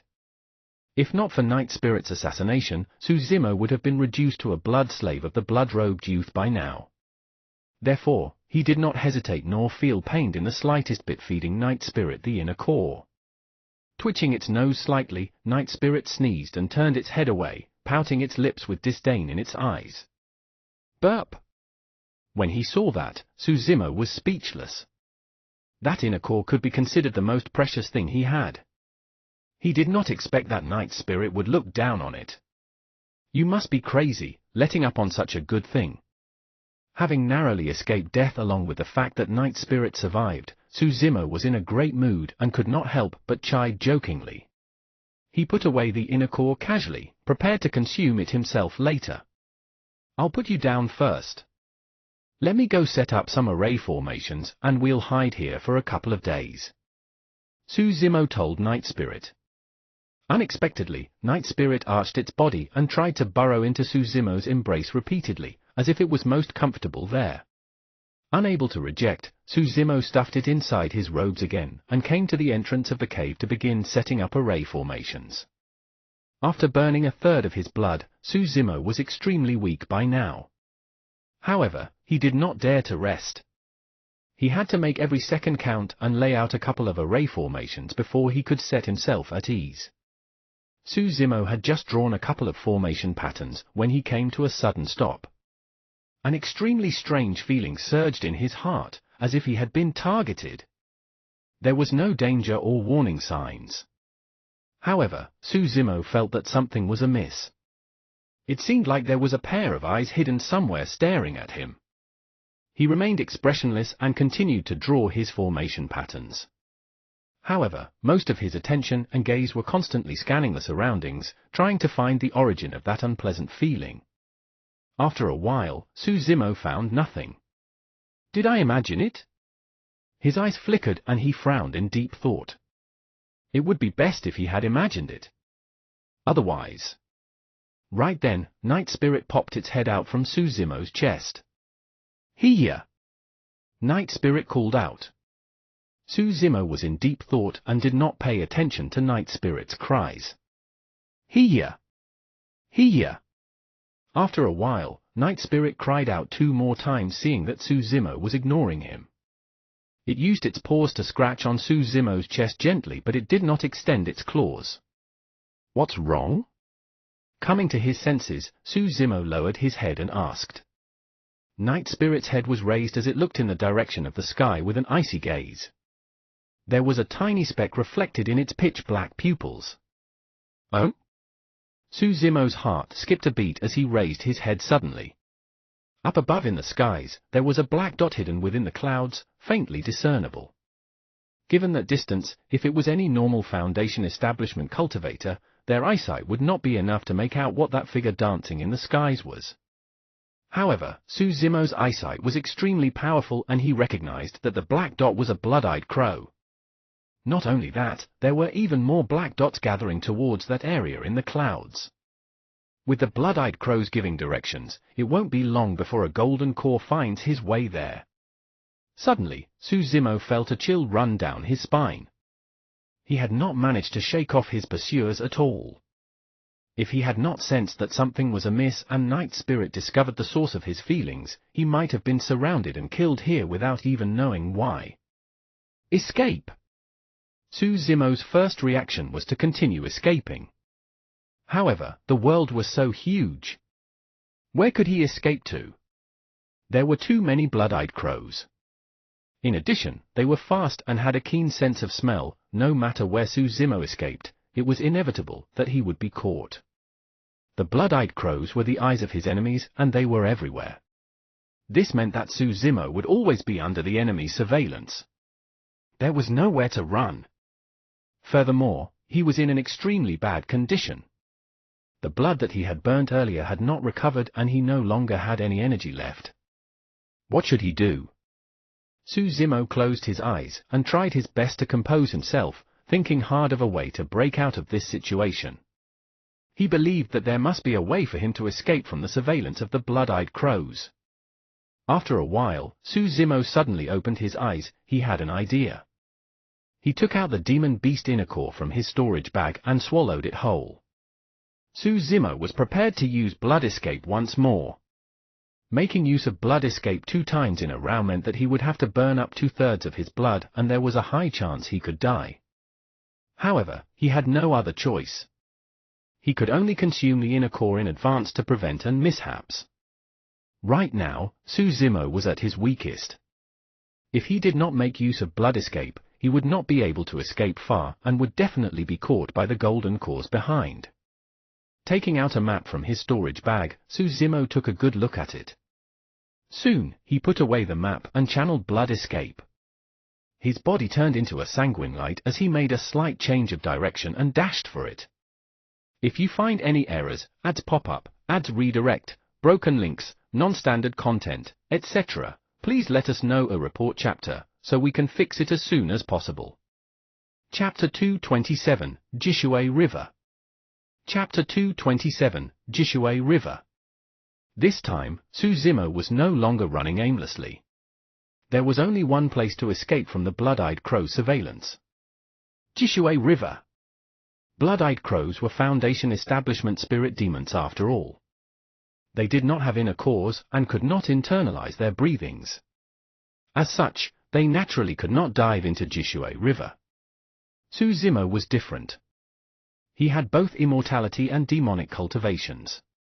Although he did not have an inner core, he could use his spirit energy to form a protective barrier and repel water. The map indicated that Jishue River ran through the entire territory of the Great Zhou dynasty. No one knew where Jishue River began and ended. The map did not indicate it as well. However, that was not important. What Su Zimo had to do was to dive into Jishue River and drift with the flow. That was how he could escape the tracking of the blood-eyed crows entirely. Su Zimo sprinted the entire way, running through the night. The next morning, he finally arrived at the riverbed of Jishue River. The moment he arrived, Su Zimo's expression was pale and his consciousness was gradually blurring. If he had not consumed the demon beast inner core, he would have been a dead man by now, making use of blood escape twice. No matter how strong one's physique was, they would not be able to withstand burning 2/3 of their blood essence. This time, he was almost completely exhausted. Su Zimo staggered and lost control of his body and balance, falling forward head first into the river. Broop, broop, broop. A series of bubbles appeared on the water surface. Stirred awake by the waters, Su Zimo shook his head and struggled to stand up. His mind was slightly cleared up. Night Spirit tunneled out of Su Zimo's robes and after swimming a little in the river, it actually began to float. From the looks of it, Night Spirit was pretty adaptable to water as well. Su Zimo grit his teeth and carried Night Spirit, conjuring a barrier of spirit energy with great effort. Finally, he leaped and disappeared completely into Jishue River. The river was cold. For someone who had burned most of his bloodline, that level of coldness was already seeping into his bones. Su Zimo trembled from head to toe, hugging Night Spirit tightly with widened eyes as he dived down. He gathered his spirit and did not dare to be careless, wielding the supreme-grade flying sword in his left hand while surveying his surroundings constantly. Jishue River was not a friendly place. the danger inside was definitely not less than the forests in the vast wilderness. There were many powerful demon beasts lurking within Jishue River as well. If he was not careful, he might die here. Suzumo did not dare to dive too deep. Typically, stronger demon beasts would lurk in the deeper waters. Right now, Suzumo was surrounded mostly by chi condensation spirit demons that had just learned how to cultivate. The many aquatic demon beasts were truly dazzling to look at. All of those spirit beasts merely looked from afar, and none of them dared to approach casually.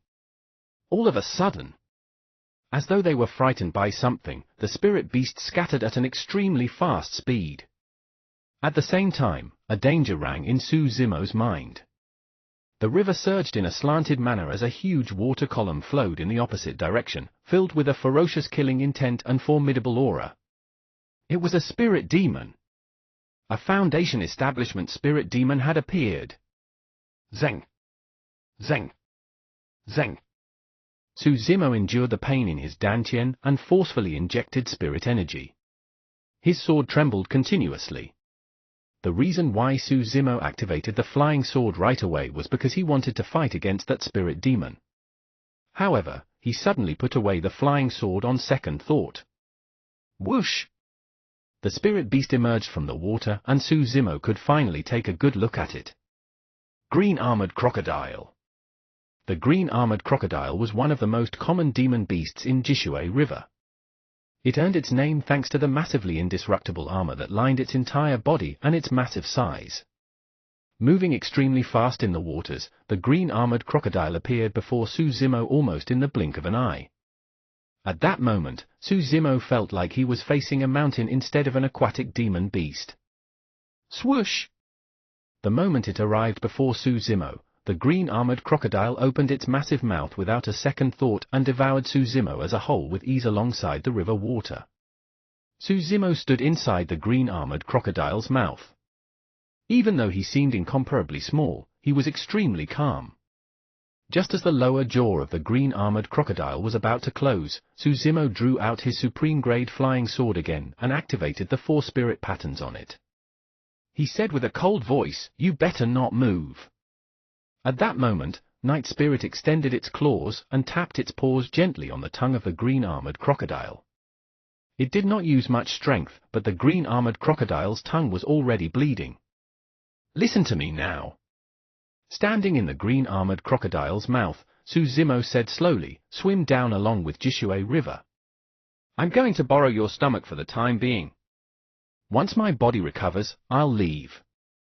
Besides, I promise I won't harm your life." The green armored crocodile had already cultivated to a spirit demon level and had gained sentience. Suzumo believed that it would definitely understand his words. Indeed, after a momentary hesitation, the green armored crocodile nodded its head. That was a good choice. It could either believe in Suzumo, or it could die right away. Hugging Night Spirit, Suzumo slid down the green armored crocodile's throat into its stomach. At the same time, he crushed the protective talisman given to him by Lung Ru. A barrier of light surrounded Suzumo. Even though it was slightly smelly in the green armored crocodile's stomach, it was a place undisturbed by anyone. It was the perfect hiding ground for him to calm down and recuperate in peace. If Suzumo were to hug Night Spirit and continue flowing down Jishue River, he would have no time to recuperate. This arrangement was killing 2 birds with 1 stone. Suzumo intended to stay in the green armored crocodile's stomach for the time being. After he and Night Spirit's injuries were healed, he would leave and return to shore. Shaking its head and tail, the green armored crocodile disappeared from where it was, swimming down the river. 3 days later, a large number of blood-eyed crows circled above Jishue River, densely packed and covering the skies. Peng Fei and the other cultivators who had participated in the Dongling Valley battle stood by the shore. They looked at the surging river with a terrible expression, remaining silent. Before they set off, they had 10 golden cores. Now, they were only left with 6. Peng Fei's face was slightly pale. He seemed to be seriously injured and had rushed over before he could recover. The number of Foundation establishment cultivators had decreased by half as well. Core! Before long, an ear-piercing screech could be heard from the distant horizon.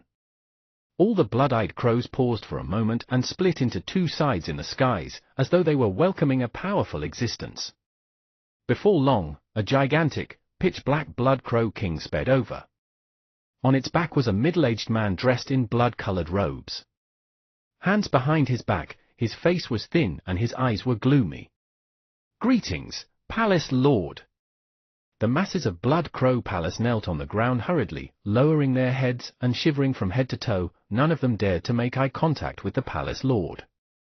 Gritting his teeth, Peng Fei bolstered his courage and said, "Palace Lord, what happened was..." Peng Fei recounted everything that had happened in Dongling Valley. In reality, none of them saw how Yu Fei died. That was also the most confusing part of the entire situation. If Yu Fei did not die, the young master would not have died as well with the protection of a Golden Core Spirit Demon. If you find any errors, ads pop up, ads redirect, broken links, non-standard content, etc., please let us know a report chapter, so we can fix it as soon as possible. Chapter 228, Turned into Dust. Chapter 228, Turned into Dust. You mean to say that a 4 Meridian Foundation establishment cultivator and a Golden Core Spirit Demon actually died in the hands of a mid-stage Foundation establishment cultivator despite their combined efforts, The Blood Crow Palace's lord looked at Peng Fei as his green eyes sparkled. Even though his tone was calm, it exuded an inexplicable coldness. With so many people, it was supposed to be a one-sided massacre. None of the people from Dongling Valley should have been able to escape. But what happened, Against the questioning of the palace lord, Peng Fei and the others lowered their heads and no one dared to reply. The air seemed to be frozen and layered with a murderous intent. The palace lord exuded a terrifying aura of authority that was impossible to resist. At that moment, all the cultivators of Blood Crow Palace that were kneeling down felt that they were insignificantly small in the face of the palace lord, as though they were facing a divine god. I can understand if it was a Golden Core who had managed to escape. But how did a mere Foundation establishment cultivator manage to escape despite being surrounded by so many people, I want to know just how that Foundation establishment cultivator had managed to escape. The palace lord's voice turned louder and sharper. Many cultivators revealed looks of pain, but none of them dared to say anything. A bunch of trash. The palace lord's gaze was icy as his glabella flickered with a strange glow. Eyes laden with killing intent, he stretched his palms slowly and pressed down on the air in the direction of Peng Fei and the others. The initially flowing river seemed to be under immense pressure as it stopped mysteriously. Puff! There was a crisp sound. Under everyone's watchful eyes, Peng Fei's body suddenly exploded into a blood mist. He was dead on the spot without even a corpse left. When they saw that, the people kneeling behind Peng Fei were scared out of their wits. They felt as if someone was grabbing their hearts, and they even forgot to breathe. Someone like Peng Fei who had managed to cultivate a Golden Core phenomenon was dead just like that without even a chance to explain himself. The gaze of the palace lord swept past everyone coldly. Each time his gaze swept past someone, that person's face would turn terribly pale as if he could smell the aura of death. I'll give you guys a chance to atone for your mistakes. Track down Su Zimo. Dead or alive, I want to see him. The moment the palace lord's voice rang out, everyone felt a sense of relief as though they had just passed through the gates of life and death briefly. Soon, everyone dispersed. Some of them dived into Jishui River while others looked around the shore for clues. Core! The Blood Crow King suddenly raised its head and cried. As if they had received some instructions, the many blood-eyed crows circling in the skies dispersed. The Blood Crow King walked forward and said in a dark voice, "Master, I've ordered them to search along Jishui River. However, the river is truly too long and it's hard to determine where Su Zimo will get on shore." "No matter, I have my methods," the palace lord said indifferently. The Blood Crow King seemed to have thought of something as its eyes lit up. It nodded and said, "That's right. Young master used blood slave art on that person. Even though he's dead, Su Zimo's body must contain remnant energy of the curse. As long as you search for it using your secret skill, we'll definitely be able to determine that person's location. That's right. Jishue River has a way of blocking my secret skills probing. A vicious glint flashed in the palace lord's eyes as he said coldly, however, as long as Su Zimo leaves Jishue River, I'll definitely know about it. Su Zimo did not know it at that point of time. However, his accidental decision to dive into Jishue River to escape the surveillance of the blood-eyed crows had instead caused him to avoid a momentary calamity. Inside the green-armored crocodile's stomach, Su Zimo's consciousness was already fading out. The damage to his body was too great after using blood escape twice in a row. Su Zimo tried his best to stay awake.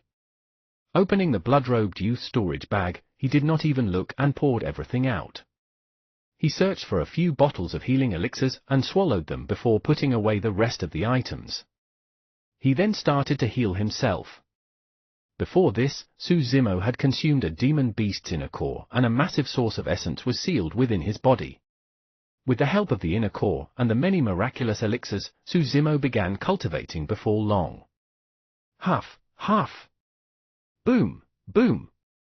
The tiger leopard thunder sound sounded. Essence chi grew endlessly within his 5 organs and his bones and tendons crackled repeatedly.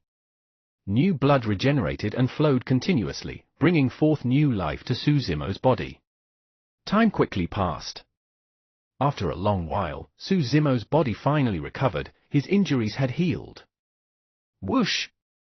Bang! Boom! Boom!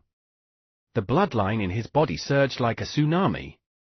That surging bloodline contained endless flashes of lightning mixed with dull, resounding sounds of thunder that made one's heart rattle. The stomach of the green-armored crocodile was filled with demonic chi so thick that it almost materialized. All of those demonic chi were produced through Su Zimo's cultivation. To its shock, the green-armored crocodile discovered that its body was also improving under the tempering of that demonic chi. To think that this was a demon beast with a core. I was truly mistaken.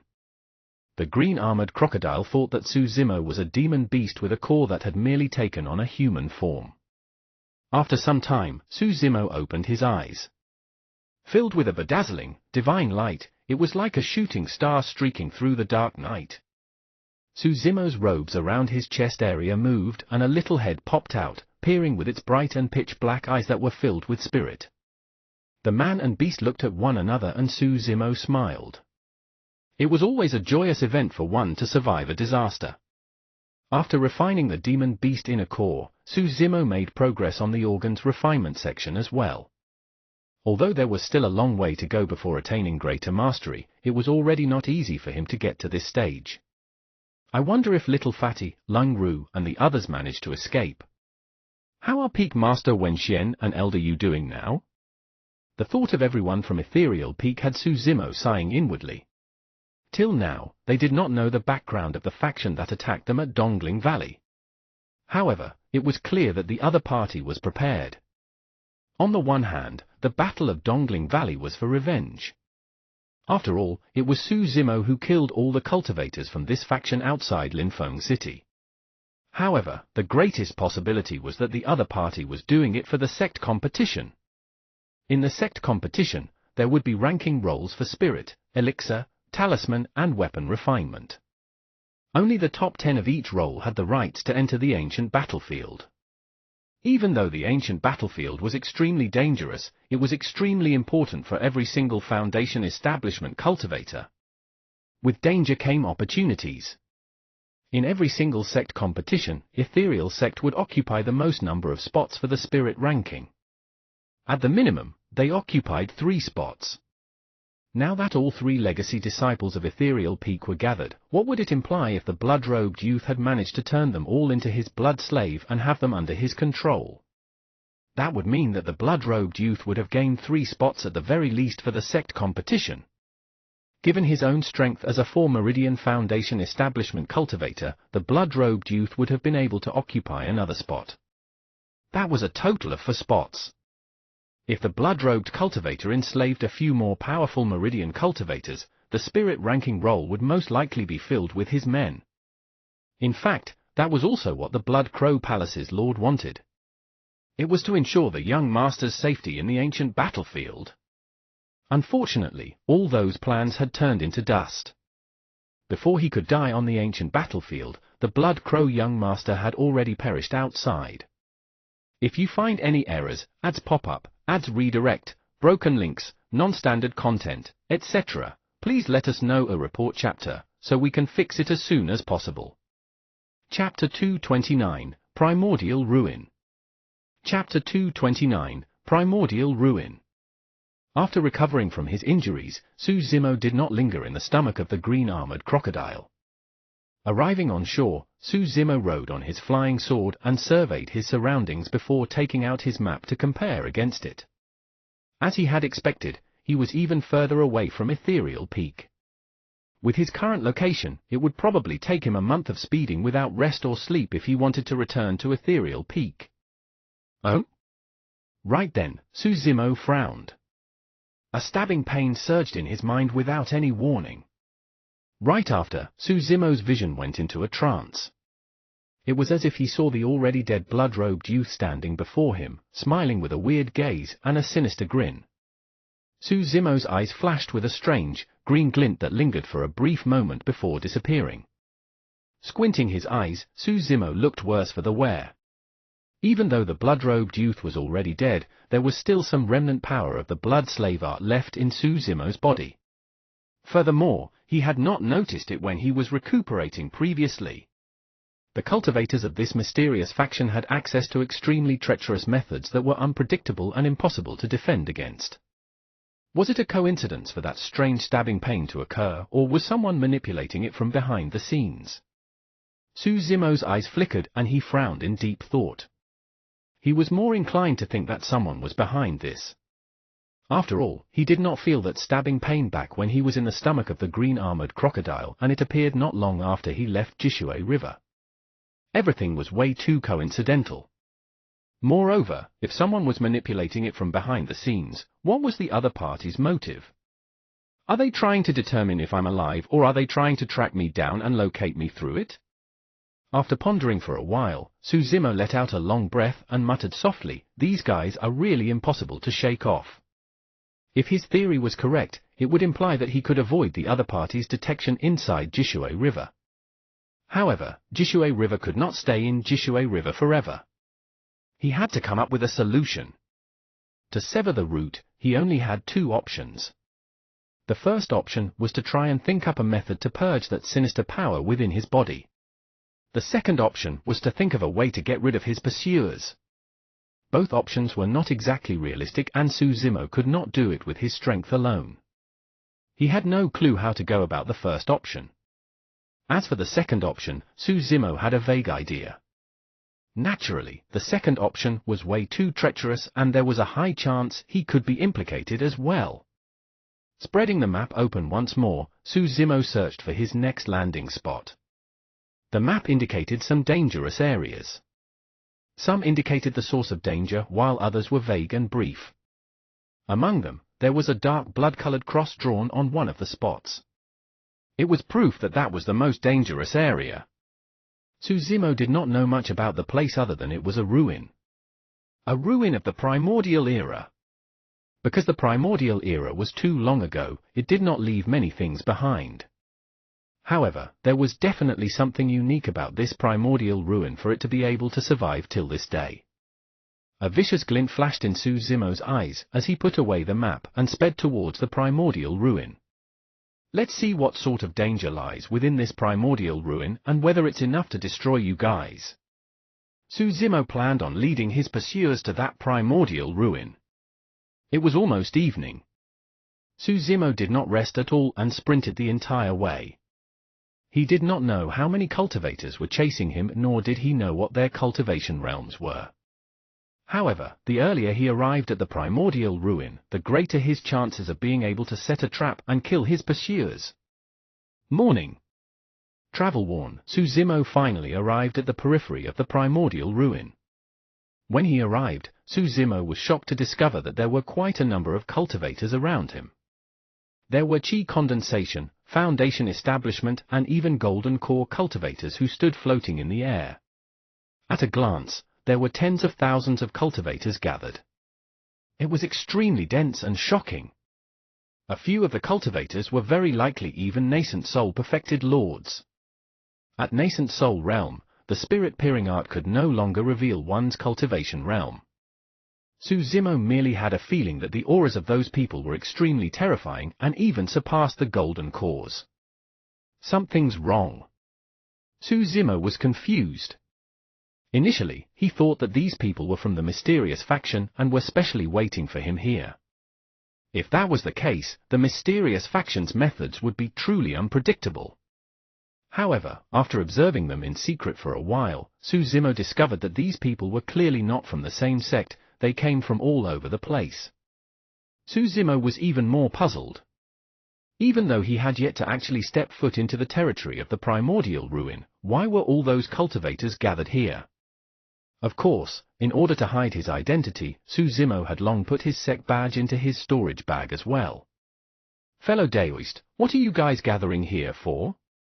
Suzumo casually pulled out a chi condensation itinerant cultivator and asked. The moment the itinerant cultivator saw that Suzumo was a Foundation establishment cultivator, he let out a respectful expression. The person cupped his fists. Fellow Daoist, you do not understand. A month ago, a golden beam of light shot forth into the skies from the territory of the primordial ruin ahead. It lasted for a long time and even brought forth lightning and thunder. Before Suzumo could speak, another itinerant cultivator passing by could not help but chime in. I heard that it was rainbow-colored and extremely extraordinary. It said that there were even sounds of dragons roaring and phoenixes crying. TSK, I've seen a true dragon before. Even though it was just a scale and half a claw, it was shocking enough. That single scale was bigger than our entire bodies, and that claw was longer and sharper than our flying swords. A cultivator beside him joined the crowd in a seemingly important manner. His spit flew everywhere and his eyes glowed as he spoke. It was clear that he was exaggerating as everything he said blew further and further out of proportion. Not really understanding, Suzumo asked again, So, that proves that there must be treasures in the primordial ruin ahead. Furthermore, the treasure has just appeared. There's another possibility. A powerful cave abode restriction within the primordial ruin may have disappeared, causing a phenomenon due to the many treasures within. Yes. It might be a sect from the primordial era that has left behind some inheritance for me to inherit. The surrounding cultivators discussed their guesses. However, I heard that the primordial ruin is an extremely dangerous place. Suzumo asked again. Yes. Someone nodded. There have always been such rumors. However, not many people know exactly the sort of danger that lies within. Ever since the ancient times, there have been cultivators dying here almost every year. It's inevitable that there's danger. However, since it's a primordial ruin, it means that many of the things left behind are from the primordial era. If you manage to find a treasure, you might just soar impossibly. At the mention of that, many cultivators looked excited and their eyes lit up. Any item left behind from the primordial era that was still intact would definitely be a treasure. If you find any errors, ads pop up, ads redirect, broken links, non-standard content, etc., please let us know a report chapter, so we can fix it as soon as possible. Chapter 230 E Massacre. Chapter 230 E Massacre. Over the past month, cultivators were constantly streaming over from outside the primordial ruin. On the one hand, it was because of an ancient treasure that might have appeared within. On the other hand, the primordial ruin was way too attractive for many cultivators. The ancient battlefield was a secret ground left behind from the ancient era, forming a separate dimension of its own. If the ancient battlefield was enough for many cultivators to covet over, what about a secret ground that was left behind from the primordial era? Many cultivators encountered heavenly-defying opportunities from the ancient battlefield and shot to the top because of it. If one were to obtain opportunities from the primordial ruin, what sort of outcome would that be? Cultivators may find themselves obtaining the potential to dominate the world. Sects may find themselves leaping to become the strongest sect within the entire Great Zhou dynasty. In fact, they might even turn into the top sect of the entire northern region of Qianhuang mainland and be ranked on par with the immortal sects. Of the tens of thousands of cultivators, the majority were itinerant cultivators, but there were some factions from sects as well. Of them, Heaven Azure sect and Purple Cloud sect were the strongest. In the Great Zhou dynasty, those sects were only second to the 5 major sects, and Su Zimo had heard of them before as well. The few nascent souls were from those 2 sects. Roar! Not far away, a roar suddenly sounded. A golden lion with a terrifying aura rushed over. It had a massive body and an intimidating presence, glaring with its eyes that were as large as bronze bells in a cold manner. That golden lion was extraordinary, and it was clear that this was a spirit demon that had cultivated an inner core. Many cultivators were shocked and scattered sparsely. Striding through the air, the golden lion came beside a nascent soul and lowered its head and body obediently. Yes. Nodding his head, the nascent soul leaped and rode it. Ta! Ta! Ta! A series of hurried hooves sounded. From the skies afar, a pure white horse with a single horn on its head sprinted over. It blew its nose repeatedly with an extremely fast speed, arriving beside another nascent soul. Before long, the beasts of the several nascent souls present arrived. All of those beasts possessed terrifying aura and were all spirit demons within a cause. However, there was still a vague hint of fear in their eyes as the beasts looked towards the primordial ruin in the distance. Let's go! A nascent soul of Heaven Azure sect gave an order and led his disciples in the direction of the primordial ruin. Right after, a nascent soul of Purple Cloud sect led his disciples over as well. The primordial ruin is so dangerous. Should we observe from here first? If we continue observing and there's really a treasure, someone else might snatch it away first. Let's follow them then. This might be the last chance for us to follow a group of a nascent soul. Even if we fail to obtain a treasure, we'll have a higher chance of surviving as well. The remaining cultivators discussed, and soon, 2 major factions were formed. Most of the cultivators chose to follow in the tracks of Heaven Azure sect and Purple Cloud sect towards the primordial ruin. Only a small number of cultivators hesitated, planning on observing from where they were. Initially, Su Zimo had no intention of heading in so early. However, he had just discovered that there were traces of blood-eyed crows up in the skies. Furthermore, their numbers were growing. This meant that the closest blood-eyed crows had already caught up. It won't be long before his pursuers arrived at where he was. I can't delay anymore. A vicious glint flashed in Su Zimo's eyes. If he was targeted outside the primordial ruin, he would truly have nowhere to escape. Mixing within the crowd, Su Zimo headed for the direction of the primordial ruin. A large, dense, and dark forest stood in the periphery of the primordial ruin. The closer they were to the primordial ruin, the denser the trees were, as an ancient aura was exuded. Every single tree was extremely thick. Extending to the skies, their trunks would require more than 10 people hugging around to surround. As the cold breeze blew, scattered sunlight peered through the dense leaves, giving everyone some warmth. The group of cultivators was massive and amounted to tens of thousands, looking rather imposing. Despite that, they seemed insignificantly small in the face of this primordial forest. Unknowingly, Night Spirit had burrowed out. It laid against Su Zimo's chest and stuck its head out, surveying the place coldly with its pitch-black eyes. Even the golden lion, unicorn, and other beasts within a cause that the nascent souls rode on walked through that primordial forest with fear and caution. However, Night Spirit did not seem daunted in the slightest bit.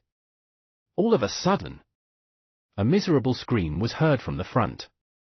Su Zimo's heart skipped a beat as he stopped in his tracks and looked over. Not far ahead, an anaconda coiled around the branches of a tree, and its body was almost one with the tree. If not for that fact that the anaconda was chomping on a few people in its mouth, causing a blood mist to spew out, even Su Zimo would not have been able to detect it with his eyesight. That anaconda was way too big. A large part of it was hidden in the leaves, but just the exposed portion alone was more than 100 feet. Those few cultivators were not even enough to fill the gaps in its teeth. The most terrifying thing was that even golden cores were defenseless, as their bodies were crushed with a single chomp and devoured whole. Bang! The sleeves of a nascent soul cultivator swayed as he struck suddenly, causing a terrifying force to surge out and land on the anaconda's body heavily. The anaconda's body was slanted by the impact, causing several pieces of scales to fall and revealing the flesh underneath. However, instead of retreating, the anaconda became even more ferocious as it let out a cold and cruel look in its eyes. Pust! Suddenly, the anaconda opened its mouth and sucked as though it was about to swallow the entire world. A strong wind howled. The gigantic turbulence was almost materialized like a sword and saber. Gushing forth, even the branches of the tree were snapped as leaves fell. There was no way weaker cultivators could control their bodies from being sucked into the anaconda's mouth. This was the true anaconda eclipse. Even though Suzumo had cultivated this, he was still immensely shocked to see it right now. Bastard, you're courting death! Another nascent soul cultivator hollered and struck, causing 3 flying swords to shoot out. Those 3 flying swords carried an extremely terrifying force with them that far surpassed the scope of spirit arts. As the 3 flying swords were about to enter the anaconda's mouth, the nascent soul cultivator that attacked seemed to have realized something as his expression changed. Not good. Hurry, disperse! He exclaimed as he waved his robes and swept away the 3 flying swords he shot out, fleeing into the distance immediately as well. Suzumo's eyes twitched. There were 2 fist-sized bags protruding from the head of the anaconda, looking like a pair of horns. It's not an anaconda, it's a flood dragon. If it was an anaconda, it could only be considered as a remnant beast. However, if it had managed to cultivate into a flood dragon, it would be equivalent to a pure-blooded ferocious beast. The few nascent souls in the group fled into the distance immediately, and the massive army of cultivators behind them did not dare to linger as they followed close behind. The crowd was in a mess as everyone tried their best to escape. Bang! The tail of the flood dragon descended suddenly, causing a bloody mist to burst forth in the air as it crashed into the crowd. It was too tragic. Hundreds of cultivators perished instantly. Be it chi condensation, foundation establishment or golden core cultivators, all of them were like ants in the face of this flood dragon and could not withstand a single blow. And at that moment, everyone had yet to step foot into the primordial ruin. This meant that the massacre had just begun. If you find any errors, ads pop up, ads redirect, broken links, non-standard content, etc., please let us know a report chapter, so we can fix it as soon as possible. Chapter 231, Tragic. Chapter 231, Tragic. The primordial forest was 100 times more dangerous than the Kenglang mountain range. Any random demon beasts here were pure-blooded ferocious beasts that could scare off nascent souls who did not dare to take them head-on. Escaping in the midst of the chaos, Suzumo bent down and used all his limbs to slither through the dense forest nimbly like an anaconda. In such an environment, Suzumo's chances of survival were far greater than other cultivators of the same level. Because, to a certain extent, Suzumo was a demon as well. He knew the habits, methods, and the laws of survival in the jungle. Initially, Suzumo was somewhat worried that Night Spirit might run amok. It was true that Night Spirit had killed a golden core spirit demon back in Dongling Valley. However, Suzumo was clear that Night Spirit's strength was far from that of a golden core spirit demon. Yet, to Suzumo's surprise, not only was Night Spirit not afraid, it was extremely docile and stayed in his embrace obediently, merely peeking out with its head to survey the surroundings. Not long after, Suzumo finally escaped from the attack range of the fierce flood dragon. Before he could catch a breather, Suzumo's expression changed as he felt an even greater danger approaching rapidly. Not good. We have to leave this place as soon as possible. According to his experience of surviving in Kenglang mountain range, the bloody smell of the battle behind them would attract even more powerful demon beasts. Those beasts would not be any weaker than that flood dragon, they should all be pure-blooded ferocious beasts. If he was trapped here by those pure-blooded ferocious beasts, he would definitely die. It was only now that Suzumo understood why Heaven Azura sect and Purple Cloud sect did not chase away all the itinerant cultivators following them. The main goal of those two sects was to use the itinerant cultivators as bait to attract the ferocious beasts in this forest so that they could seize the opportunity to escape. The same way those itinerant cultivators were making use of the two sects were doing the same to them. The flood dragon's obstruction soon split the tens of thousands of cultivators into two camps. Among them, most of the cultivators were stopped by the flood dragon, while the few nascent soul cultivators of Heaven Azura sect and Purple Cloud sect led their disciples and sped towards the direction of the primordial ruin. Behind the two sects were some itinerant cultivators tagging along. Su Zimo was one of them. Most of the cultivators who were able to break through the flood dragon's interception had capabilities of their own. Su Zimo took a glance. Among the itinerant cultivators, there was indeed a cultivator that Su Zimo had some slight impression of. That man was wearing grey robes and held a folding fan in his hands. Looking to be in his 30s, he had a pale, beardless face with a slightly rotund body and ordinary features. However, his eyes were particularly spirited. When they were outside, Su Zimo had a short chat with this person. This was somebody who was full of nonsense and could even boast to the nines. Previously, the comments regarding the dragon's roars of the primordial ruin and how a true dragon's scales were larger than a human came from this person. There was no one who believed in those exaggerated words of his. Su Zimo had investigated this person's cultivation realm and it was merely at early stage foundation establishment. He's got some means. Su Zimo nodded silently. To be fair, Su Zimo was able to catch up to this point purely because of his demonic cultivation techniques. As for this grey-robed cultivator, the fact that he was able to get here with the strength of an early-stage foundation establishment was indeed impressive. Seemingly sensing something, the grey-robed cultivator turned back and glanced at Su Zimo, smiling in an extremely friendly manner. Right then, another commotion broke out before them. In the forest, a huge tiger leaped out. Its body was dozens of feet tall and it lunged at the crowd instantly with an apparent ferocity. What was even scarier was that the tiger had 9 tails. 9-tailed, tiger-shaped. Su Zimo recalled for a moment, his expression serious as he said slowly, "Pure-blooded ferocious beast, Lu Wu." The grey-robed cultivator frowned at the same time and muttered, "To think that it's a Lu Wu." Lu Wu was one of the ancient ferocious beasts. Born with 9 tails in the form of a tiger, it possessed terrifying strength. The moment the Lu Wu leaped into the crowd, the golden lion roared ferociously in an attempt to scare the Lu Wu back or even kill it. However, the Lu Wu merely swayed its 9 tails and lunged forward. In a single round, it bit and snapped the neck of the golden lion, causing blood to gush out. A bloody mist filled the forest. The master of the golden lion, a nascent soul, fled into the distance without even thinking. The many cultivators had already lost their order as they fled in a panicked chaos. However, a forest was not as simple as they thought of it to be. Let alone a primordial forest. It was easy for them to enter, but getting out was far from simple. Pust! Pust! In the forest, a centipede that was more than 10 meters long and as thick as a water bucket slithered forth. It was red all over, moving its thousands of feet with a ferocious gaze. Charging into the crowd, the red centipede sliced the formation into 2 once more.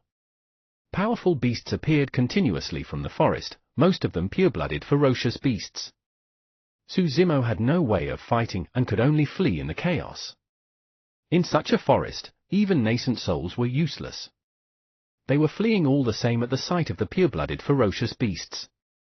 Su Zimo found it hard to imagine what kind of terrifying existence he would encounter if he really entered the primordial ruin. It was too tragic. There were more than 30,000 cultivators who had entered this forest. Now, there were a mere few thousands left and the others were doomed to be buried in this forest. If they were down to a few mere thousands just by crossing this forest, how many of them would survive till the end? About 50 kilometers away from the primordial ruin, a huge pitch-black crow flapped its wings and sped over like lightning. A middle-aged man wearing blood robes sat on the crow. That was the Blood Crow King and Blood Crow Palace's lord. Oh? The palace lord frowned gradually and his gaze shimmered after he deployed the tracking secret skill. What's wrong, master? Did that Susimo hide in Jishue River again? The Blood Crow King asked. No. With a grim expression, the palace lord furrowed his brows and grit his teeth. That lad is about to enter that area. Ah? The Blood Crow King did not understand and froze for a moment. After a brief moment, the Blood Crow King came to a realization as a look of fear flashed in its eyes. It asked in a testing manner, that area? Yes, the palace lord nodded. The Blood Crow King analyzed, that lad has a motive. He's probably trying to lure you there. You must not fall for it, master. Pausing for a moment, the Blood Crow King continued, furthermore, what sort of a place is that? Even nascent souls and void reversions might not be able to escape unscathed. A mere foundation establishment like him is bound to die in that place. That lad is very scheming. The palace lord said with a sullen expression, this is a plot. Even if I know his intentions, I have to go. Even if he dies, I have to see it with my own eyes. Master, you must be careful. You must not be rash. It's all right. This is quite a brilliant plot. It's just a pity he missed something. The palace lord waved it off and scoffed coldly, he does not know my identity nor does he know what lies within that area. As a last resort, even if we alarm the existences there, given my identity, I should be able to escape fully without any problems. Let's go. I want to see where else that Susimo can escape to. If you find any errors, ads pop up, ads redirect, broken links, non-standard content, etc., please let us know a report chapter, so we can fix it as soon as possible. Chapter 232, Out of the Forest. Chapter 232, Out of the Forest. The primordial forest was filled with a strong and pungent stench of blood. A bloody mist permeated the branches and leaves of the trees, condensing into drops of blood that slid down quietly. Amidst the thorns, gravel and branches, ripped corpses were strewn everywhere. All of them died in miserable states, either torn into two or crushed into meat slime and were completely unrecognizable. That forest had turned into a living hell. Filled with blood and cruelty, wild beasts roared one after another, causing the ancient trees to shake and the ground to quake. Susimo believed that there were people who regretted it the moment hints of an oncoming massacre were shown. However, it was already too late for them to want to back out of the primordial forest. The beasts of the forest had already severed their retreat route completely. The people remaining were getting fewer and fewer. Susimo witnessed with his own eyes a nascent soul cultivator walking right at the front, dragged away by a seemingly harmless flower, leaving behind nothing but a momentary tragic cry into silence. In the forest, even the most basic vegetation was left behind from the primordial era and was extremely terrifying. The pressure was intensifying. While Susimo was familiar with the rules of survival in a jungle, it was difficult for him to get out alive if even nascent soul cultivators could not promise the same. At that moment, Susimo noticed that the grey-robed cultivator had suddenly changed directions. No longer following behind the crowd from Heaven Azura sect and Purple Cloud sect, he tunneled to another bush. Susimo's heart stirred as he pondered. While Heaven Azura sect and Purple Cloud sect had nascent souls leading the way right now and were extremely strong, they were also a greater target for the primordial beasts.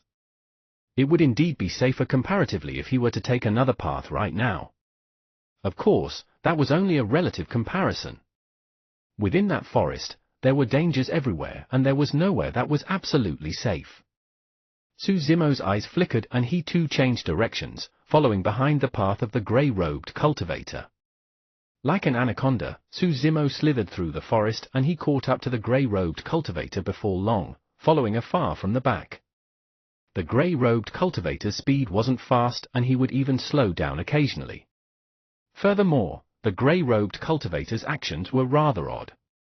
He held a folding fan in his right hand while opening his left palm and his thumb kept coming into contact with his other fingers from time to time at an extremely fast speed. It was as if he was calculating something.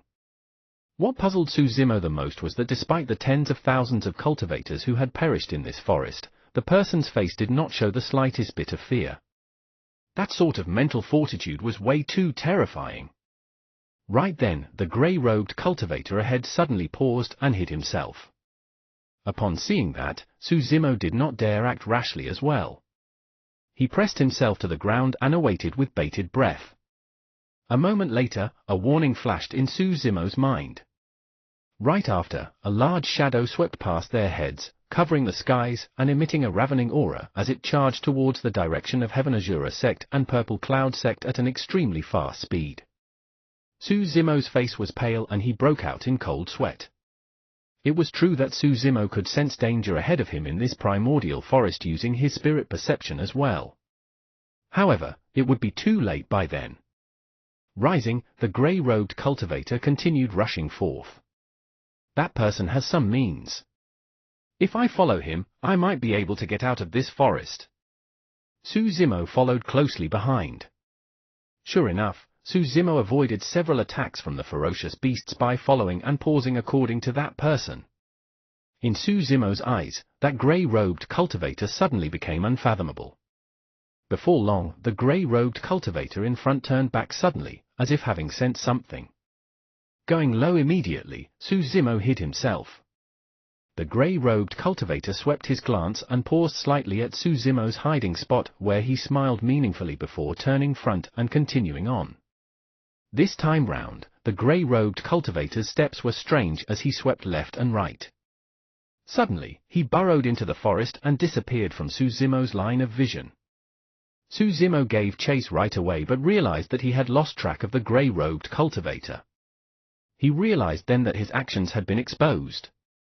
When the grey-robed cultivator sensed it, he chose to shake Suzumo off. Foo-foo.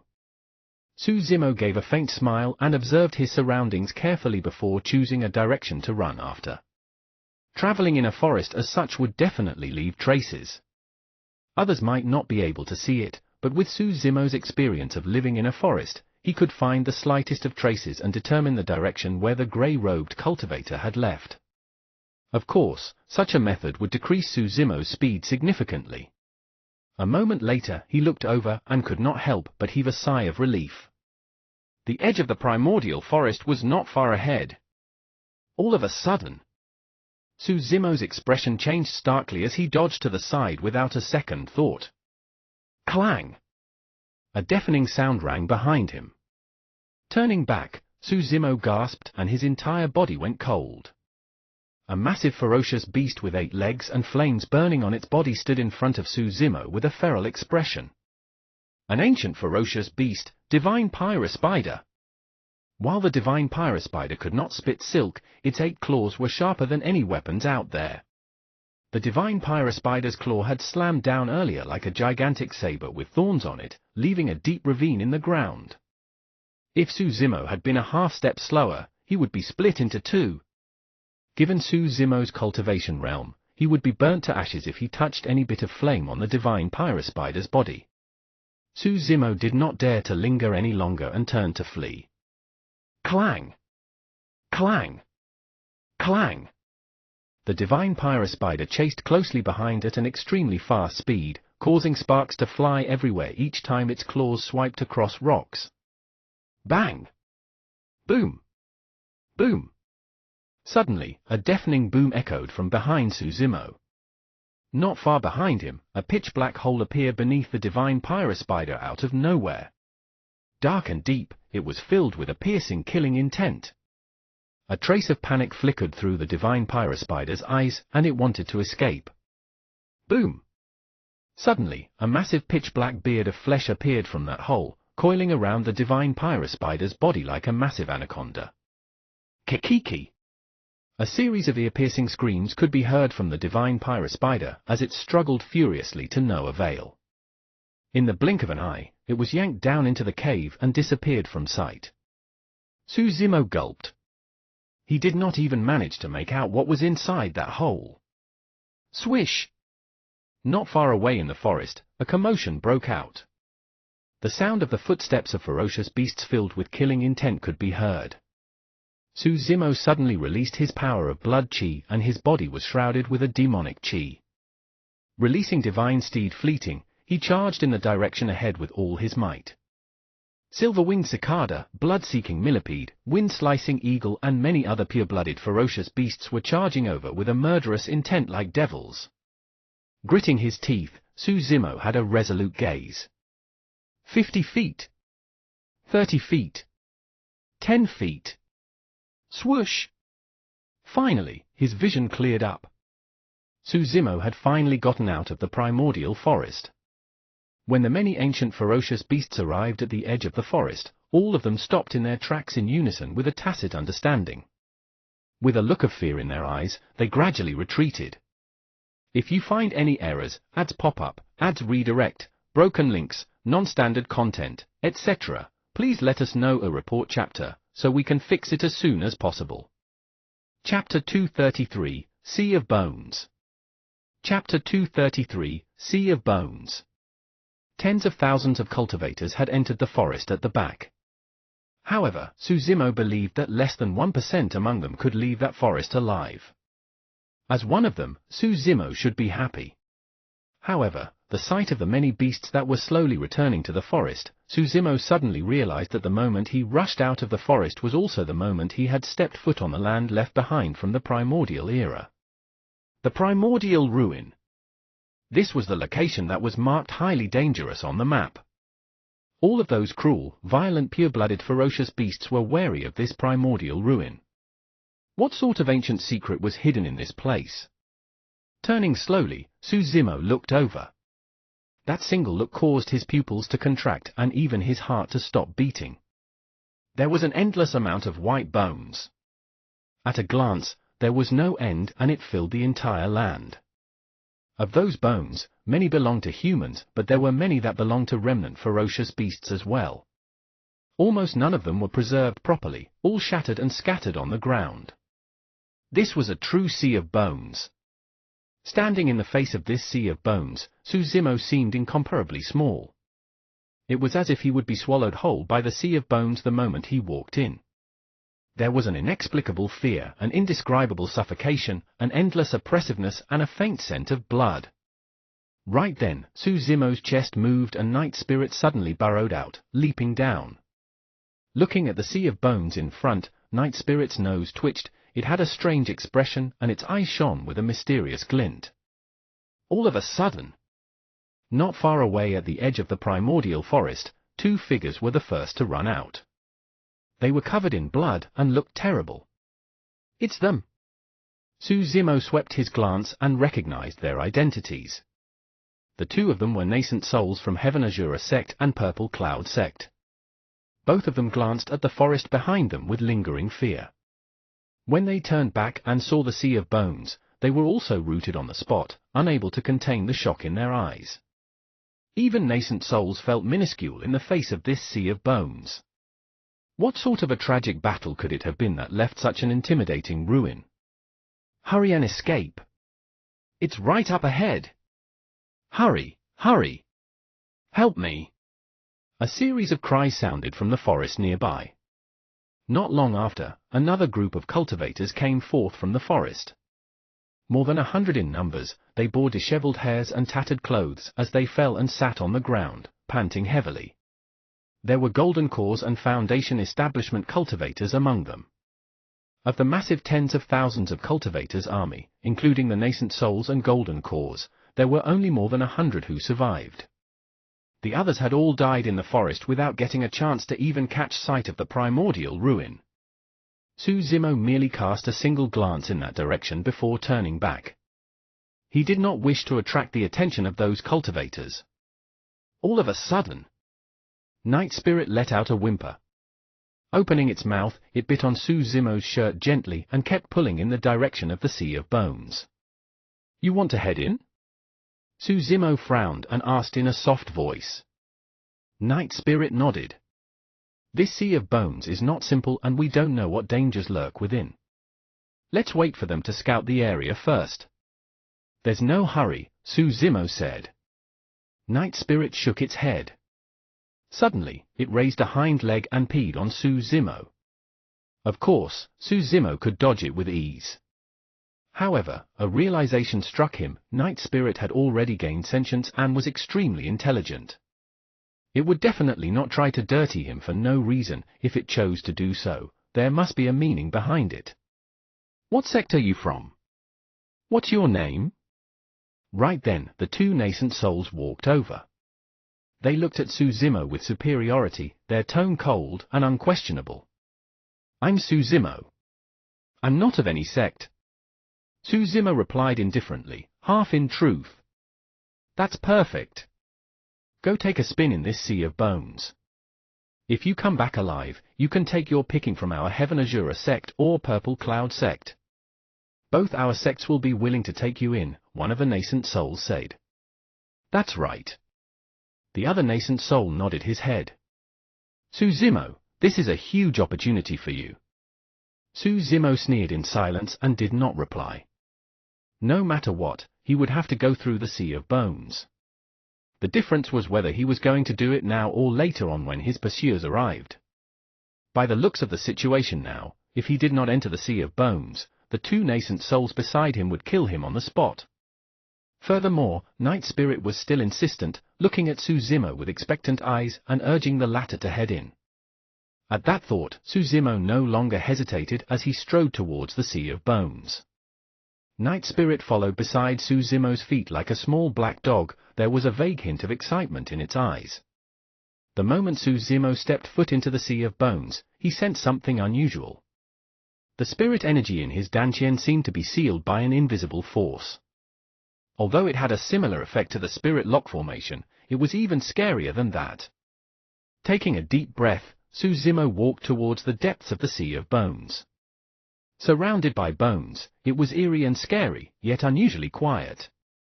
A half-hour later, Suzimo had already walked far into the sea of bones, but nothing unexpected or untoward happened to him. Master, let's head in too. If there's really something good, that lad's going to beat us to it. Someone from Heaven Azura sect suggested. Yes. The two nascent souls agreed at the same time. With an order, they led the remaining disciples into the sea of bones. With their spirit energy locked, even golden cores could not tread through the air and had to walk on the ground. Only nascent souls could fly at a low altitude above the sea of bones. The two cultivators had already decided that they would just follow in Suzimo's tracks. They wouldn't get too close nor stay too far. If anything were to happen, Suzimo would be the first to die and they would have a chance to get away. However, an earth-shattering change happened in the sea of bones not long after the two cultivators entered. Suzimo looked back. A series of massive waves surged in the sea of bones. Seemingly triggered by something, the endless white bones bounced up from the ground and took on various forms through the augmentation of some mysterious power. Some of them formed a gigantic palm of white bones, emerging from the sea of bones and grabbing at the crowd fiercely. More than half the cultivators from the two sects perished once more. A blood mist spewed out. Some of the bones turned into ferocious beasts made of bones that bore immense strength, killing anyone they saw with a violent ferocity. Bones started bouncing in the vicinity of Suzimo as well. However, the bones seemed to turn a blind eye to Suzimo and Night Spirit and were all rushing to the cultivators of the two sects not far away. Could it be because of Night Spirit's pee? Although Suzimo was unwilling to believe it, that seemed to be the only possibility. Bang! A nascent soul fought head-on with a white-boned beast. His expression changed drastically as he stumbled 3 steps back. Right on the heels of that, the nascent soul's body exploded into a bloody pulp, leaving nothing behind. In the face of those bone beasts, even nascent souls could not withstand a single blow. When he saw that, Suzimo knew that it was over for Heaven Azura sect and Purple Cloud sect. This sea of bones was going to be their resting place. If you find any errors, ads pop up, ads redirect, broken links, non-standard content, etc., please let us know a report chapter, so we can fix it as soon as possible. Chapter 234, Mysterious Stone Pillar. Chapter 234, Mysterious Stone Pillar. The winds and clouds suddenly changed as the bone waves surged. As if triggered by something, the endless white bones stirred and took on the form of various remnant ferocious beasts. Terrifying existences rose one after another from the sea of bones. A murderous aura filled the air as blood rushed into the sky. Suzumo could not identify the origin of those remnant ferocious beasts based on their skeletal structure alone. However, there were many humanoid skeletal structures among them that had terrifying combat strength as well. The remaining 100-odd cultivators from Heaven Azura sect and Purple Cloud sect, including the nascent souls and golden cores, were slaughtered by the countless white-boned ferocious beasts. Fresh blood splattered and broken limbs were strewn everywhere as tragic cries rang out incessantly. At the sight of that, Suzumo felt his scalp go numb while his limbs went cold. Was this the power of a primordial ruin? If these living beings possess such terrifying combat strength after their deaths, what sort of cultivation realm did they possess while they were alive? Who was it that could have buried them here, forming such a boundless sea of bones? What was in the depths of this sea of bones? In an instant, countless questions flashed through Suzumo's mind. At that moment, he truly felt how insignificant he was. Even though he was already a Foundation establishment cultivator and could achieve sword kinesis flight, he could not shrug off the shackles of being a mere mortal. Suzumo walked towards the depths of the Sea of Bones. It was as if he was headed for an extremely unfamiliar era. He was entering a civilization that was buried in the sands of time which no one knew about. The tragic cries behind him faded gradually. None of the cultivators from the two sects were spared from being buried in the Sea of Bones. The mighty white-boned ferocious beast scattered and fell to the ground once more. The Sea of Bones regained its silence. It was so silent that it was frightening. It was as if the killing and slaughter earlier on was nothing but Suzumo's imagination. A slight gust of breeze blew, and Suzumo felt a chill run down his spine. Unknowingly, he had already broken out in cold sweat. He glanced at Night Spirit beside his feet. He could vaguely guess that Night Spirit had something to do with why the powerful existences in the Sea of Bones did not attack him. As for Night Spirit, it was very alert, sniffing around while leading the way with Suzumo at the back. In that endless sea of white bones, there was only that man and beast. They were surrounded with extreme desolateness with no signs of life at all. The fog in front of them grew heavier gradually and the visibility was very low. In that thick fog, there was a mixture of moistness and stench of blood. After a long time, Suzumo found a greyish-white stone pillar standing in the fog in front of him. Extremely thick, it rose from the ground and extended into the skies. In the face of that stone pillar, Suzumo appeared extremely small. Reaching out, he touched the stone pillar. It was beyond his expectations. This gigantic stone pillar was a relic of the primordial era, weathered by the elements and washed by the sands of time. Despite that, its surface was smooth as jade without any bit of coarseness. Typically, even supreme-grade spirit weapons would lose their spirituality if they were exposed outside for hundreds of thousands of years, let alone stone pillars. Furthermore, it was at least tens of millions of years from the primordial era till now.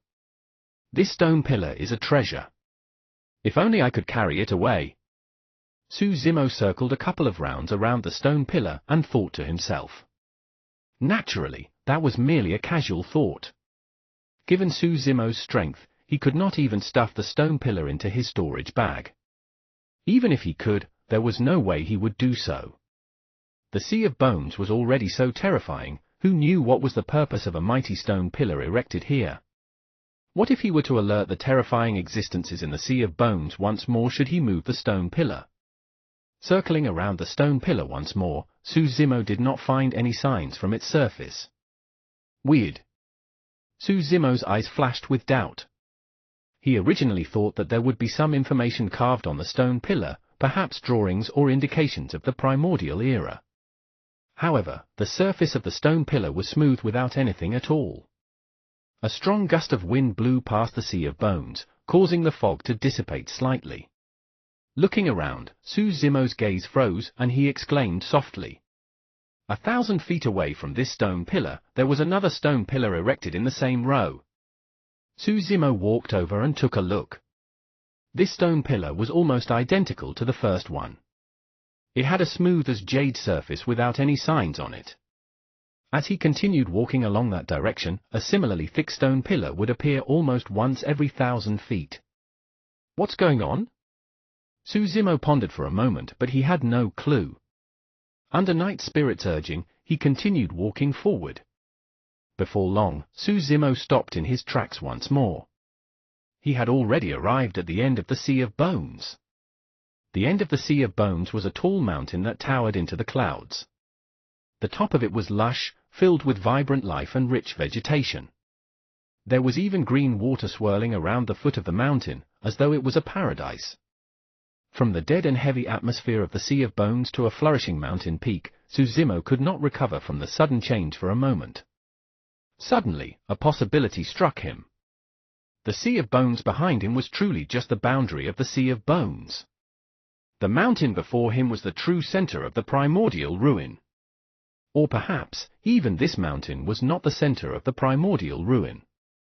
Perhaps, the true secret of the ruin awaited those who crossed this mountain? Be it the primordial forest or the Sea of Bones behind him, those were merely barriers protecting the center of the primordial ruin. Here! Here! Night Spirit cried and urged Suzimo to continue ahead.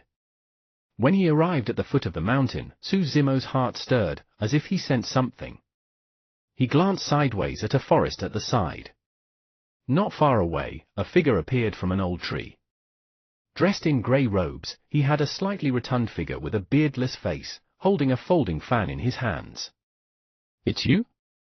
It's you?" Both men exchanged glances, and were stunned for a moment before exclaiming. Suzimo had not expected that he could come across that grey-robed cultivator again at this place. Back in the primordial forest, Suzimo had already realized that the grey-robed cultivator was far from simple and had some tricks up his sleeves. However, after entering the Sea of Bones, Suzimo thought that the person would perish within.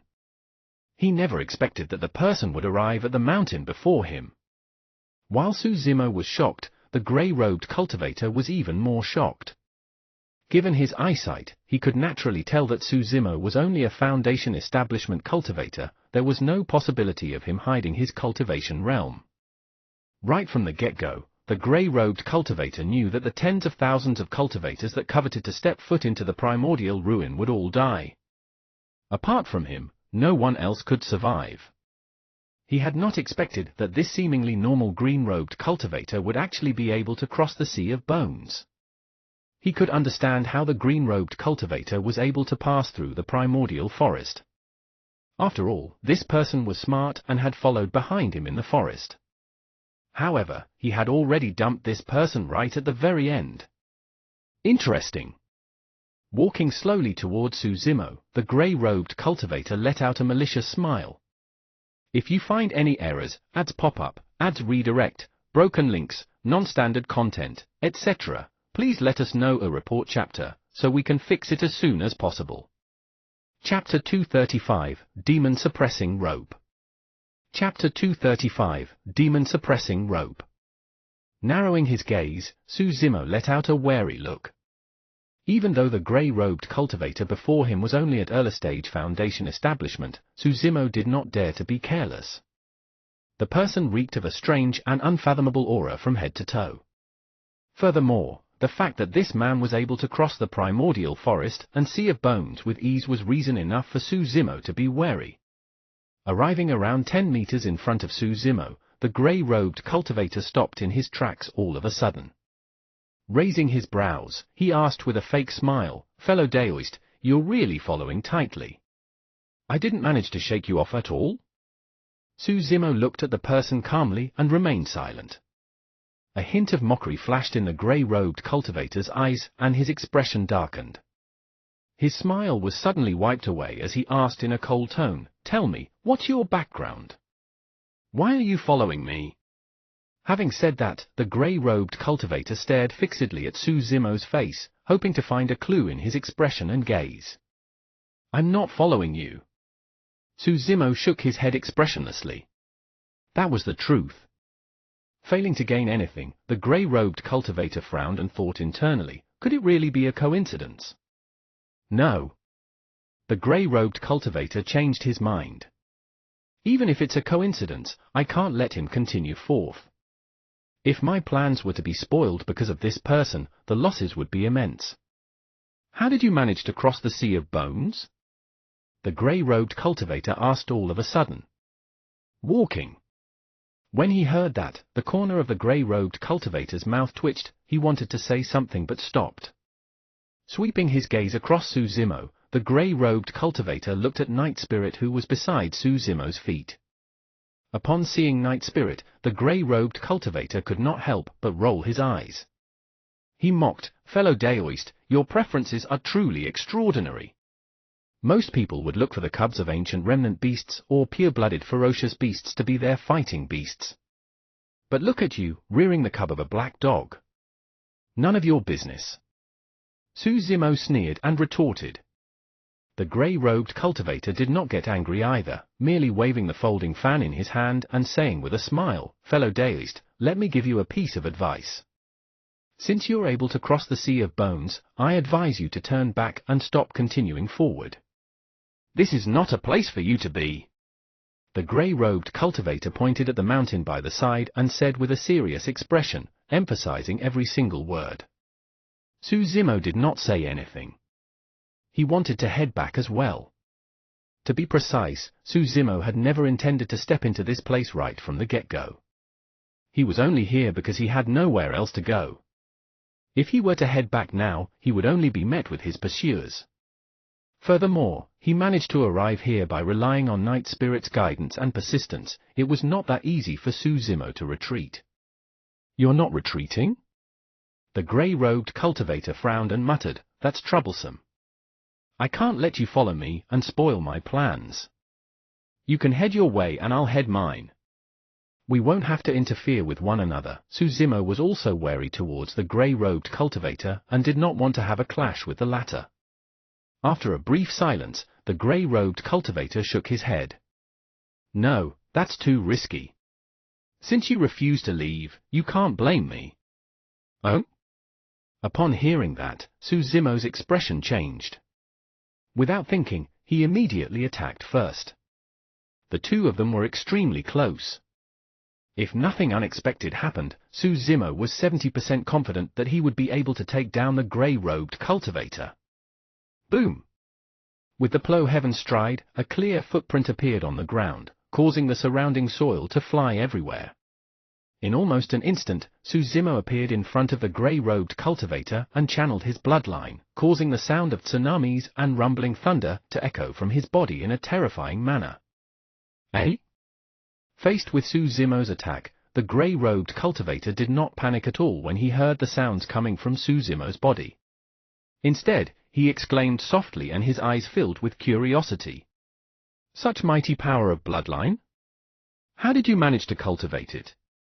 Without saying a word, Suzumo swung his arm and punched the top of the grey-robed cultivator's head. It was like a huge seal that suddenly fell. Not bad, not bad. Against Suzumo's attack, the grey-robed cultivator did not avoid nor dodge and was even in the mood to nod and praise him. Suddenly, the grey-robed cultivator stretched out his folding fan and tapped Suzumo on the wrist lightly. That tap was done extremely swiftly. Landing with absolute precision, even the timing was perfect as well. Bang! Suzumo's wrist went numb and the power of that punch dissipated entirely. Right after, a piercing pain surged from Suzumo's wrist, as if it was snapped. The grey-robed cultivator chuckled. Out of nowhere, he produced a rope and tossed it in Suzumo's direction gently while muttering, "Restrict." That rope coiled around Suzumo's body immediately, tying his arms and legs to both sides of his body while circling round after round. In the blink of an eye, Suzumo was completely restricted by that unassuming rope and could not move at all. A black shadow fluttered out. "Night Spirit, don't move." Suzumo called back Night Spirit immediately. In reality, the moment the grey-robed cultivator attacked, Suzumo had already realized that this person was definitely not at early stage Foundation establishment. It could be a golden core or even a nascent soul. At the very least, the cultivation realm of the grey-robed cultivator was far superior to his. Against such a powerful cultivator, it would be useless even if Night Spirit were to charge at him. Instead, it might even be killed by the grey-robed cultivator. Stopping in its tracks, Night Spirit glared at the grey-robed cultivator coldly. It raised its head and a deep growl came from the depths of its throat, filled with killing intent. "Hey!" The grey-robed cultivator walked before Night Spirit and squatted, saying with a smile, "You've sure got some guts, Black Dog Cub. How dare you attack me?" The proximity between the man and beast was extremely close. Night Spirit could reach him just by raising its paw. However, Night Spirit did not make a move still after a while, merely looking at him with a cold gaze. Smiling, the grey-robed cultivator tapped Night Spirit on the head with his folding fan. "Not bad. You're quite clever. How lucky of you." Suzumo exhaled deeply. Naturally, he could tell that the grey-robed cultivator was deliberately luring Night Spirit to attack earlier on. If Night Spirit had truly attacked, not only would it fail to injure the grey-robed cultivator, the latter would even take the opportunity to kill it. The grey-robed cultivator stood up and looked at Suzumo with a helpless expression. He spread out his hands and said, "Since you're unwilling to leave, I can only hold you here. By the way, this is the demon suppressing rope. Oh, I don't think you've heard of it." The grey-robed cultivator continued, "Even pure-blooded ferocious beasts would be tied up tightly by the demon suppressing rope. Although your body is strong, it's not comparable to pure-blooded ferocious beasts. So, don't bother lest you bring about suffering for yourself." Suzumo did not reply. The grey-robed cultivator turned over and took a few steps. Seemingly worried, he said, "Stay here obediently. I'll be back in a little while and help you undo the demon-suppressing rope." With that said, the grey-robed cultivator tunneled into the forest with swift steps. Heading towards the peak, he disappeared before long. If you find any errors, ads pop up, ads redirect, broken links, non-standard content, etc., please let us know a report chapter, so we can fix it as soon as possible. Chapter 236, Escape. Chapter 236, Escape. Two figures stumbled out of the primordial forest and descended before the Sea of Bones. "Thank you for saving me, Master," the Blood Crow King said with lingering fear. If not for the Blood Crow Palace's lord, given its own strength, it would not have been able to make it out of the primordial forest. The palace lord nodded and turned back to look at the remnant ferocious beasts that were gradually retreating in the forest before heaving a sigh of relief. Even with his strength as a void reversion, he had to exercise caution while crossing that primordial forest. If he had truly encountered the king of the forest, even he would have to retreat to protect himself. "Master, are we still chasing? That lad's only a Foundation establishment cultivator. Could he have truly made it out of that primordial forest?" The Blood Crow King's tone was clearly filled with doubt. Surveying his surroundings, the palace lord noticed some traces left behind by Heaven Azura sect and Purple Cloud sect. He nodded his head. "Yes, that lad is quite lucky. He must have joined the crowd and managed to get out by chance." Narrowing his gaze, the palace lord looked at the Sea of Bones before him in silence. There was a deep shock in the depths of the Blood Crow King's eyes. There were so many white bones piled into a sea. Furthermore, these bones left behind from the primordial era had yet to decompose till this day. Just how strong were the owners of these bones back then? "Master, are we crossing this Sea of Bones?" the Blood Crow King asked at the side warily. Since there was no trace of Suzumo in this place, logically, it should mean that Suzumo entered the Sea of Bones. However, for some reason, the Blood Crow King felt a sense of trepidation when he faced the Sea of Bones. The palace lord nodded. "I'll locate that lad using the secret skill. Blood Curse Attraction." The palace lord shouted softly and a dark glow emanated from his eyes. Like ink, the glow started to spread out before condensing into the word character Ford Greener in mid-air, emitting strange energy ripples. "Oh?" the palace lord exclaimed softly as the character dissipated. The Blood Crow King asked, "What's wrong, Master?" Frowning, the palace lord shook his head. "It doesn't make sense. That lad's location shows that he's already crossed the Sea of Bones. How did he manage to do it as a Foundation establishment cultivator? Could there be more to the background of that lad than it seems?" The palace lord's gaze flickered as he fell into deep thought. "Wait here." I'll go take a look myself," the palace lord said to the Blood Crow King before walking to the edge of the Sea of Bones and chanting a mysterious incantation.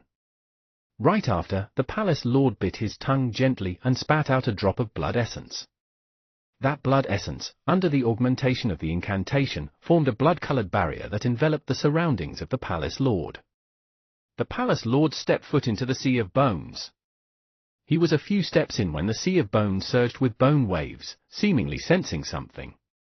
Countless white bones surged from the ground, taking on the form of white-boned ferocious beasts, terrifying and menacing. Mysterious flames danced in the sockets of their skulls. Roar! Waves of roar sounded from the Sea of Bones as the winds and clouds churned. The Blood Crow King's legs turned jelly as it witnessed the scene from the edge of the Sea of Bones. Given his cultivation, it could naturally sense the frightening aura that was being emitted from those white-boned ferocious beasts. Any one of those white-boned ferocious beasts would be able to crush him into pieces with ease. Surrounded by the many white-boned ferocious beasts, the palace lord continued forward with a calm expression. The white-boned ferocious beast stared at the palace lord and identified the blood mist surrounding the latter. After hesitating for a long time, they dispersed and fell back into the Sea of Bones, turning everything calm once more. At the moment when the palace lord released his secret skill to investigate Suzumo's whereabouts. At the end of the Sea of Bones, at the foot of a godly mountain, Suzumo's eyes turned a faint green hue as he felt a sudden, sharp pain in his mind. Right after, Suzumo's vision blurred and once more, he saw the blood-robed youth who had died in his hands charging at him with a sinister smile. That throbbing pain and hallucination disappeared in an instant. Before long, a commotion stirred from the Sea of Bones behind him, as if someone had barged in. "They're actually chasing me here?" Suzumo's expression turned extremely terrible. He originally thought that the primordial forest alone was enough to discourage his pursuers from continuing. But from the looks of it, the other party still decided to enter the Sea of Bones. There were only two possibilities now. If the other party could cross the Sea of Bones, he would definitely die. The second scenario was that the white-boned ferocious beasts in the Sea of Bones would kill off all of his pursuers. Suzumo did not dare to take the gamble. Looking at the rope that was tying him up, Suzumo tried to budge but realized that it did not show signs of loosening. Sneering internally, Suzumo released his blood chi explosively. Bang! Boom! Boom!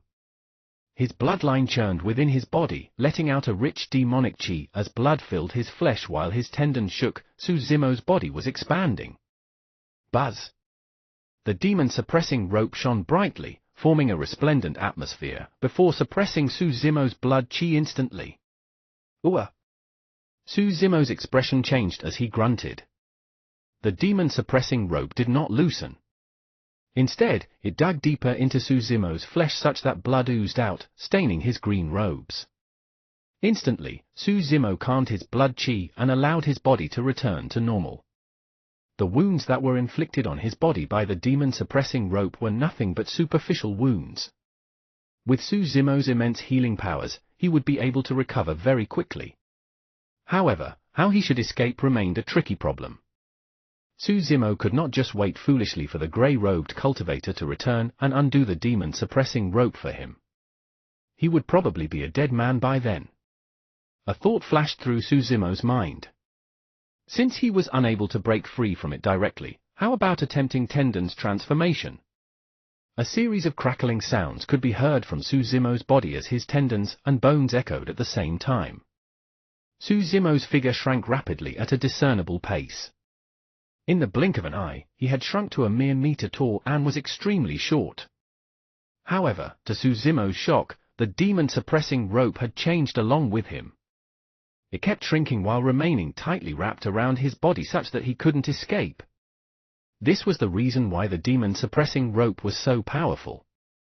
After demon beasts managed to cultivate an inner core, they could alter their appearances and take on a human form, no matter what sort of massive beasts they originally were. However, if they were bound by the demon-suppressing rope, they would not be able to escape no matter the sort of transformations they undertook. Suzumo was at his wit's end. Right then, Night Spirit came over and extended its sharp claws that flashed with a cold glint. It hooked onto the rope and tore it apart continuously. Moments later, the demon-suppressing rope snapped.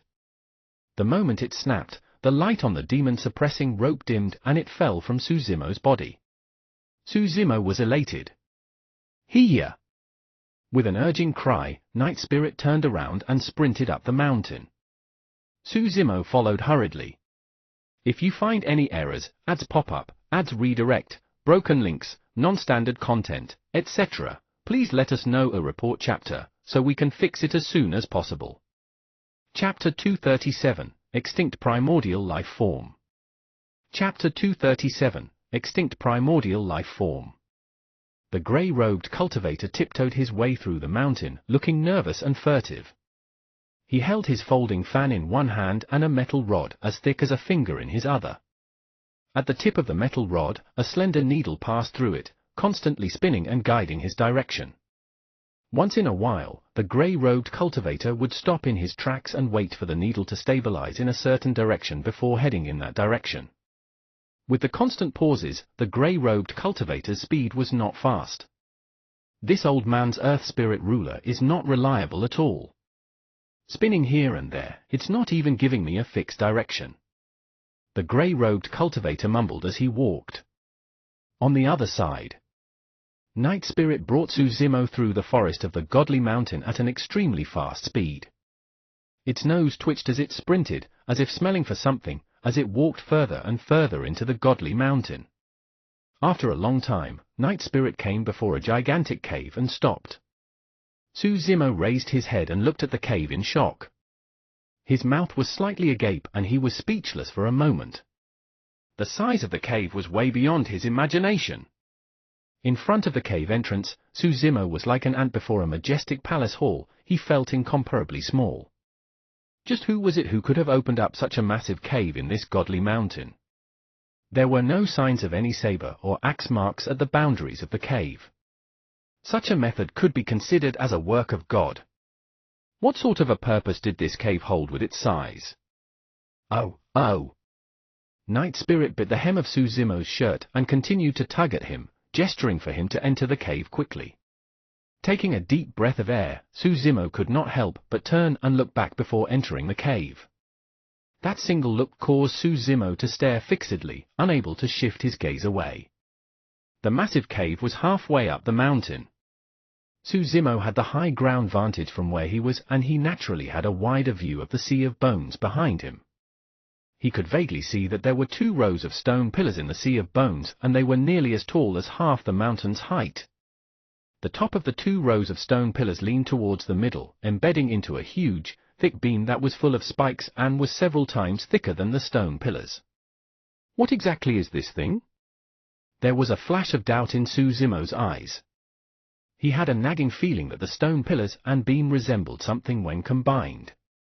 After pondering for a while, Suzumo had no clue and followed Night Spirit into the cave. At the same time, the Blood Crow Palace's lord crossed the sea of bones safely and let out a heave of relief. The palace lord was motionless as he focused his senses and could not help but sneer, still fleeing. I want to see where you can flee to. Following the guidance of the blood curse, the palace lord rushed up the Godly Mountain. Before long, a figure with grey robes appeared in front of a huge cave on the middle of the mountain, wielding a folding fan in one hand and the Earth Spirit ruler on another. The old man did not lie. Even though the Earth Spirit ruler's a little slow, it didn't get it wrong. I really found it. Looking at the gigantic cave before him, the grey-robed cultivator could but help but chuckle with a smug expression. If it's meant to be, it's meant to be. If it's not, there's no need to force things. Shaking his head, the grey-robed cultivator waved his folding fan and sang softly in delight as he entered the cave. Suzumo had long realized that ever since they stepped foot into this primordial ruin, Night Spirit had been different from usual. It was a little excited and nervous at the same time. This was the first time complex emotions as such appeared on Night Spirit. Back when Tao Lord Extreme Fire perished, he did not make it clear whether Night Spirit came from a primordial or ancient ruin. Suzumo had the suspicion that Night Spirit might have some intricate connection with this primordial ruin. A bolder assumption would be to guess that Night Spirit originated from this primordial ruin. After all, Night Spirit's behavior had been peculiar along the entire journey. The cave was extremely empty and there was almost no obstruction. Rushing for a long time, the man and beast finally arrived at the deepest part of the cave. At the end of the cave stood a greyish-white oval object that was as tall as a person. Suzumo stared in disbelief as he muttered to himself, "That's an egg? What sort of a demon beast would lay such a massive egg?" Suzumo came before the gigantic egg and reached out to touch and feel it. There were no patterns on the egg, which meant that it had not been born for long, a month at best. In that case, the phenomenon that the many cultivators witnessed a month ago should have been caused by the birth of this demon beast egg. Suzumo recalled all the information he had regarding demon beast eggs. After a moment, he still could not recall anything about the sort of demon beasts that could possibly give birth to this frighteningly massive egg. Night Spirit navigated through Suzumo's robes and arrived at his chest area before long, watching him with blinking eyes, seemingly showing off. Gazing at the egg before him, Suzumo frowned and pondered. He had the feeling that if he were to connect the scattered pieces of information along the entire journey, he should be able to obtain an answer. The stone pillars, the beam, the cave, the egg. A flash of light flickered through Suzumo's mind. At the thought of that possibility, Suzumo's expression changed starkly. Back when he first saw the grey stone pillars in the Sea of Bones, Suzumo was puzzled. Why would there be so many stone pillars in the Sea of Bones? Furthermore, the surface of those stone pillars were smooth as jade. Why wasn't there any trace of aging despite the gap between the primordial era and present times? What sort of stone could be so resolute? It was till this very moment that Suzumo finally understood. Those were not stone pillars at all. Those were bones. It was the skeleton of an incomparably strong being in the past. The 2 rows of stone pillars were in reality the ribs of this powerful life form. As for the even thicker beam in the middle that was filled with spikes, that was the spine of the life form. The reason why it was in the Sea of Bones was because they were bones to begin with. This cave that he was in right now should have been opened up by the race of that terrifying life form. Just what sort of a being was it that could have possessed such a frighteningly massive body? Even after dying for so many years with its flesh decomposed, the bones were still smooth as jade and were immortal. What sort of cultivation realm did this life form possess in the past? A primordial life form. To think that primordial life forms which were already extinct in Qianhuang mainland were buried here. If there were no surprises, the gigantic egg before him should have been laid by that massive primordial life form. At that thought, Suzumo gulped. Piak!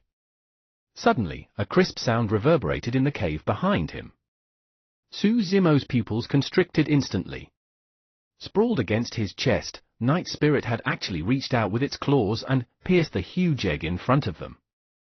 If you find any errors, ads pop up, ads redirect, broken links, non-standard content, etc., please let us know a report chapter, so we can fix it as soon as possible. Chapter 238, Big Trouble. Chapter 238, Big Trouble. Night Spirit, you. Suzumo was speechless. Even though Night Spirit had not been born for long, it was extremely intelligent and sharp. Whether it was the stunning display of killing a golden core spirit demon back in Dongling Valley or its various actions upon entering the primordial ruin, it was clear that Night Spirit was extraordinary. But this time, Suzumo realized that Night Spirit had gotten into trouble. Furthermore, it was a trouble that could get them killed. The egg in front of them had clearly just been born. This also meant that the unknown primordial life form that laid this egg could possibly be nearby. Even though he had not witnessed the terror of that primordial life form personally, he could understand everything through the forest and Sea of Bones outside. A single finger of that terrifying life form should be enough to crush them into a pulp. Hiya! Night Spirit cried out softly, as if it wanted Suzumo to hug it. Suzumo's mind was in a mess as he carried Night Spirit by instinct. Stretching its neck, Night Spirit only relented its claws when it got closer to the gigantic egg. A tiny hole appeared on the surface of the egg, leaking out with a golden juice that was shining with a bedazzling, crystalline glow. Instantly, Night Spirit opened its mouth and sucked at the whole. Gulp! Gulp! Night Spirit swallowed heavily. "It's eating?" Suzumo watched everything in disbelief with widened eyes. Instinctively, he wanted to yank Night Spirit away. However, on second thought, even if he were to carry Night Spirit away right now, they've already caused the trouble. It was clear that the egg was not going to survive. Furthermore, ever since Night Spirit was born, despite Suzumo, Monkey, Spirit Tiger, and Little Crane's immense efforts to prepare various sources of food for it, it was mostly disinterested. Night Spirit did not touch the flesh of wild beasts, ordinary spirit beasts, and spirit demons at all. It would only have a slight taste when it came to the flesh of ancient remnant beasts. During this period of time, Night Spirit's body had barely grown as well. It merely gained a little bit of weight with some coarseness to its skin where faint patterns had started to appear. It was rare to see Night Spirit so fond of this egg juice. It had an intoxicated expression as it devoured with a slight hint of greediness. Suzumo's heart softened as he lamented to himself, "Forget it. Let it have its fill then." The egg juice entered Night Spirit's stomach continuously and the eggshell became a little transparent. It was clear to tell the speed in which Night Spirit was devouring the egg juice. Under Suzumo's gaze, Night Spirit consumed a full half of the egg juice before coming to a stop. The demon beast egg was as tall as a person. And how old was Night Spirit? If he had not witnessed it personally, Suzumo would not have been able to imagine how Night Spirit could have taken in that much egg juice with its tiny little body. Night Spirit's belly was rotund and was almost like an airbag. A gentle shake could echo with the sound of water flowing within. It looked at the egg in front of it, still unsatisfied. Sticking out its tongue, its eye lit up and it licked its lips. "Aren't you afraid of dying from overeating?" Suzumo shook his head and chided in laughter. However, it made sense. Such an opportunity might never happen again. It was no wonder why Night Spirit was so greedy. "Since you're done eating, let's quickly retreat and see if we can escape." Suzumo had a feeling that the shattering of that egg might have already alarmed the frightening existence in the primordial ruin. "Here!" Night Spirit called out. The moment it opened its mouth, it spat out a cluster of shiny and bedazzling rays. In that glow, there was an extremely rich and pure life essence. Suzumo's body shuddered as his flesh was being nourished by that glow. He could sense the various magical changes that were happening within his body. Shutting its mouth, Night Spirit gestured and pointed to the demon beast egg in front of it. "You want me to eat the rest?" Suzumo understood what Night Spirit meant and was shocked. It nodded immediately, indicating that the egg juice was the most delicious thing ever, and urged Suzumo to consume it quickly. Suzumo was a little hesitant. Night Spirit started gesturing once more, telling him that it could no longer eat anymore, and that it would be a waste to leave the remaining egg juice here. Gritting his teeth, Suzumo's heart hardened. Since they were already in big trouble, what was he still worrying about? Placing Night Spirit into his robes, Suzumo walked up and lifted the gigantic demon beast egg with both hands before gulping down in mouthfuls from that small little hole. The taste is a little strong, not entirely delicious. A thought flashed through Suzumo's mind. The refreshing and smooth juice flowed down his throat into his stomach. Boom! In that instant, Suzumo felt like his body was about to explode. The energy contained in that juice was much more than Suzumo had imagined. The moment it entered his stomach, the energy burst out into streams of divine light that ran wildly in Suzumo's body, flowing through all limbs. It was nourishing his skin, flesh, tendons, bones, marrow, and 5 organs. At that moment, Suzumo realized that the juice in that egg was a great tonic for him. It was even better than any demon beast inner cores or whatnot. If he could digest all the energy of that juice, he might even be able to attain greater mastery of the organ's refinement section. Opportunity. This was an unimaginable opportunity for him. Of course, the prerequisite was for him to be able to escape that place. Suzumo swallowed heavily. He finally understood the feeling of why Night Spirit was still longing for it even after it finished eating. There was probably nothing in this world that could be purer than the energy of that juice. That power was way too strong. It barged widely through Suzumo's body, spilling with brilliant rays of light through his pores. A bedazzling light surrounded Suzumo and shrouded all around. In that luminescence, he vaguely resembled a god. Suzumo knew that the energy contained by that juice was extremely rare. With a deep breath, he quickly closed his pores shut to seal the essence chi within his body. However, the energy was way too massive and thick, it was difficult to contain everything in a short while given Suzumo's physique. His eyes, nostrils, ears, and mouth began to emit rays of light, surging with vitality in a frightening manner.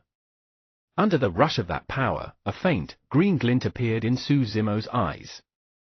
Before long, the evil power that was hidden in Suzumo's eyes was purged by the pure power of the egg juice.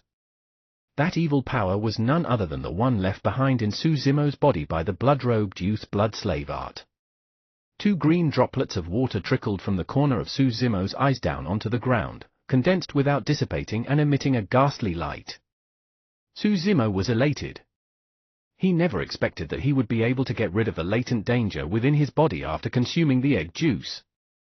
This meant that as long as Suzumo escaped from this place, his pursuers could no longer track him using any secret skills.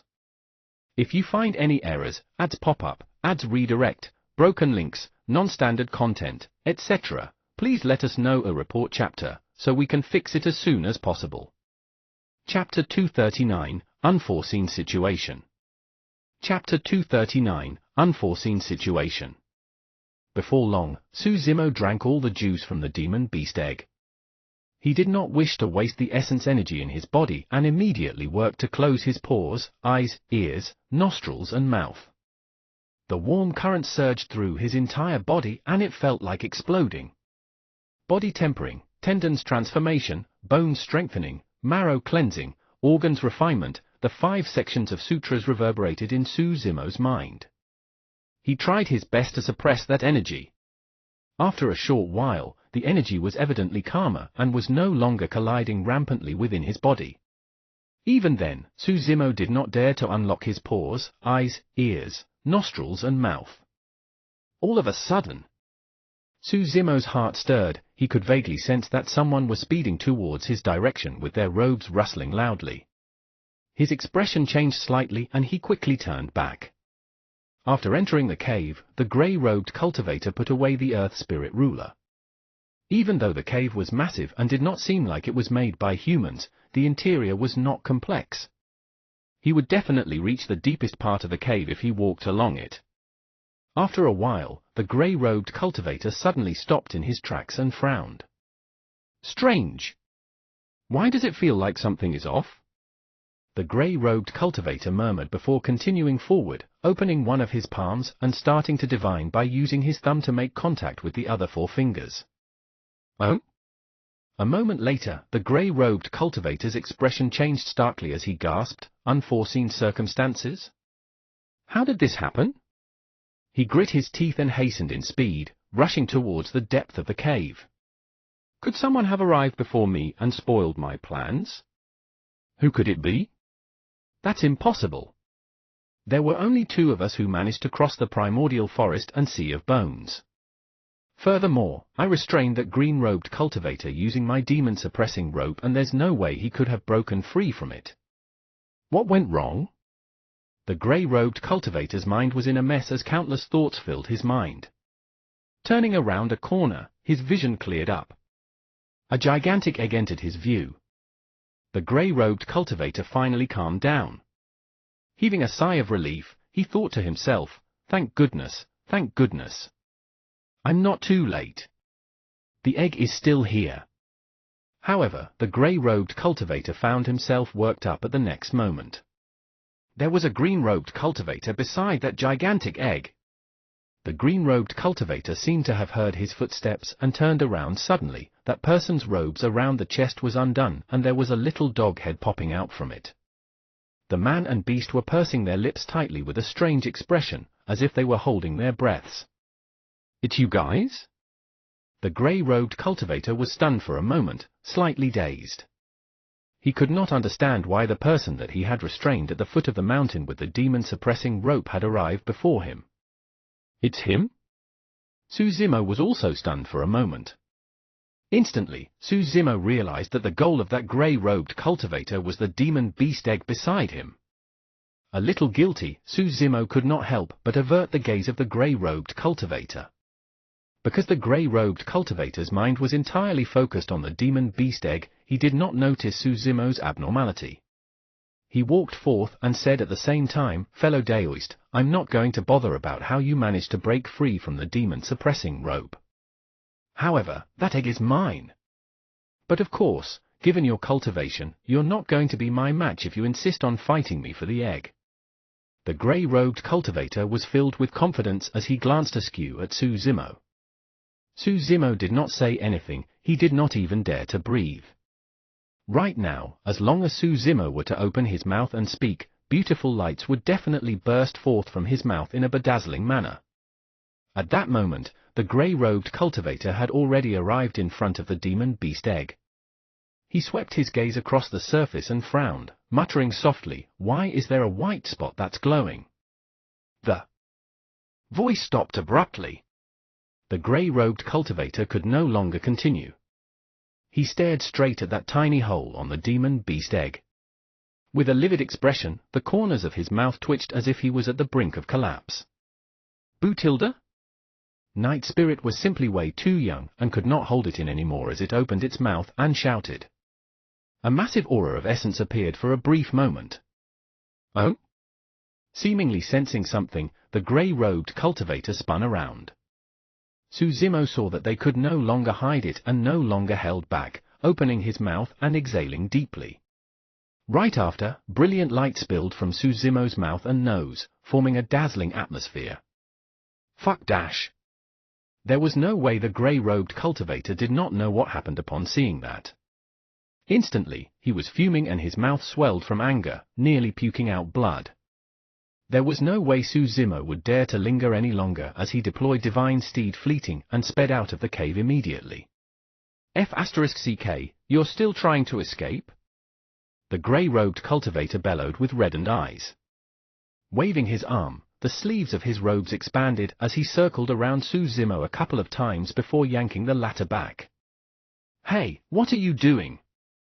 Suzimo's voice was questioning despite his situation. Unexpectedly, the moment he opened his mouth, a ray of light sprayed on the grey-robed cultivator's face. Fuck dash. The grey-robed cultivator was trembling from anger as he grabbed Suzimo's collar and said through gritted teeth, "You actually ate the egg. You F***king actually ate the egg. That's a waste of that treasure. Do you know what sort of a life form that egg contains, kid?" When he saw the frenzied appearance of the man, Suzimo was afraid that he might lose his mind and replied honestly, "I don't know." "You ate it without knowing it." The grey-robed cultivator let loose of Suzimo and wailed as if his parents had passed away, "I went through so much hardship to come all the way here just for this egg. But you bloody ate it up. Damn it."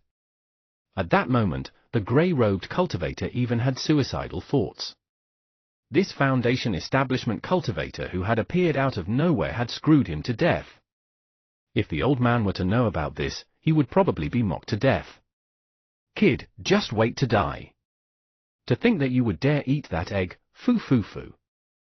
Looking at Suzimo, the grey-robed cultivator sneered. Suzimo did not reply. The more the grey-robed cultivator thought about it, the more aggrieved he felt. He moved forward and clenched his teeth. "How much of it did you eat? You're even spewing out light from your mouth. How did you manage to eat everything alone?" Burp. Right then, Night Spirit, who was initially hidden in Suzimo's robes, popped its head out and burped. There were also a few shining rays of light that spewed from its nose and mouth. Fuck dash. The grey-robed cultivator rolled his eyes and felt dizzy, almost fainting. Even that dog ate so much of it. Why you? He pointed at Suzimo's face and was so pissed that he was speechless. All of a sudden, the grey-robed cultivator seemed to have thought of something and ran to the egg hurriedly. He flipped the folding fan in his hand and smashed it into pieces. There was not much juice left in the egg, only some were still stuck on the eggshells. "I don't care anymore." I'm going to try some too. The grey-robed cultivator muttered to himself and could not be bothered any longer. Raising a piece of eggshell with both hands, he stuck out his tongue and licked it without any regard for his image. If you find any errors, ads pop up, ads redirect, broken links, non-standard content, etc., please let us know a report chapter, so we can fix it as soon as possible. Chapter 240, Earth-Shattering. Chapter 240, Earth-Shattering. Under the guidance of the Blood Curse's power, the Blood Crow Palace's lord arrived at a cave in the middle of the Godly Mountain. This cave. Raising his head, he looked at the massive entrance and a hint of fear and hesitation flashed through the depths of his eyes. Could that lad have really ran inside? Frowning, the palace lord's eyes flickered and he was momentarily at a loss. Given his identity, forcefully crossing the primordial forest and sea of bones might not anger the terrifying beings of this place. At most, he would just reveal his identity.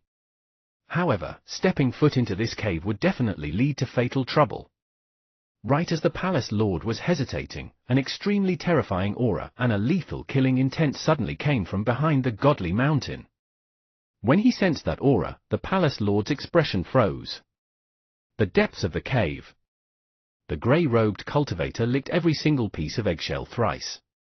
The eggshells were so clean that they could reflect figures and could be used as mirrors. Su Zimo was dumbstruck. He lowered his head and looked at Night Spirit, thinking to himself, even if Night Spirit were to lick it, it probably wouldn't be able to lick this cleanly. This person's zodiac sign must be a dog. There was no way Su Zimo could have known that just the egg juice stuck on the shell alone was enough to have the grey-robed cultivator go crazy. The energy was extremely pure and rich without a single bit of impurities. If it was completely absorbed by the body, the changes to one's physique was obvious. Grinding his teeth, the grey-robed cultivator glared at Su Zimo and Night Spirit at the side begrudgingly.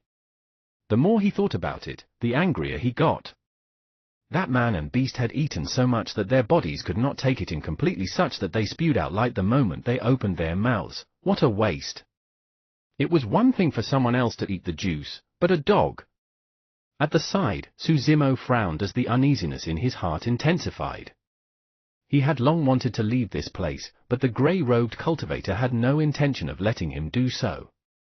Out of helplessness, Su Zimo could only stand there and wait while watching the grey-robed cultivator lick the eggshells in a frenzied manner. Seeing that the grey-robed cultivator was about to lick them once more, Su Zimo could not help but probe, "Fellow Daoist, why don't you bring those eggshells with you so that you can continue licking when you get back?" The grey-robed cultivator paused in his actions and his mouth cramped while fire burned in his eyes. Eggshell? Why the F***ck am I left with just the eggshells? It's all because of you and that black dog of yours. Before the grey-robed cultivator could get angry, Su Zimo reminded him, "I truly did not know what the life form in that egg was, but what I know is that if we don't leave right now, we're definitely going to be dead." Pouting his lips, the grey-robed cultivator licked his lips, unsatisfied. He glanced askew at Su Zimo with disdain and waved off his hand casually, "Let's correct that statement. You're the one that's definitely going to be dead, not me." Su Zimo frowned. Seemingly thought of something else, the grey-robed cultivator continued, "Right, I've got to correct that even further. Even if you were to escape now, it's too late. By eating that egg, you've already alarmed the life form in this place. Even if you can fly into the heavens or burrow into hell, you will still die. Don't forget, you ate it too." Su Zimo pointed to the eggshell in the hands of the grey-robed cultivator and sneered, "I don't believe that the life form here will spare your life." Foo-foo. Chuckling, the grey-robed cultivator shook his head. "You don't have to worry about that. I naturally have my own means of leaving this place. You can just wait here for death obediently." When he heard that, Su Zimo's mind went rampant even though he looked indifferent on the surface. Swoosh! Right then, an extremely terrifying aura descended and enveloped the surroundings of that entire Godly Mountain, surging in from outside the cave. Roar! Roar! Roar! Right after, a loud and clear roar rolled from the sky behind the Godly Mountain. It was extremely fast and came close almost in an instant. Su Zimo had lived in Kanglang mountain range for an entire year and had seen countless demon beasts. However, he had never heard a roar as such. It was reverberating and its magnitude swept through the 9 heavens in all directions. A boundless power and anger was contained within that roar. Bang! Boom! Boom! The entire godly mountain began to shake as cracks appeared in the cave, causing countless rocks to roll down into dust clouds. This was what earth-shattering truly meant. A mere roar could cause the godly mountain to crack apart and even show signs of collapsing. Under the terrifying roar, Su Zimo's body burst out with a bloody mist, his muscles and flesh were cracked with bloody lines in a frightening manner. Grunting, Su Zimo's head was splitting and his face was pale. The power of the sound was way too terrifying. Su Zimo's body was stronger than most golden cores. And now, under this roar, his body was actually showing signs of breaking apart. His tendons were snapped and cracks appeared on his bones, while his organs were dislocated from the shock. If this was before Su Zimo cultivated the organs refinement section, he would have burst into a mist of blood without a corpse instantly against that roar. However, when Su Zimo's body was seriously injured, the essence energy that was running rampant in his body gushed into his flesh, tendons, bones and organs. Initially, Su Zimo's body could not accommodate that much life essence. However, the injury indirectly sealed all the excess essence energies within Su Zimo's flesh and blood. In the future, he would be able to absorb that energy slowly. Night Spirit's situation was not much better. Its body was stained with blood from the roar and it was barely breathing. Despite that, Night Spirit did not show any signs of fear. If Su Zimo were to pay attention at this moment, he would discover that Night Spirit's gaze was extremely terrifying right now, pitch black and deep, it was emanating a cold, killing intent. At the same time, a hazy mist appeared around the surroundings of the grey-robed cultivator. There was an ancient aura to the mist, as if they had returned to the beginning of the universe where chaos had yet to develop. Enveloped by it, the grey-robed cultivator was the only god within. Golden Core Phenomenon. While Su Zimo was not a golden core, he could determine the origin of the haze right away by sensing its aura. He had witnessed 2 golden core phenomenons before. The first was Spirit Peak's master, when Xian's ethereal sword rain. The second was the bone-corroding black wind from a golden core of the mysterious faction. This haze phenomenon was the third that Su Zimo had seen. Sensing the energy feedback coming from the grey-robed cultivator's golden core phenomenon, Su Zimo could tell that it was much stronger than the 2 he had seen before. In fact, he had a feeling that even the first 2 golden core phenomenons combined might not be a match for the grey-robed cultivator's golden core phenomenon. The gap between them was obvious. So, this person is a golden core. A thought crossed Su Zimo's mind. The early-stage Foundation establishment that was displayed when making use of the spirit peering art to check out the grey-robed cultivator's realm was not accurate at all. Under the roar of that powerful life form, the grey-robed cultivator frowned and was forced to release his golden core phenomenon as a defensive measure. If you find any errors, ads pop up, ads redirect, broken links, non-standard content, etc., please let us know a report chapter, so we can fix it as soon as possible. Chapter 241, Taking the Blame. Chapter 241, Taking the Blame. The roar did not last long before it disappeared. However, an even more terrifying pressure enveloped the surroundings of the godly mountain. Boom! There was a deafening sound. It was as though a huge life form had descended at the top of the mountain, causing it to tremble with the risk of collapsing at any moment. Any thoughts of escaping by now would simply be a fool's dream. Su Zimo looked at the grey-robed cultivator. He believed that even if the latter was a golden core, he would not be able to escape. Unhurriedly, the grey-robed cultivator pulled out a dark rag from his storage bag. His entire figure flickered as he walked to a corner and covered himself with the rag. Right in front of Su Zimo's eyes, the grey-robed cultivator's figure disappeared entirely along with his aura, as though he was one with the wall. There was no trace left at all. If he had not seen it personally, Su Zimo would not have believed it. It was as if the grey-robed cultivator had disappeared into thin air. However, Suzimo knew that the grey-robed cultivator was still there hiding in the corner. While the rag may have looked inconspicuous, it could hide its tracks and even conceal its aura such that one couldn't be discovered. That was what the grey-robed cultivator relied on. In the blink of an eye, Suzimo was the only one left in the cave. He was all alone with eggshells that were licked cleanly scattered all over the floor. Anyone who saw this would instantly guess the truth.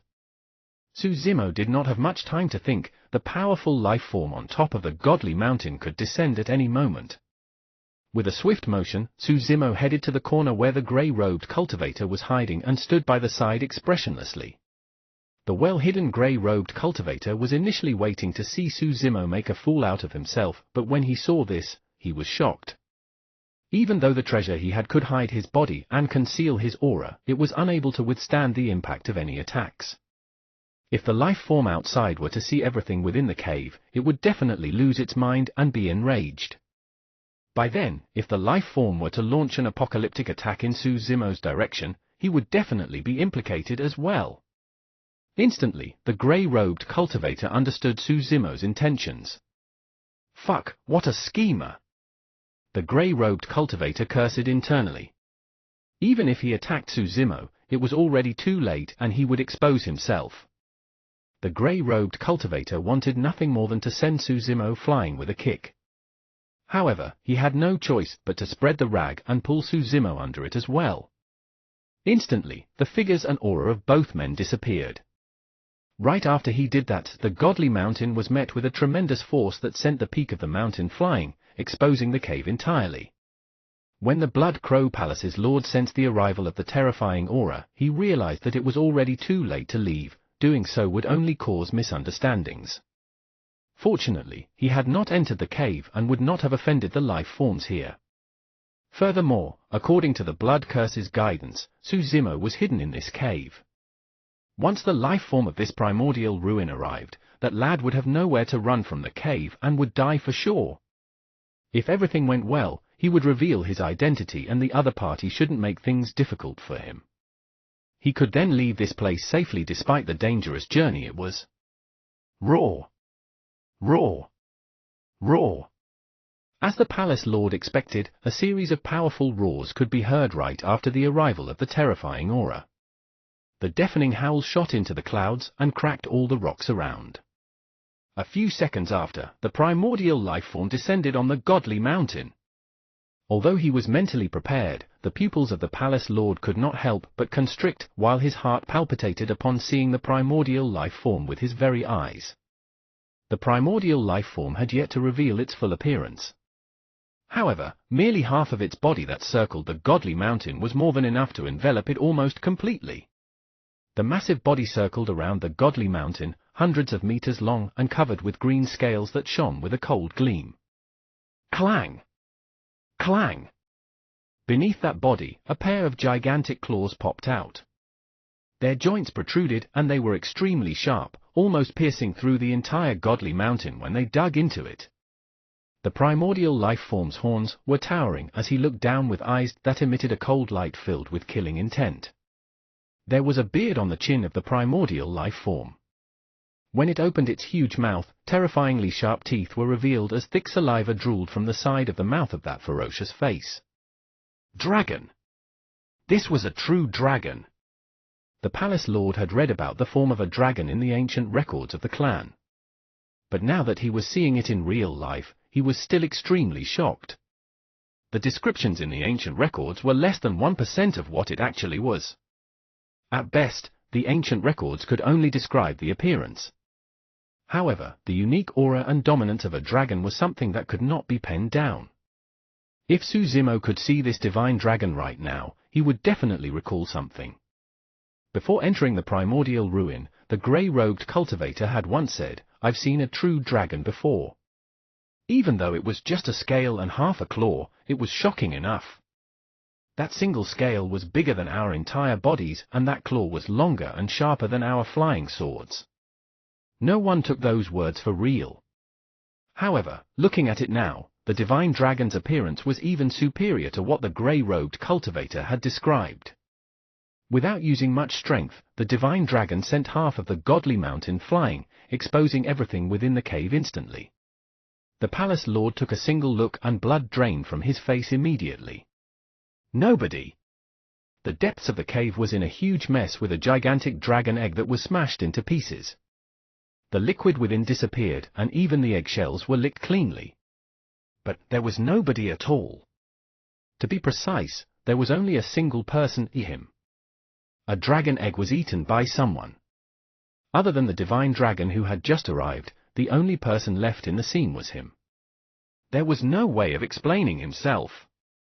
The palace lord was a little stunned. This was completely different from what he had imagined. When the divine dragon caught sight of the eggshells on the floor, an endless fury and wrath surged in its eyes, almost spewing out with fire. Instantly, the palace lord felt a chilling, killing intent gushing towards him. No, it's not me. The palace lord was completely flustered. As someone at Void Reversion Realm with the title of Tao Being, there was almost no one in the Great Zhou dynasty who could be a match for him. Even so, against an adult dragon, the odds were completely stacked against him. The grey-robed cultivator hidden in a corner was a little stunned as well. How was there someone else as well? That person is quite skillful. He must be a professional at taking the blame. To think that he would rush over at a time like this with such an accurate timing, the grey-robed cultivator lamented internally. The two of them hid in the corner motionlessly, not even daring to lift the rag to check out the situation outside. However, when he heard the commotion outside, Su Zimo could roughly guess what was going on. The person who spoke earlier was probably the pursuer hunting him down. Su Zimo truly wanted to lift the rag up and check out that person's appearance. He was also curious about what the primordial life form that had appeared was. But he remained rational and endured it. At a time as such, any slight movement could expose the both of them. If you find any errors, ads pop up, ads redirect, broken links, non-standard content, etc., please let us know a report chapter, so we can fix it as soon as possible. Chapter 242, Dragon Race. Chapter 242, Dragon Race. Swoosh! The divine dragon let out a breath in the direction of the Blood Crow Palace's lord, and a faint green mist spewed out from its mouth. The surrounding air instantly burned. As the green mist streaked through the void, the surrounding space went into a state of chaos, while light distorted. Dragon flame! The palace lord's expression changed starkly as he exclaimed. Dragon flame was an innate ability unique to the dragon race. After every dragon was born, they would naturally be able to master this ability after growing to a certain state. Furthermore, the older they grew, the deeper their cultivations would become. In turn, the might of dragon flame would grow as well, even till the point of being able to incinerate the heavens and seas. That was the divine power of the legends. While the dragon flame in front of him was far from the level of being a divine power, it was far beyond what the palace lord could withstand as well. Slapping on his storage bag, the palace lord took out a talisman and crushed it on the spot. Right after, he whipped out a blood-colored bone staff. At the very top, there was a skull that emitted an eerie aura embedded on it. Blood pattern curse! The palace lord waved his bone staff and two beams of bloody light shot out from the sockets of the skull. As if alive, the skull suddenly opened its mouth and shot out a green beam of light. The blood and green lights fused together to form a drop of blood. Instantly, the blood exploded and formed a series of ripples in the air that flew towards the dragon flame. Puff! Puff! Puff! The two completely different forces clashed, collided, corroded, and fought in midair, letting out a series of sounds as three different colored lights spewed in all directions in an extremely dazzling manner. While Su Zimo and the grey-robed cultivator who were hidden in a corner could not see what was going on, they could sense the terrifying fluctuations of that energy. Not to mention Su Zimo, even the golden core grey-robed cultivator would lose his life on the spot if he was struck by the feedback of the fight between those two powerful beings. Both Su Zimo and the grey-robed cultivator looked terrible as they held their breaths, not daring to make a single sound. The power of the dragon flame was clearly superior to the blood pattern curse. The two energies were locked in a stalemate for a moment before the dragon flame burned the series of blood patterns into a crisp and descended before the Palace Lord. Having crushed the protection talisman earlier on, the Palace Lord was surrounded by a defensive barrier. Crack! Crack! Crack!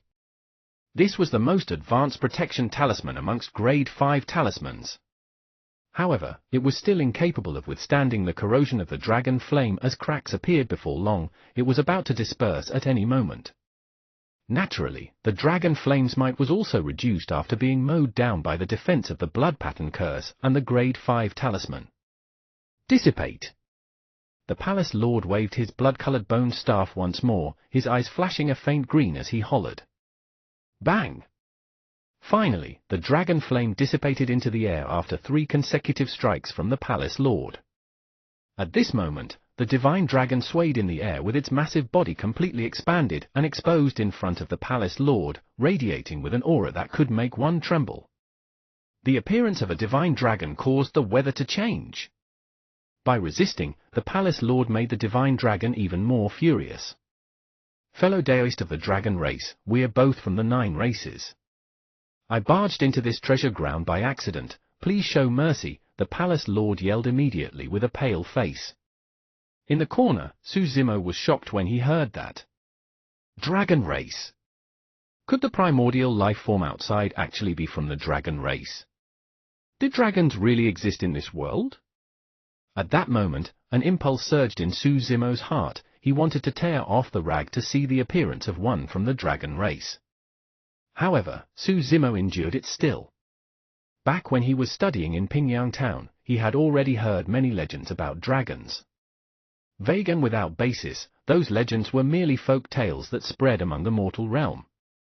Suzimo had never taken them seriously before.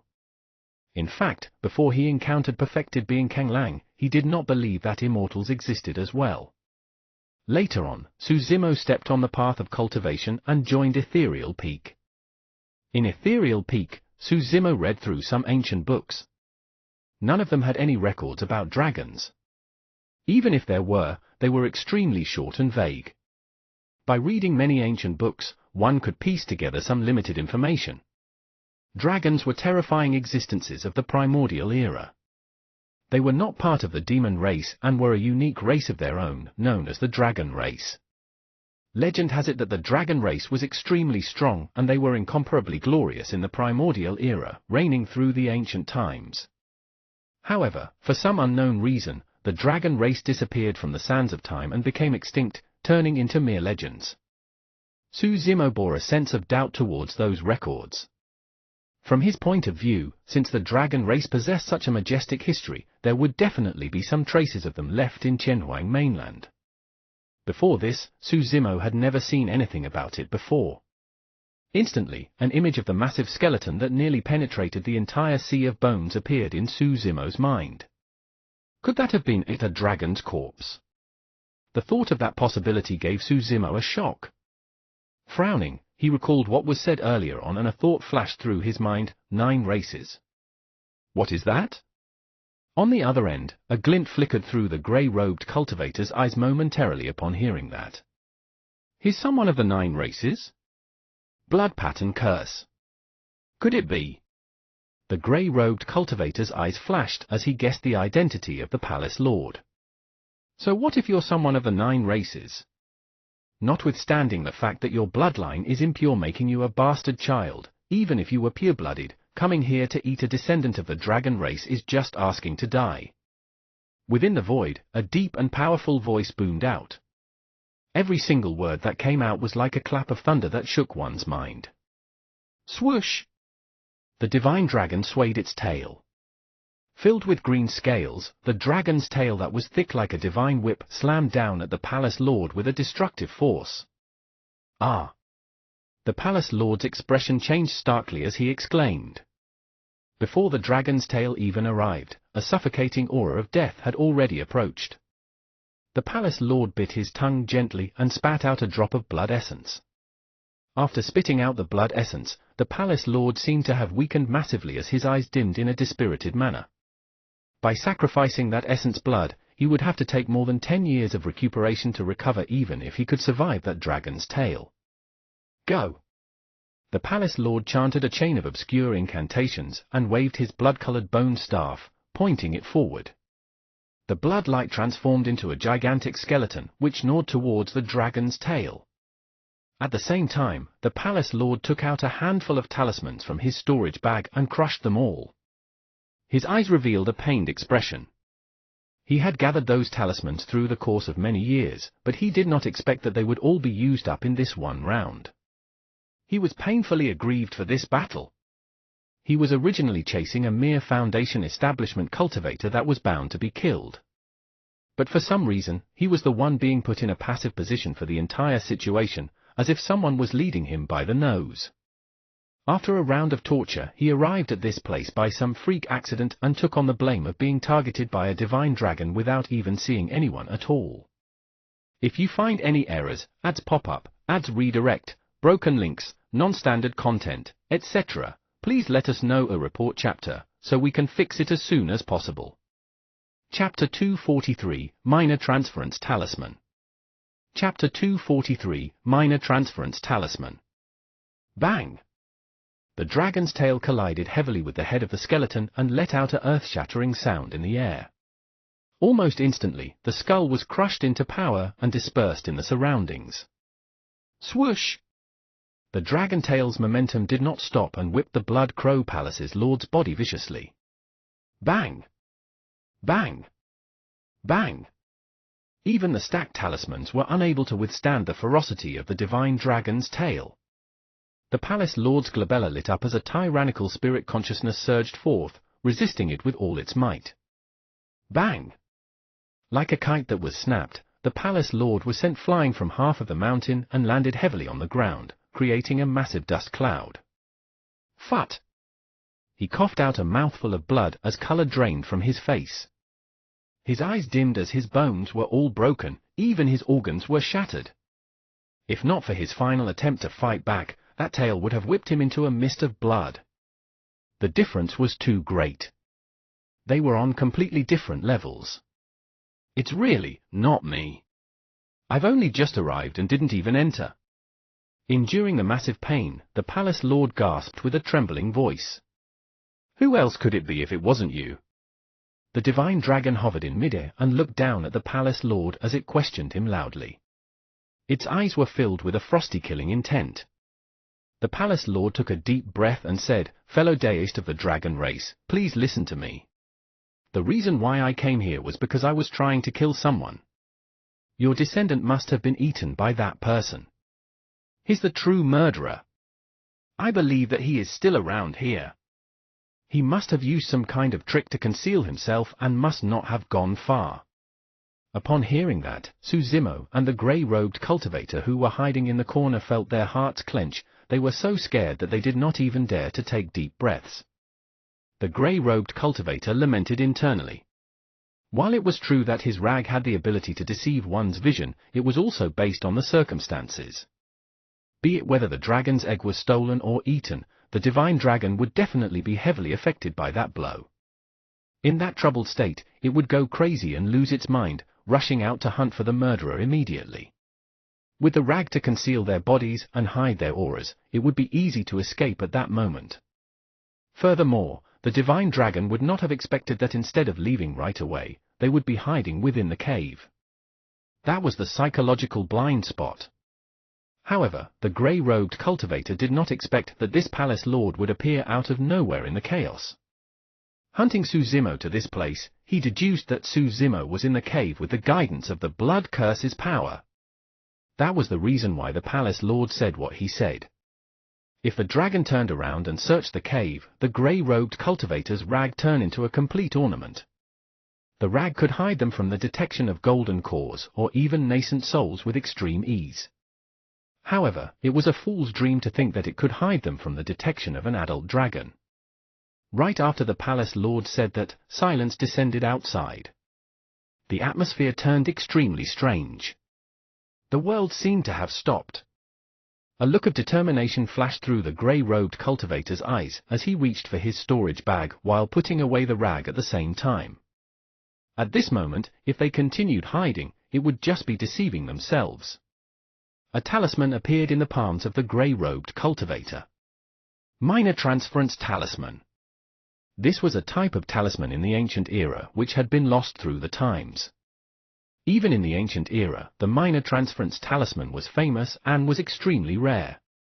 Crushing a minor transference talisman could bring someone away from their current location instantly, teleporting them thousands of kilometers away. While the endpoint was uncertain, an ability like that was enough to move every cultivator.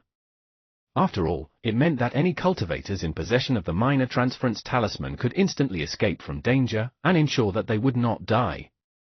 The value of a minor transference talisman was self-evident. Using one meant that there was one less available. In the current cultivation world, the minor transference talisman was something considered to be priceless. No amount of spirit stones could buy one. To be fair, the grey-robed cultivator had not expected to make use of the minor transference talisman in his original plans. However, given the pressing circumstances, he was going to die if he did not use it.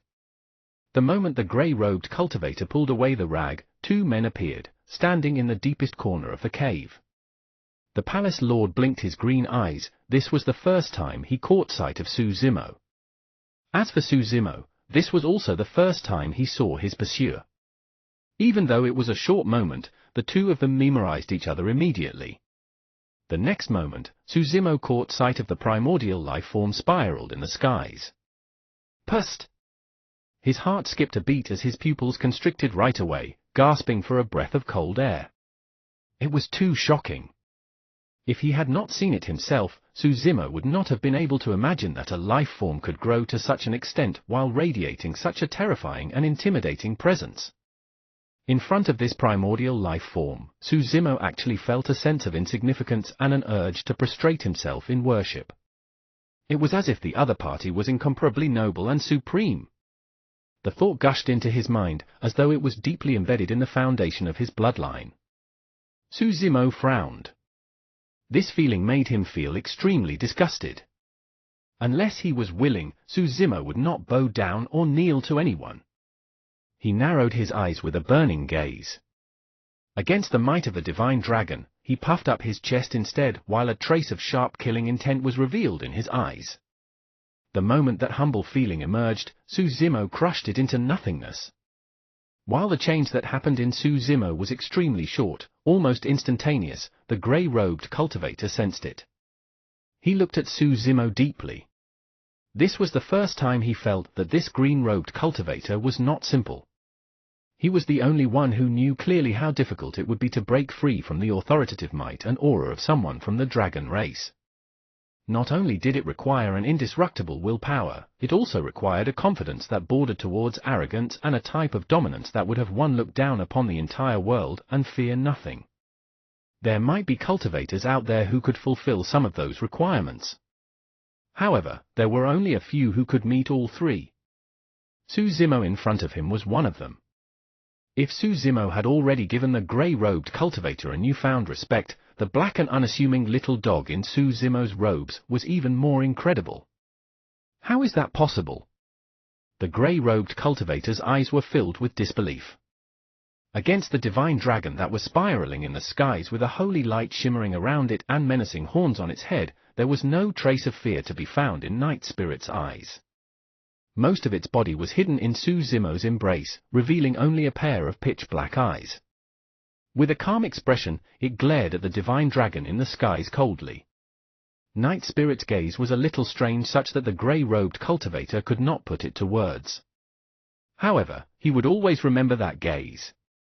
Many years later, when the grey-robed cultivator finally found out about Night Spirit's origin, he would be enlightened upon recalling this gaze. If you find any errors, ads pop up, ads redirect, broken links, non-standard content, etc., please let us know a report chapter, so we can fix it as soon as possible. Chapter 244 or Escape. Chapter 244 or Escape. Toward Su Zimo, the grey-robed cultivator bore extreme resentment the entire time. If not for this person, he would have long escaped unscathed after stealing the dragon's egg. In the future, he would have nurtured a divine dragon. How glorious would that be? But now, not only was the dragon's egg gone, even the most precious and rarest treasure in his possession, the minor transference talisman, was taken out. This is a huge loss. The grey-robed cultivator cursed internally. After crushing the minor transference talisman, his first instinct was to send Suzumo flying with a kick. He was vengeful.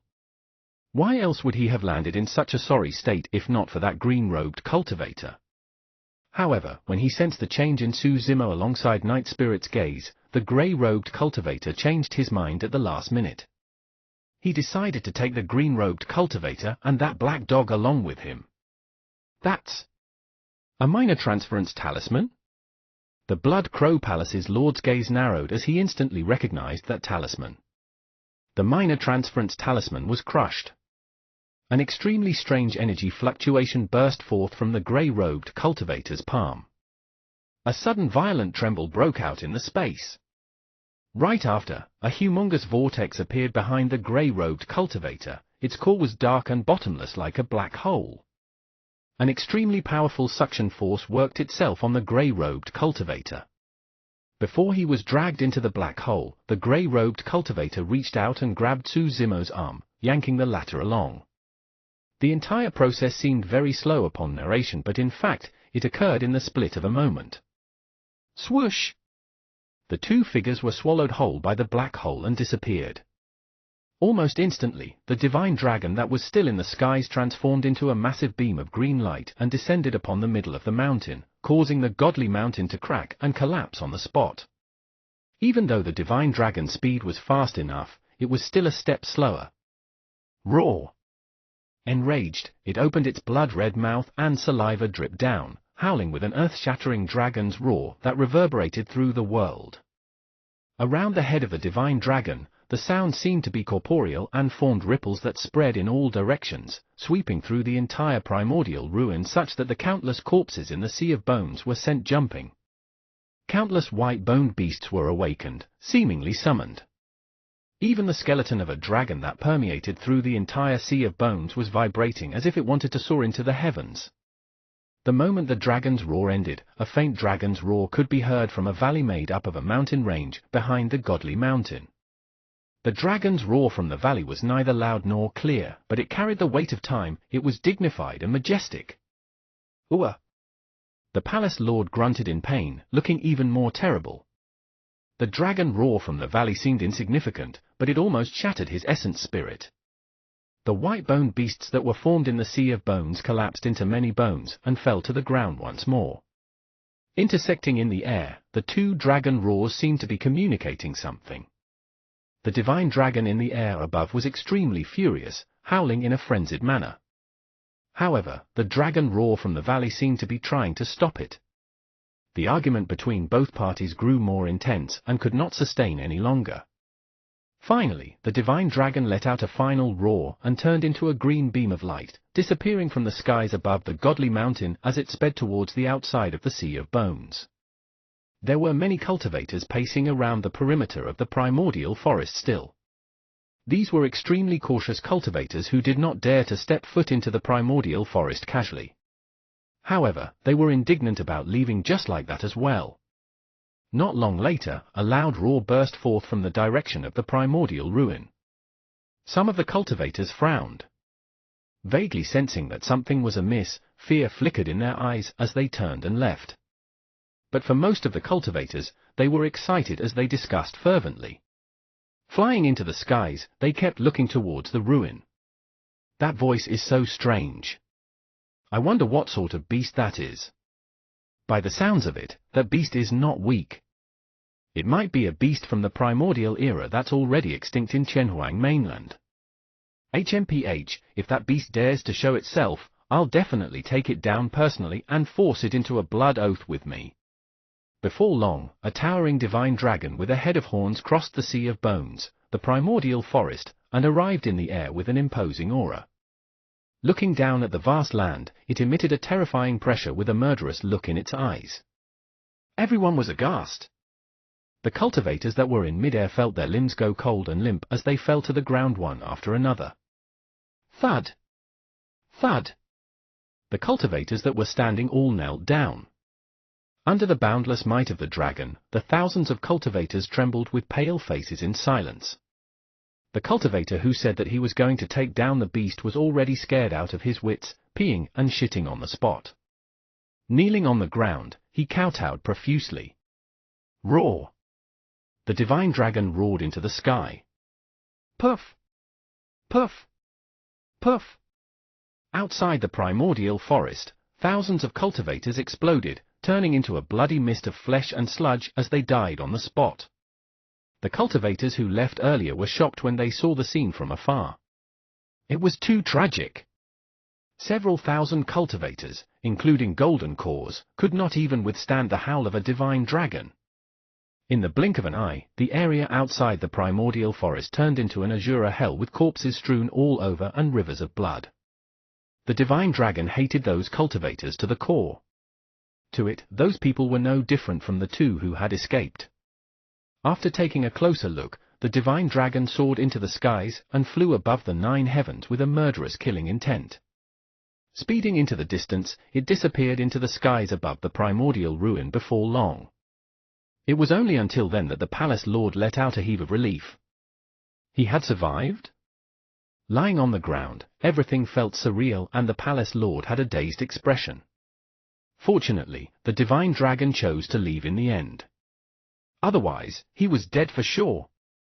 Standing up with much difficulty, the palace lord clutched his blood-colored bone staff and trawled his immensely injured body to cross the sea of bones, arriving before the primordial forest once more. Master! The Blood Crow King had been waiting for a long time. When he saw the terrible state the palace lord was in, his expression changed as he hurriedly rushed up to support the latter. What's going on? How did this happen?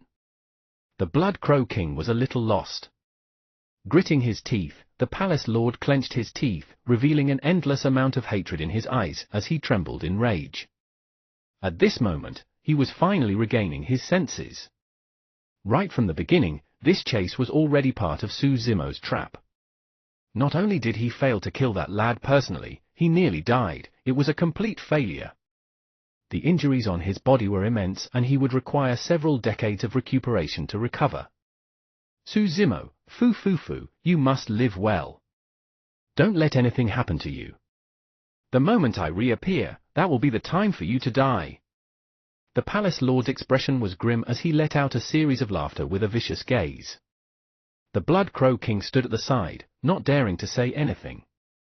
A long while later, the palace lord took a deep breath of air and said in a low voice, "Let's go. Back to Black Crow Mountain. Master, it's going to be hard for us to cross this primordial forest given your serious injuries. Call all of your clansmen here.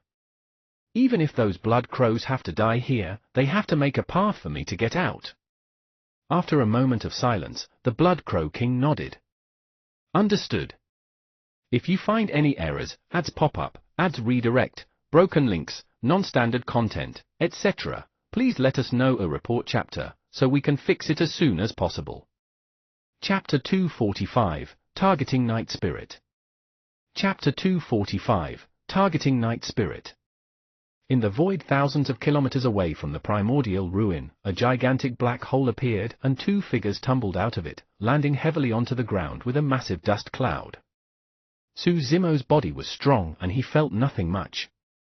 Ouch! On the other hand, the grey-robed cultivator was crying out in pain. While he was a golden core, his physique was not as strong as Su Zimo's. The fall had him baring his teeth and hissing in pain. Looking around, Su Zimo realized that they had left the primordial ruin and arrived at a completely foreign place. Minor Transference Talisman. His eyes shimmered as he murmured. He knew nothing about talismans, and that was the first time he had heard of that talisman as well. However, the ability of the Minor Transference Talisman was an eye-opener for Su Zimo. Space teleportation. In Qianhuang mainland, most cultivators who wanted to teleport had to set up teleportation formations in advance. The higher the level of the teleportation formation, the further they could be teleported. Su Zimo had never expected that a seemingly simple talisman could actually activate the effect of space teleportation. To be fair, given those circumstances, it would be impossible for him and the grey-robed cultivator to escape if not for the minor transference talisman. His mind flashed as he recalled that shocking final glimpse he had before leaving the primordial ruin. That massively slender body that was covered in scales as though it was flowing with water of steel. Its head was hideous and it had sharp claws, letting out an explosive power of might from head to toe. That loud and clear roar that could pierce gold and crack rocks could only be perfectly described as a dragon's roar. Was that really a dragon? Looking at the grey-robed cultivator, Suzimo could not help but ask. The many things that Suzimo experienced today had completely exceeded his understanding of the world, the cultivation world and Tianhuang mainland. Until now, Suzimo could not believe that an actual living, breathing dragon had appeared before him. Furthermore, he was nearly killed by that dragon. When he heard Suzimo's question, the grey-robed cultivator rolled his eyes and scoffed coldly. What else do you think? It was really a dragon. In the distant primordial era, there was an incomparably strong race known as the dragon race. Right after, Suzimo thought of something. Since that green life form was a dragon, that meant that the gigantic egg inside the cave was a dragon's egg. I actually ate a dragon. Suzimo was shocked. Or rather, to be accurate, it was half a dragon. Night Spirit ate the other half. The grey-robed cultivator who was still seated on the ground got more frustrated the more he thought about it. When he heard Suzimo mumbling to himself at the side, he was even more furious and could not help but stand up. Advancing forward, he glared at Suzimo and gritted his teeth. You also know that you ate a dragon. Of all things, why did you have to eat a dragon's egg? If you didn't eat that egg, it'll definitely give birth to a divine dragon in the future after I steal it. And now? I got nothing at all. Before Suzimo could react, Night Spirit, who was hiding in his robes, suddenly extended its sharp claws with a cold gaze. It was as if it would attack without hesitation if the grey-robed cultivator had any strange movements. The moment Night Spirit extended its claws, the grey-robed cultivator felt a cold air blow past his back. Sensing something, he lowered his head and glared at Night Spirit, hollering, "Why? You want to bite me, black dog? You arrogant little, eh?" Looking at Night Spirit's claws, the grey-robed cultivator narrowed his gaze and remarked softly. The thickness of Night Spirit's claw was almost identical to the hole on the dragon's egg. Oh. Realization dawned on the grey-robed cultivator as he said, that whole mess, this black dog was actually the one that started it. Seeing the crazy manner of the grey-robed cultivator, Night Spirit did not sense any hostility from him and was no longer bothered. It half closed its eyes and sprawled on Suzimo's chest again. The grey-robed cultivator sized Night Spirit up and pondered deeply. Initially, he thought that Night Spirit was nothing but a mere dog. He even mocked Suzimo for raising a dog as a spirit beast. However, from the looks of it, Night Spirit was not so simple. A mere dog aside, even ancient remnant beasts or pure-blooded ferocious beasts might hesitate to eat if a dragon's egg was placed in front of them. However, no matter how the grey-robed cultivator thought about it, he could not find any demon beasts that could match with Night Spirit. Rubbing his chin, the grey-robed cultivator rolled his eyes as a thought slowly arose in his mind. Right then, Suzimo asked at the side, "I'm Suzimo of Ethereal Peak. Fellow Daoist, may I know your name?" Lin Xuanji. The grey-robed cultivator's attention was mostly on Night Spirit as he replied without much thought. Nodding his head, Suzimo cupped his fist solemnly. "Thank you for saving me this time. If I have a chance, I'll definitely repay you in the future." "There's no need for a future. You can do it now." Lin Xuanji let out a smile and pointed to Night Spirit in Suzimo's embrace. "Daoist, we'll consider your debt repaid if you give me that dog. How about it?" Even though Lin Xuanji could not tell Night Spirit's background, he could tell that it had a great potential. Even if it was truly a dog, it could definitely transform into a ferocious and terrifying spirit beast after eating half a dragon's egg. Lin Xuanji could vaguely sense that if he could take Night Spirit away, it would definitely make up for his loss this time. Night Spirit? Suzimo froze for a moment. He had not expected that Lin Xuanji would target Night Spirit. Chuckling, Su Zima replied, "It's not a problem for me to agree. However, Night Spirit will definitely not leave with you." Hee hee. Lin Xuanji let out a strange chuckle and asked, "So, you're agreeable to that? If you are, then we are even and no one owes anyone anything. How about that?" "Sure." Su Zimo nodded, smiling internally. He knew Night Spirit's temperament best. The grey-robed cultivator would definitely be at a loss for wanting to target Night Spirit. "Great!" Lin Xuanji patted Su Zimo on the shoulder. "As long as you're agreeable, leave the rest to me. I'll show you my capabilities too." Su Zimo smiled without replying.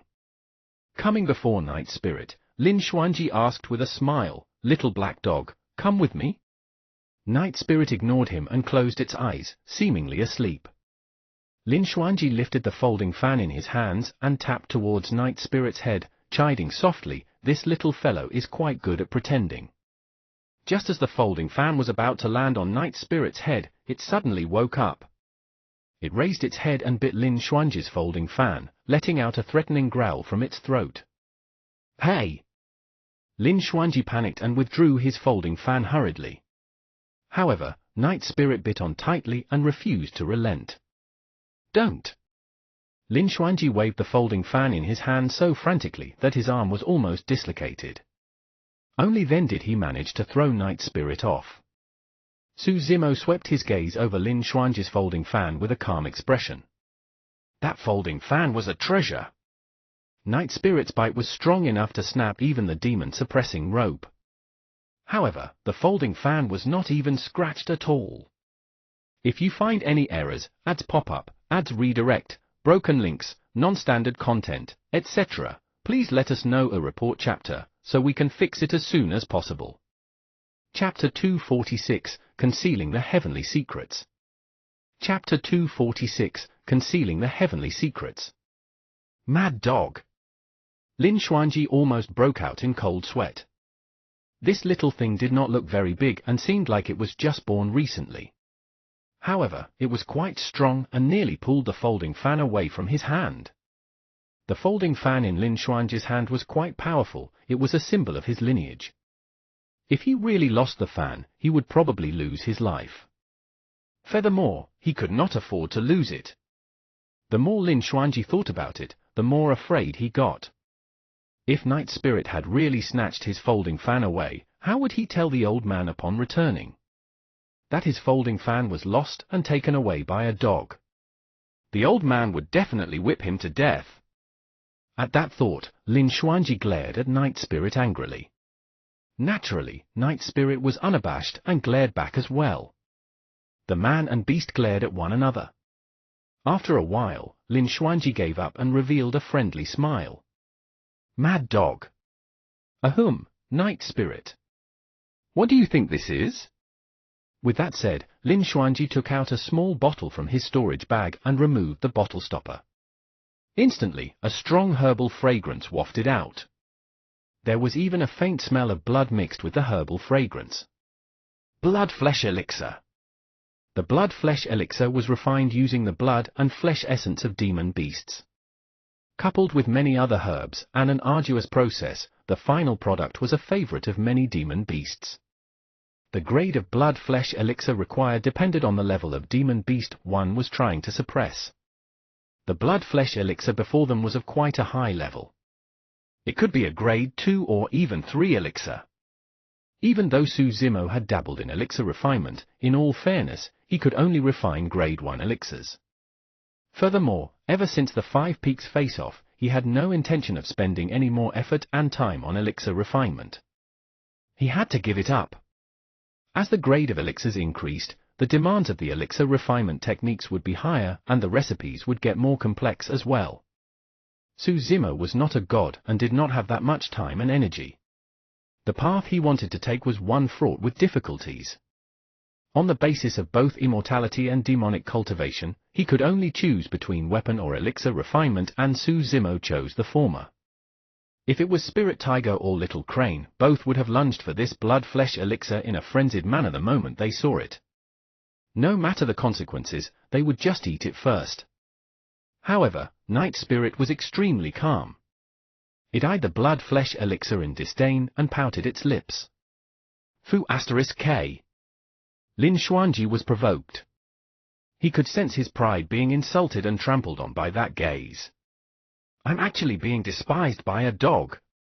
Lin Xuanji was so angry that his entire body was trembling and his eyes were red. Su Zimo smiled and patted Lin Xuanji on the shoulder, saying earnestly, "You'll get used to it." Lin Xuanji? Indignant, Lin Xuanji took out another bunch of treasures from his storage bag. There were countless pills and elixirs that shone brightly and emanated with fragrance. There were even inner cores of demon beasts within. Night Spirit narrowed its gaze and leaned against Su Zimo's chest lazily, ignoring Lin Xuanji. Lin Xuanji was upset. A moment later, he could not take it anymore. Inching furtively over to Su Zimo, he whispered, "Fellow Daoist, what does that mad dog like? Tell me." Su Zimo had an idea and nodded. "I can tell you, but you've got to exchange something for it." "What?" Lin Xuanji took a half step back, his face filled with vigilance. "That minor transference talisman. Do you have any more?" "Sell me some of them," Su Zimo said. Lin Xuanji nearly spat out blood. His face was grim and his body trembled, seemingly angry to the verge of collapsing. Seeing that, Su Zimo hurriedly added, "I'm going to buy them with spirit stones, not taking it away from you." "Fellow Daoist, you're getting too worked up." Su Zimo did not know the preciousness of the minor transference talisman and merely took it as a talisman that had a price tag to it. Lin Xuanji's mouth cramped up as he glared at Su Zimo angrily, gritting his teeth and saying word by word, "I only had one F*king piece and you're asking for a few pieces. Do you think that the minor transference talisman is some cabbage you can purchase off the streets?"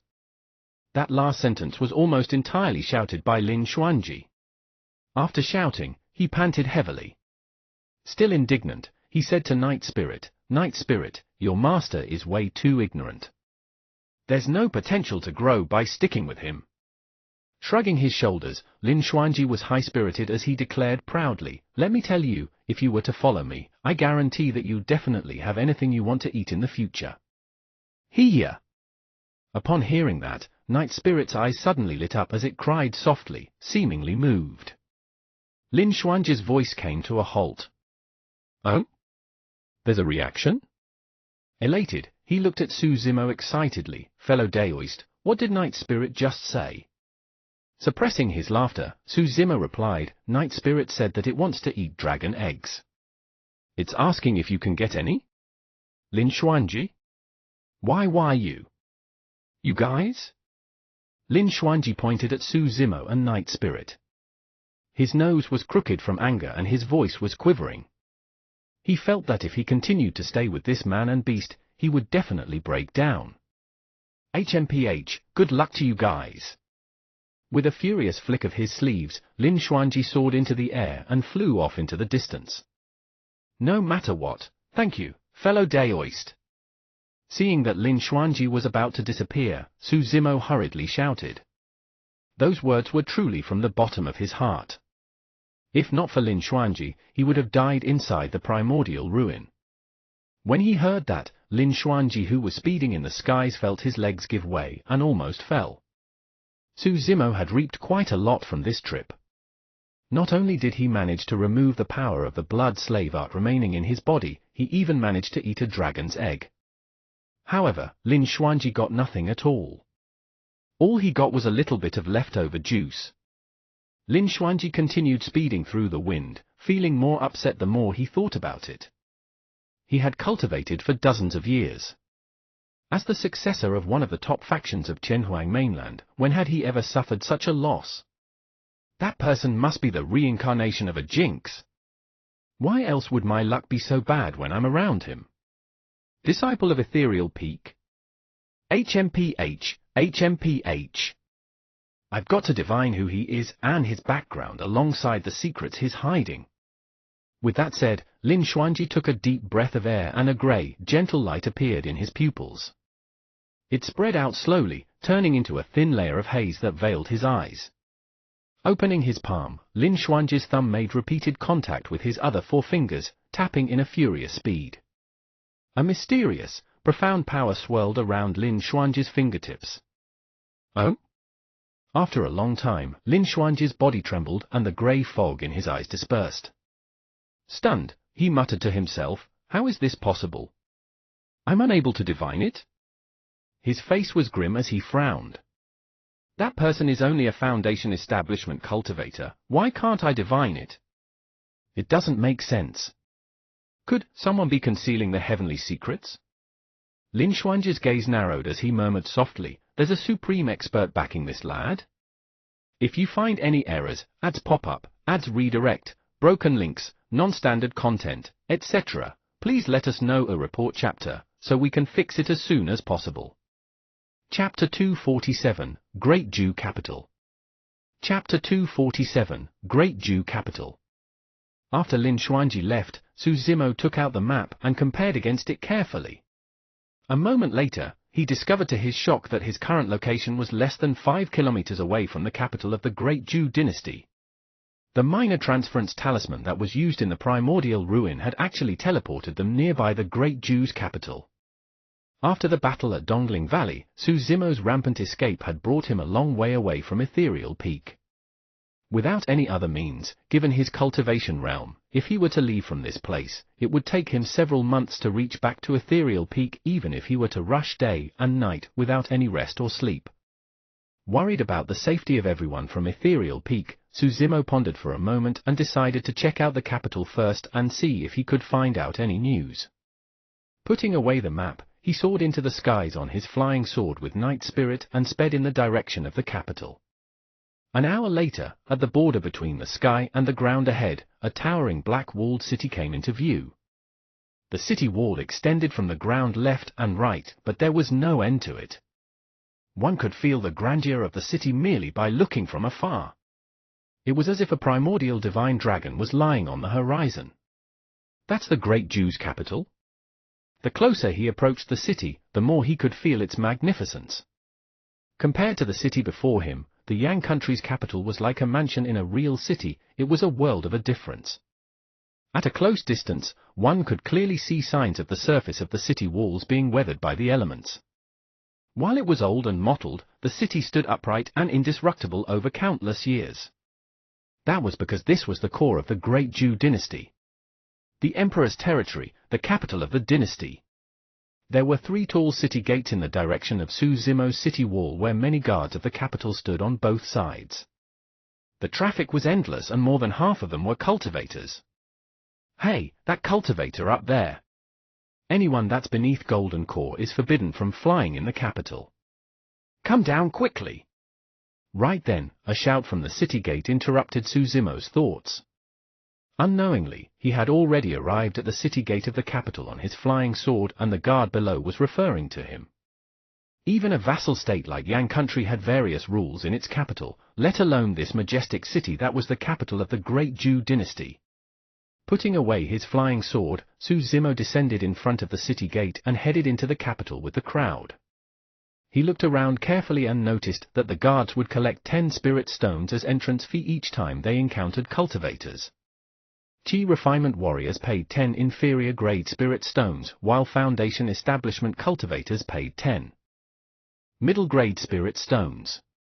As for Golden Cores, they could enter directly. Su Zimo was not bothered by the rules and did not want any trouble, so he handed 10 middle grade spirit stones casually to a guard. One of the guards could tell that it was Su Zimo's first time in the capital and reminded him out of kindness that there were many rules in the capital and he should watch out for them. If he broke any, he could be kicked out of the capital for minor offenses. As for major offenses, he could be dealt with severely. Expressing his thanks, Su Zimo entered the capital. Upon entering, he nodded silently. The spirit qi in the capital was clearly thicker than outside. There should be an array formation master who set up a massive spirit gathering formation in and out of the Great Jew's capital to achieve such an effect. Su Zimo walked through the long street paved with bluestone and fell into deep thought. Even Golden Cores would not be able to attain true Enidia and had to eat. Only nascent souls would possess supreme dharmic powers and were able to consume rain dews and absorb the essences of the universe. Nourishing their bodies with the chi of day and night, they could attain Inedia. Therefore, the best place to obtain information in the great Jew's capital was a restaurant. Raising his head, Su Zimo caught sight of a two-storied restaurant not far away on his left. Noon had yet to arrive, but there were already plenty of customers within, mostly cultivators. Entering the restaurant, Su Zimo did not head up to the private rooms on the second floor. Instead, he looked for a seat nearby the windows on the first floor and sat down, casually ordering some food. Before long, more people gathered on the first floor. Many cultivators were gathered in small groups as they discussed the recent happenings of the cultivation world. Su Zimo listened in while sipping his drink in no hurry. A long time later, someone in the crowd suddenly remarked, "There's 2 more years till the sect competition. I think Ethereal Peak is doomed this time round." That's right.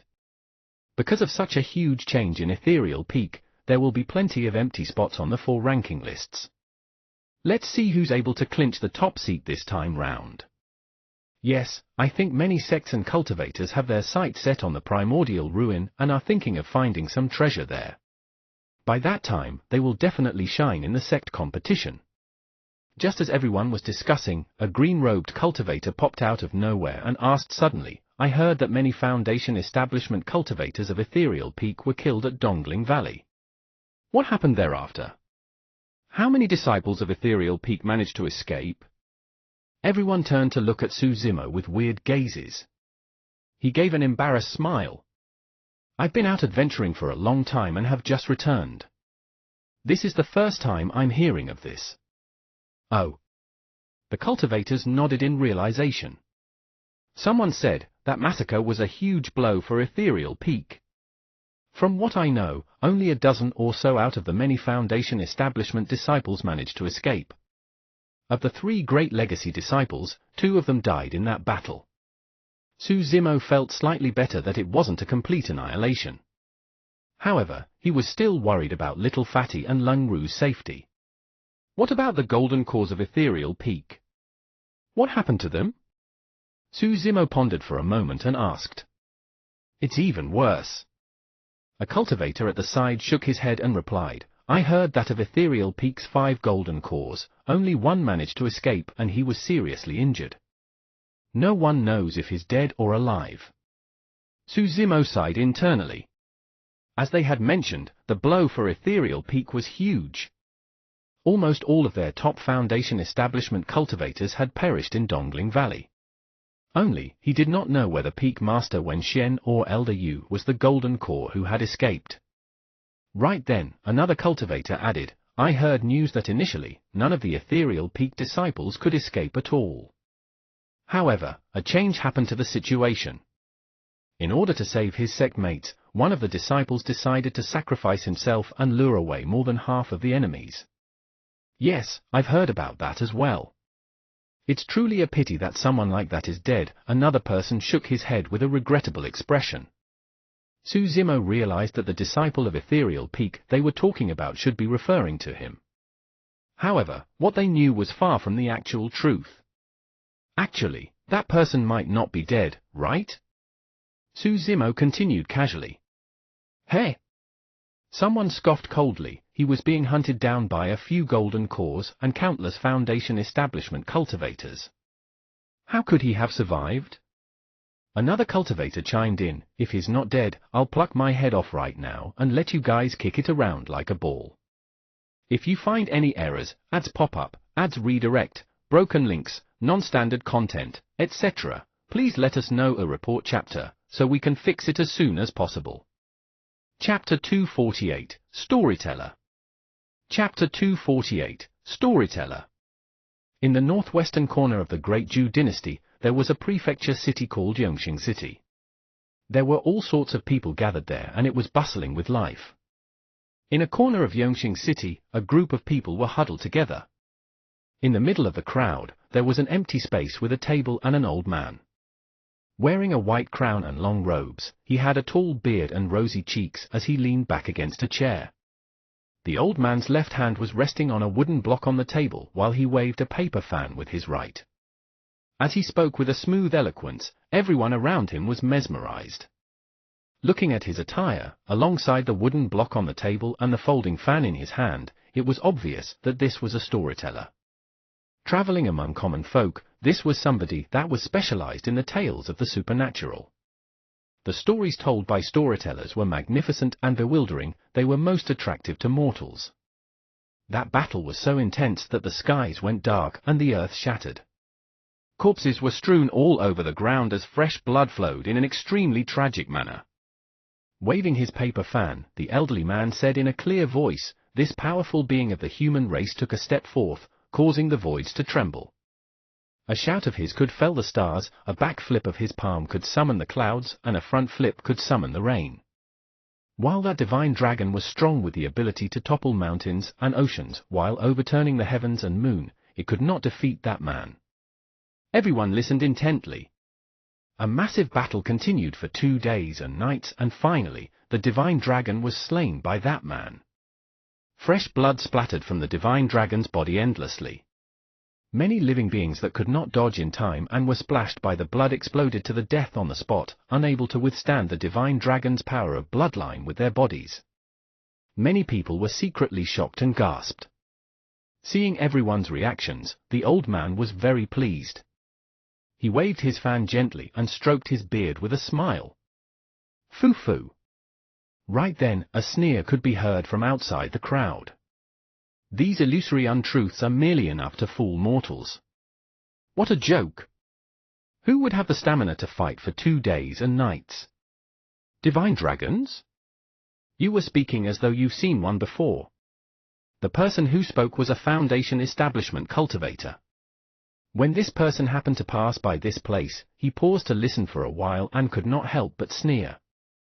In truth, true cultivators did not care about listening to such stories as they could easily differentiate between truth and fiction. Seeing that he was exposed, the old man's face turned red, seemingly from embarrassment. He straightened his neck and asked, "How do you know I've never seen one before?" "Oh?" The Foundation establishment cultivator glanced askance at the old man and sneered, "You don't have any spirit chi in your body, so you can't be a cultivator. If so, I want to ask you, where did you see the divine dragon, huh?" Using the spirit peering art, it was easy to detect that this old man was a mere mortal. The moment the old man heard that the other party was a cultivator, his aura weakened. Avoiding eye contact and retracting his neck, he muttered softly, "In any case, I've seen it before." The Foundation establishment cultivator pouted his lips and scoffed coldly before leaving. Not far away, there was a man dressed in grey robes. Slightly rotund with a beardless face, he was holding a folding fan as well as he walked towards them. "Storyteller, why don't you continue?" Someone at the side urged impatiently. The old man swept his gaze around. When he saw who it was, the wooden block in his hand landed, ringing with a resounding slap. "If you want to know what happened, wait for the next session." Keeping the wooden block, the old man closed his paper fan and waved. "All right, let's disperse. We'll continue another day. TSK." The crowd booed. Seeing that the old man was standing to leave, the crowd no longer lingered and dispersed as well. Entering the crowd, the old man disappeared within a couple of steps. In an empty corner, the old man and a grey-robed cultivator met. "Old man, I failed. I didn't get it." The grey-robed cultivator with the dispirited expression was Lin Xuanji, who had just escaped from the primordial ruin. Stroking his long beard, the old man looked unfathomable as he replied with a smile, "I expected that. Fu *K. When Lin Xuanji heard that, he hopped in anger. "You're vicious, old man. If you've already divined it from the start, why did you still want me to head to that place? I nearly lost my life. What do you know?" The old man said with a calm expression, "The divination that I divined showed that this was a dangerous journey. Although you're destined to fail, this journey will be worth it for you." "Is it?" Lin Xuanji ground his teeth and asked. "Of course. My divination is never wrong," the old man was confident. Lin Xuanji could not hold it in any longer and yelled, "I didn't manage to get any *tea. I only got a little bit of egg juice and it was left behind by a dog." "What egg juice? What dog?" The old man was a little confused after being sprayed with a facial of saliva. Lin Xuanji recounted the events in the dragon lair of the primordial ruin in detail. "You ate the dragon's egg? You're twisted." The old man was so angry that he was trembling. He raised his hand and ruthlessly slapped Lin Xuanji's face. "Hey, don't hit me. Stop. It wasn't me. It was that Suzimo and a dog." Lin Xuanji kept dodging, but it was useless. With a resounding slap, a red palm print appeared on his cheek. "Old man, I've also used the minor transference talisman." "Piak!" Without another word, the old man sent another slap flying. Another palm print appeared on Lin Xuanji's right cheek that could not fade away. Stroking his beard, the old man frowned.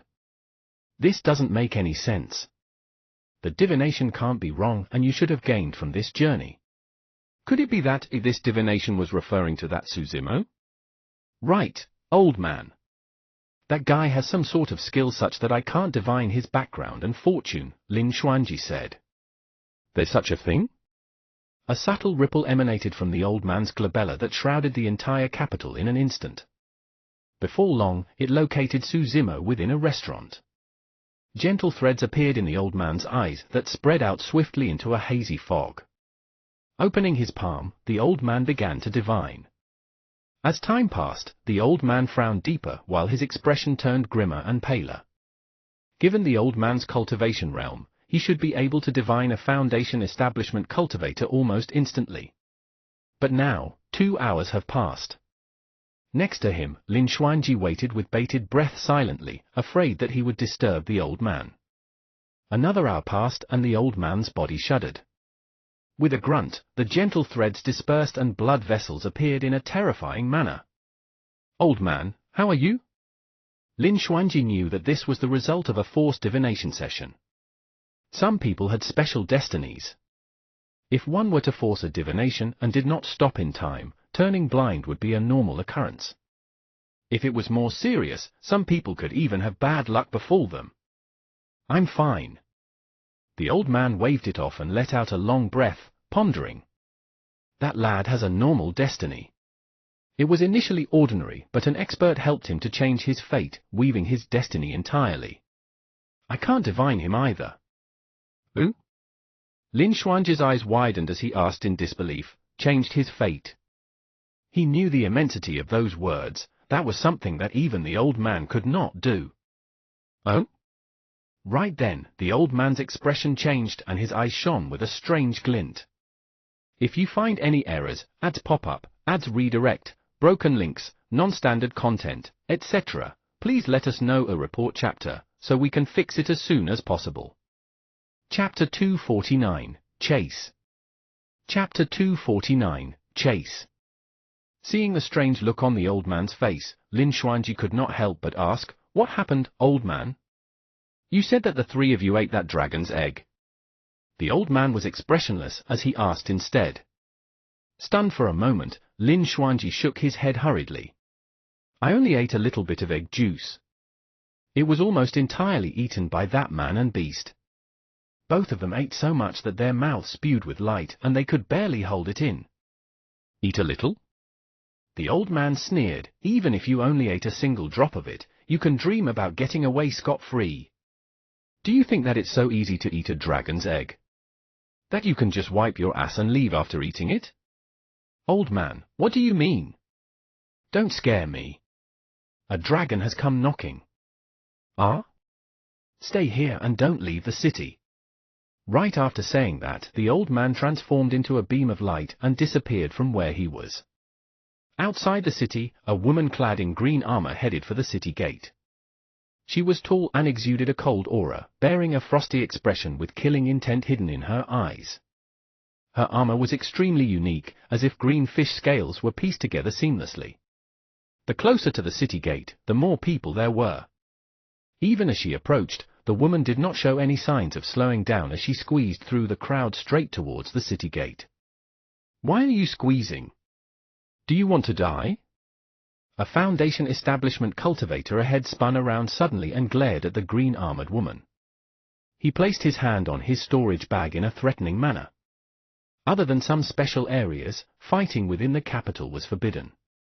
However, since this was outside the capital after all, the guards would not care even if a fight truly broke out here.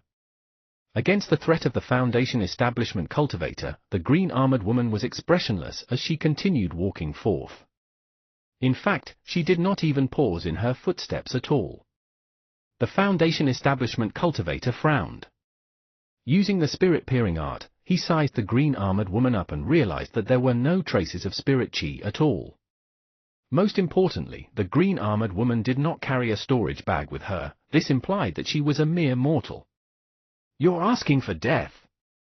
Confident, the Foundation establishment cultivator cursed and withdrew a flying sword from his storage bag, injecting spirit energy into it. Whoosh! 2 spirit patterns shone on the sword. A middle-grade flying sword. Go! The Foundation establishment cultivator hollered as the flying sword stabbed towards the glabella of the green-armored woman. The crowd had long dispersed, afraid that they would be implicated. Ignoring the incoming flying sword, the green-armored woman continued forward. The Foundation establishment cultivator opposite sneered internally as a vicious look flashed in his eyes. Clang! When the flying sword stabbed the green-armored woman's glabella, it was repelled and the sound of metal clashing was produced. The expression of the Foundation establishment cultivator changed. The crowd was also dumbfounded. A middle-grade flying sword could not even scratch that person's body? What was that person's cultivation realm exactly? By now, the green-armored woman already came close. Suddenly, she stretched her arm and extended a slender finger, tapping gently on the head of the Foundation establishment cultivator. Even though he could see the green-armored woman's finger coming for him, the Foundation establishment cultivator felt like he could not move or dodge no matter what. Puff! There was a crisp sound. The green-armored woman retracted her hand and a hole appeared on the Foundation establishment cultivator's head as blood gushed out. With his gaze dimming, the person fell to the ground with a thud and died on the spot. When they saw that, the crowd fell into an uproar. The guard standing at the city gate merely intended to watch the fun. But now, they were extremely tense as though they were facing a formidable enemy. While the guards did not have high cultivation realms, they had come across all sorts of people standing guard all year round. They could sense an extremely dangerous aura coming from that green-armored woman. Visitor, stop and report your name.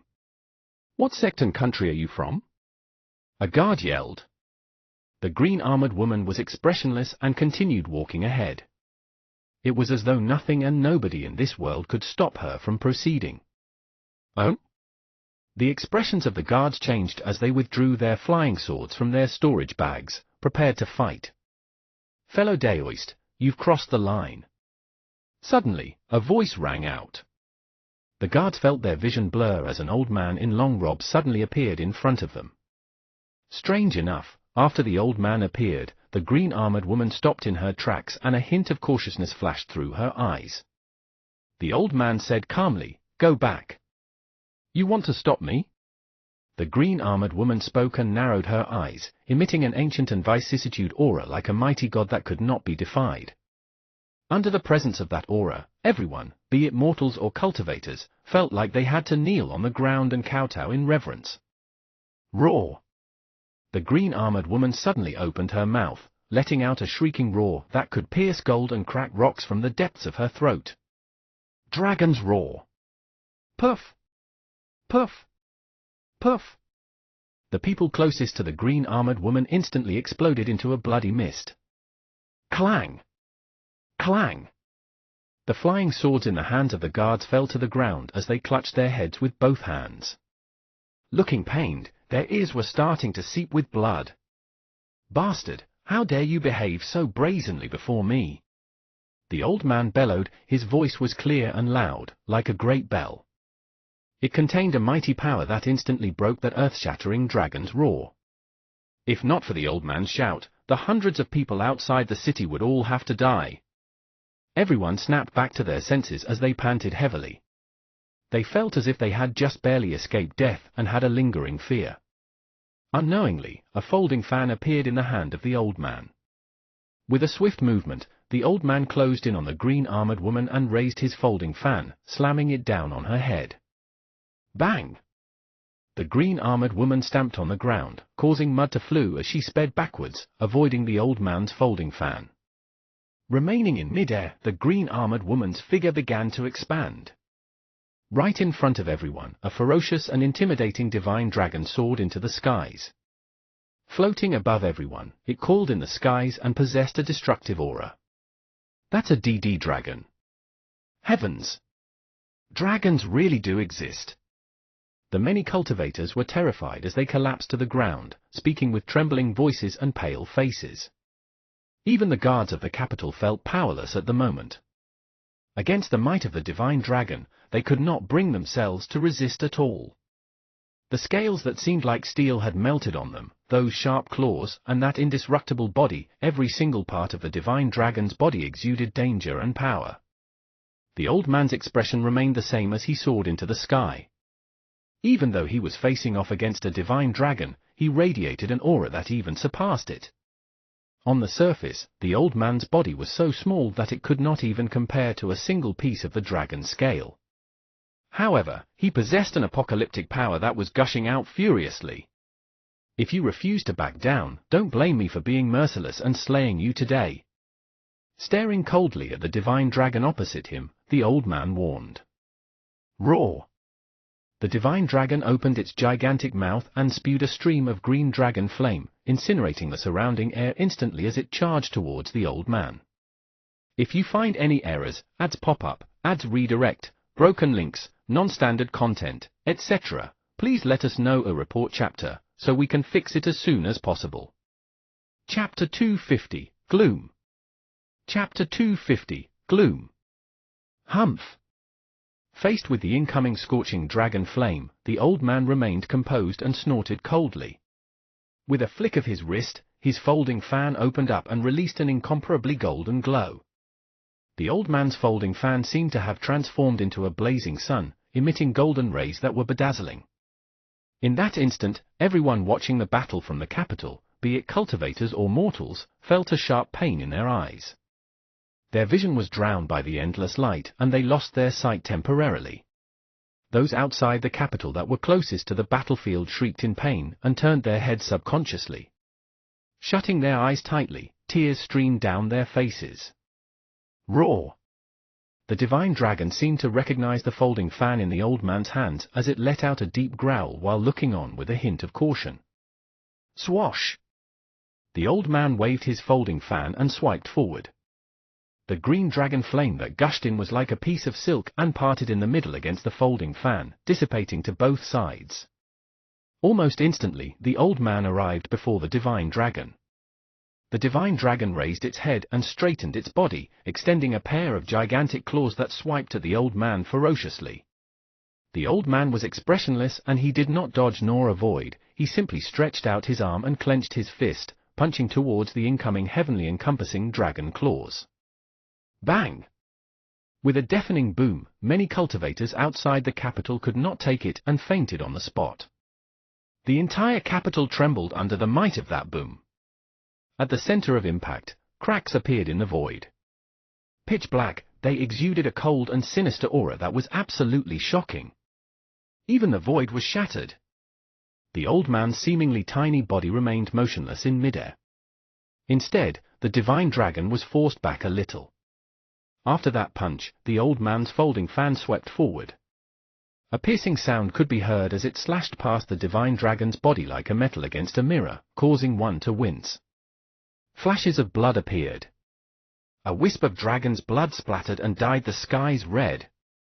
On the side of the dragon's body, a huge gaping hole appeared where the dragon's scales were shaved off, revealing the blood and flesh within. The divine dragon let out a miserable cry and soared into the air, swooping above the heavens. Holding the folding fan in one hand and his other hand placed behind his back, the old man looked at the divine dragon in the clouds calmly and did not chase after it. It turned around and glared at the old man filled with killing intent and indignance. However, it was clear that if it continued fighting with this old man, it could very well die here. Roar! The divine dragon howled into the sky and soared through the clouds, speeding into the distance before disappearing into the horizon in the blink of an eye. After the divine dragon fled, the old man closed his folding fan but did not leave immediately. His gaze lingered on a nearby void. Even though there was nothing there, the old man continued staring with a hint of warning in his eyes. A long time later, he retracted his gaze and heaved a sigh of relief. Waving his sleeves, he vanished.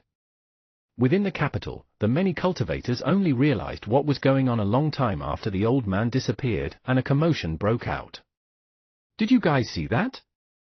That was an actual divine dragon. So, an ancient life form like that really does exist in the world. I've lived this life with no regrets being able to see it today. The aura of that divine dragon was truly way too terrifying. Even though we were so far away from it, I felt my heart palpitating like I could die at any moment. Many cultivators gathered excitedly and discussed. Those cultivators, be it Foundation Establishment cultivators or Golden Cores, may have never been able to see the appearance of a true dragon in their entire lives. In fact, for most of them, like Suzimo, divine dragons were merely illusory legends that were thought up by people. How could there be such a terrifying life form in Tianhuang mainland? Now that everyone saw it with their own eyes, they truly understood that the divine dragon outside the capital was far stronger than they had imagined, far more frightening than the legends had described. Just who was it that blocked off such a terrifying existence? The divine dragon was already so powerful. What sort of cultivation realm did the cultivator who blocked off the divine dragon have? I don't know. I couldn't see clearly. Everyone shook their heads. All of them had witnessed the massive battle clearly. The sight of the divine dragon spiraling in midair was remembered by everyone. However, no one had a clear recollection of the person who fought against the divine dragon. A Golden Core said hesitantly, that person was shrouded by a layer of fog and couldn't be seen clearly at all. He looked like a middle-aged man. Where did that divine dragon come from? Why is it here? I'm not sure. I've got a feeling that something bad is about to happen in the north region of Tianhuang mainland. Even though Suzimo was calm on the surface when he heard the discussions, his heart was thumping wildly. No one knew better than him about the origin of that divine dragon. That was the same dragon that he had seen in the primordial ruin. The purpose of its visit was self-evident. It was to kill them. Suzimo long knew that the moment they ate the dragon egg, he would have an irreconcilable feud with this divine dragon and the entire dragon race. That was why he said that Night Spirit had caused big trouble. However, Suzimo did not expect that the divine dragon would be able to find its way here despite them making use of the minor transference talisman to escape from the primordial ruin. If not for that mysterious expert today, he and Night Spirit would most likely be dead by now. How did it manage to find them here? The minor transference talisman made use of spatial teleportation. While a divine dragon's power might have been able to give it a rough gauge of the direction, how did it determine with such accuracy that he and Night Spirit were within the Great Jew's capital? This time round, the divine dragon was pushed back by a mysterious expert. However, it was impossible for mysterious experts to appear around Suzimo all the time. Heaven knew where this person came from and what he looked like or his background. If the divine dragon were to come knocking the next time round, who was going to save him and Night Spirit? A layer of gloom enveloped Suzimo's heart. At the very center of the capital stood a majestic and grand palace. It was extremely huge and was none other than the Imperial Palace.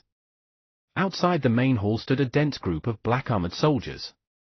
Each of them was a Foundation Establishment cultivator and there were 10,000 of them, all kneeling on one knee in a neat formation with clear discipline. At the entrance of the main hall stood a middle-aged man in a yellow robe. His face was sharp as a knife and his eyes shone with a fiery light, emanating a stern sense of authority with his expression. The yellow-robed man's bronze skin added an iron and murderous look to his face. This man was the emperor of the Great Jew dynasty. In charge of thousands of kilometers of territory, the man who ruled over all vassal states under his thumb. The yellow-robed man asked, "What do you think?" "Emperor, that person's methods are unparalleled. He should be one of the top existences in Tianhuang mainland, not someone from the great Zhou dynasty. A golden core behind the yellow-robed man said slowly. Perfected Lord Ming Zi, did you manage to catch the appearance of that expert? The yellow-robed man glanced sideways and asked, nodding. Being referred to as a perfected lord meant that this person was already in a nascent soul realm. I didn't manage to catch it either. Perfected Lord Ming Zi shook his head. Since he refuses to expose his identity, it's best for us to not investigate it further lest we provoke him and get ourselves killed. Oh? The yellow-robed man nodded, gazing into the distance as he murmured, the appearance of the dragon race.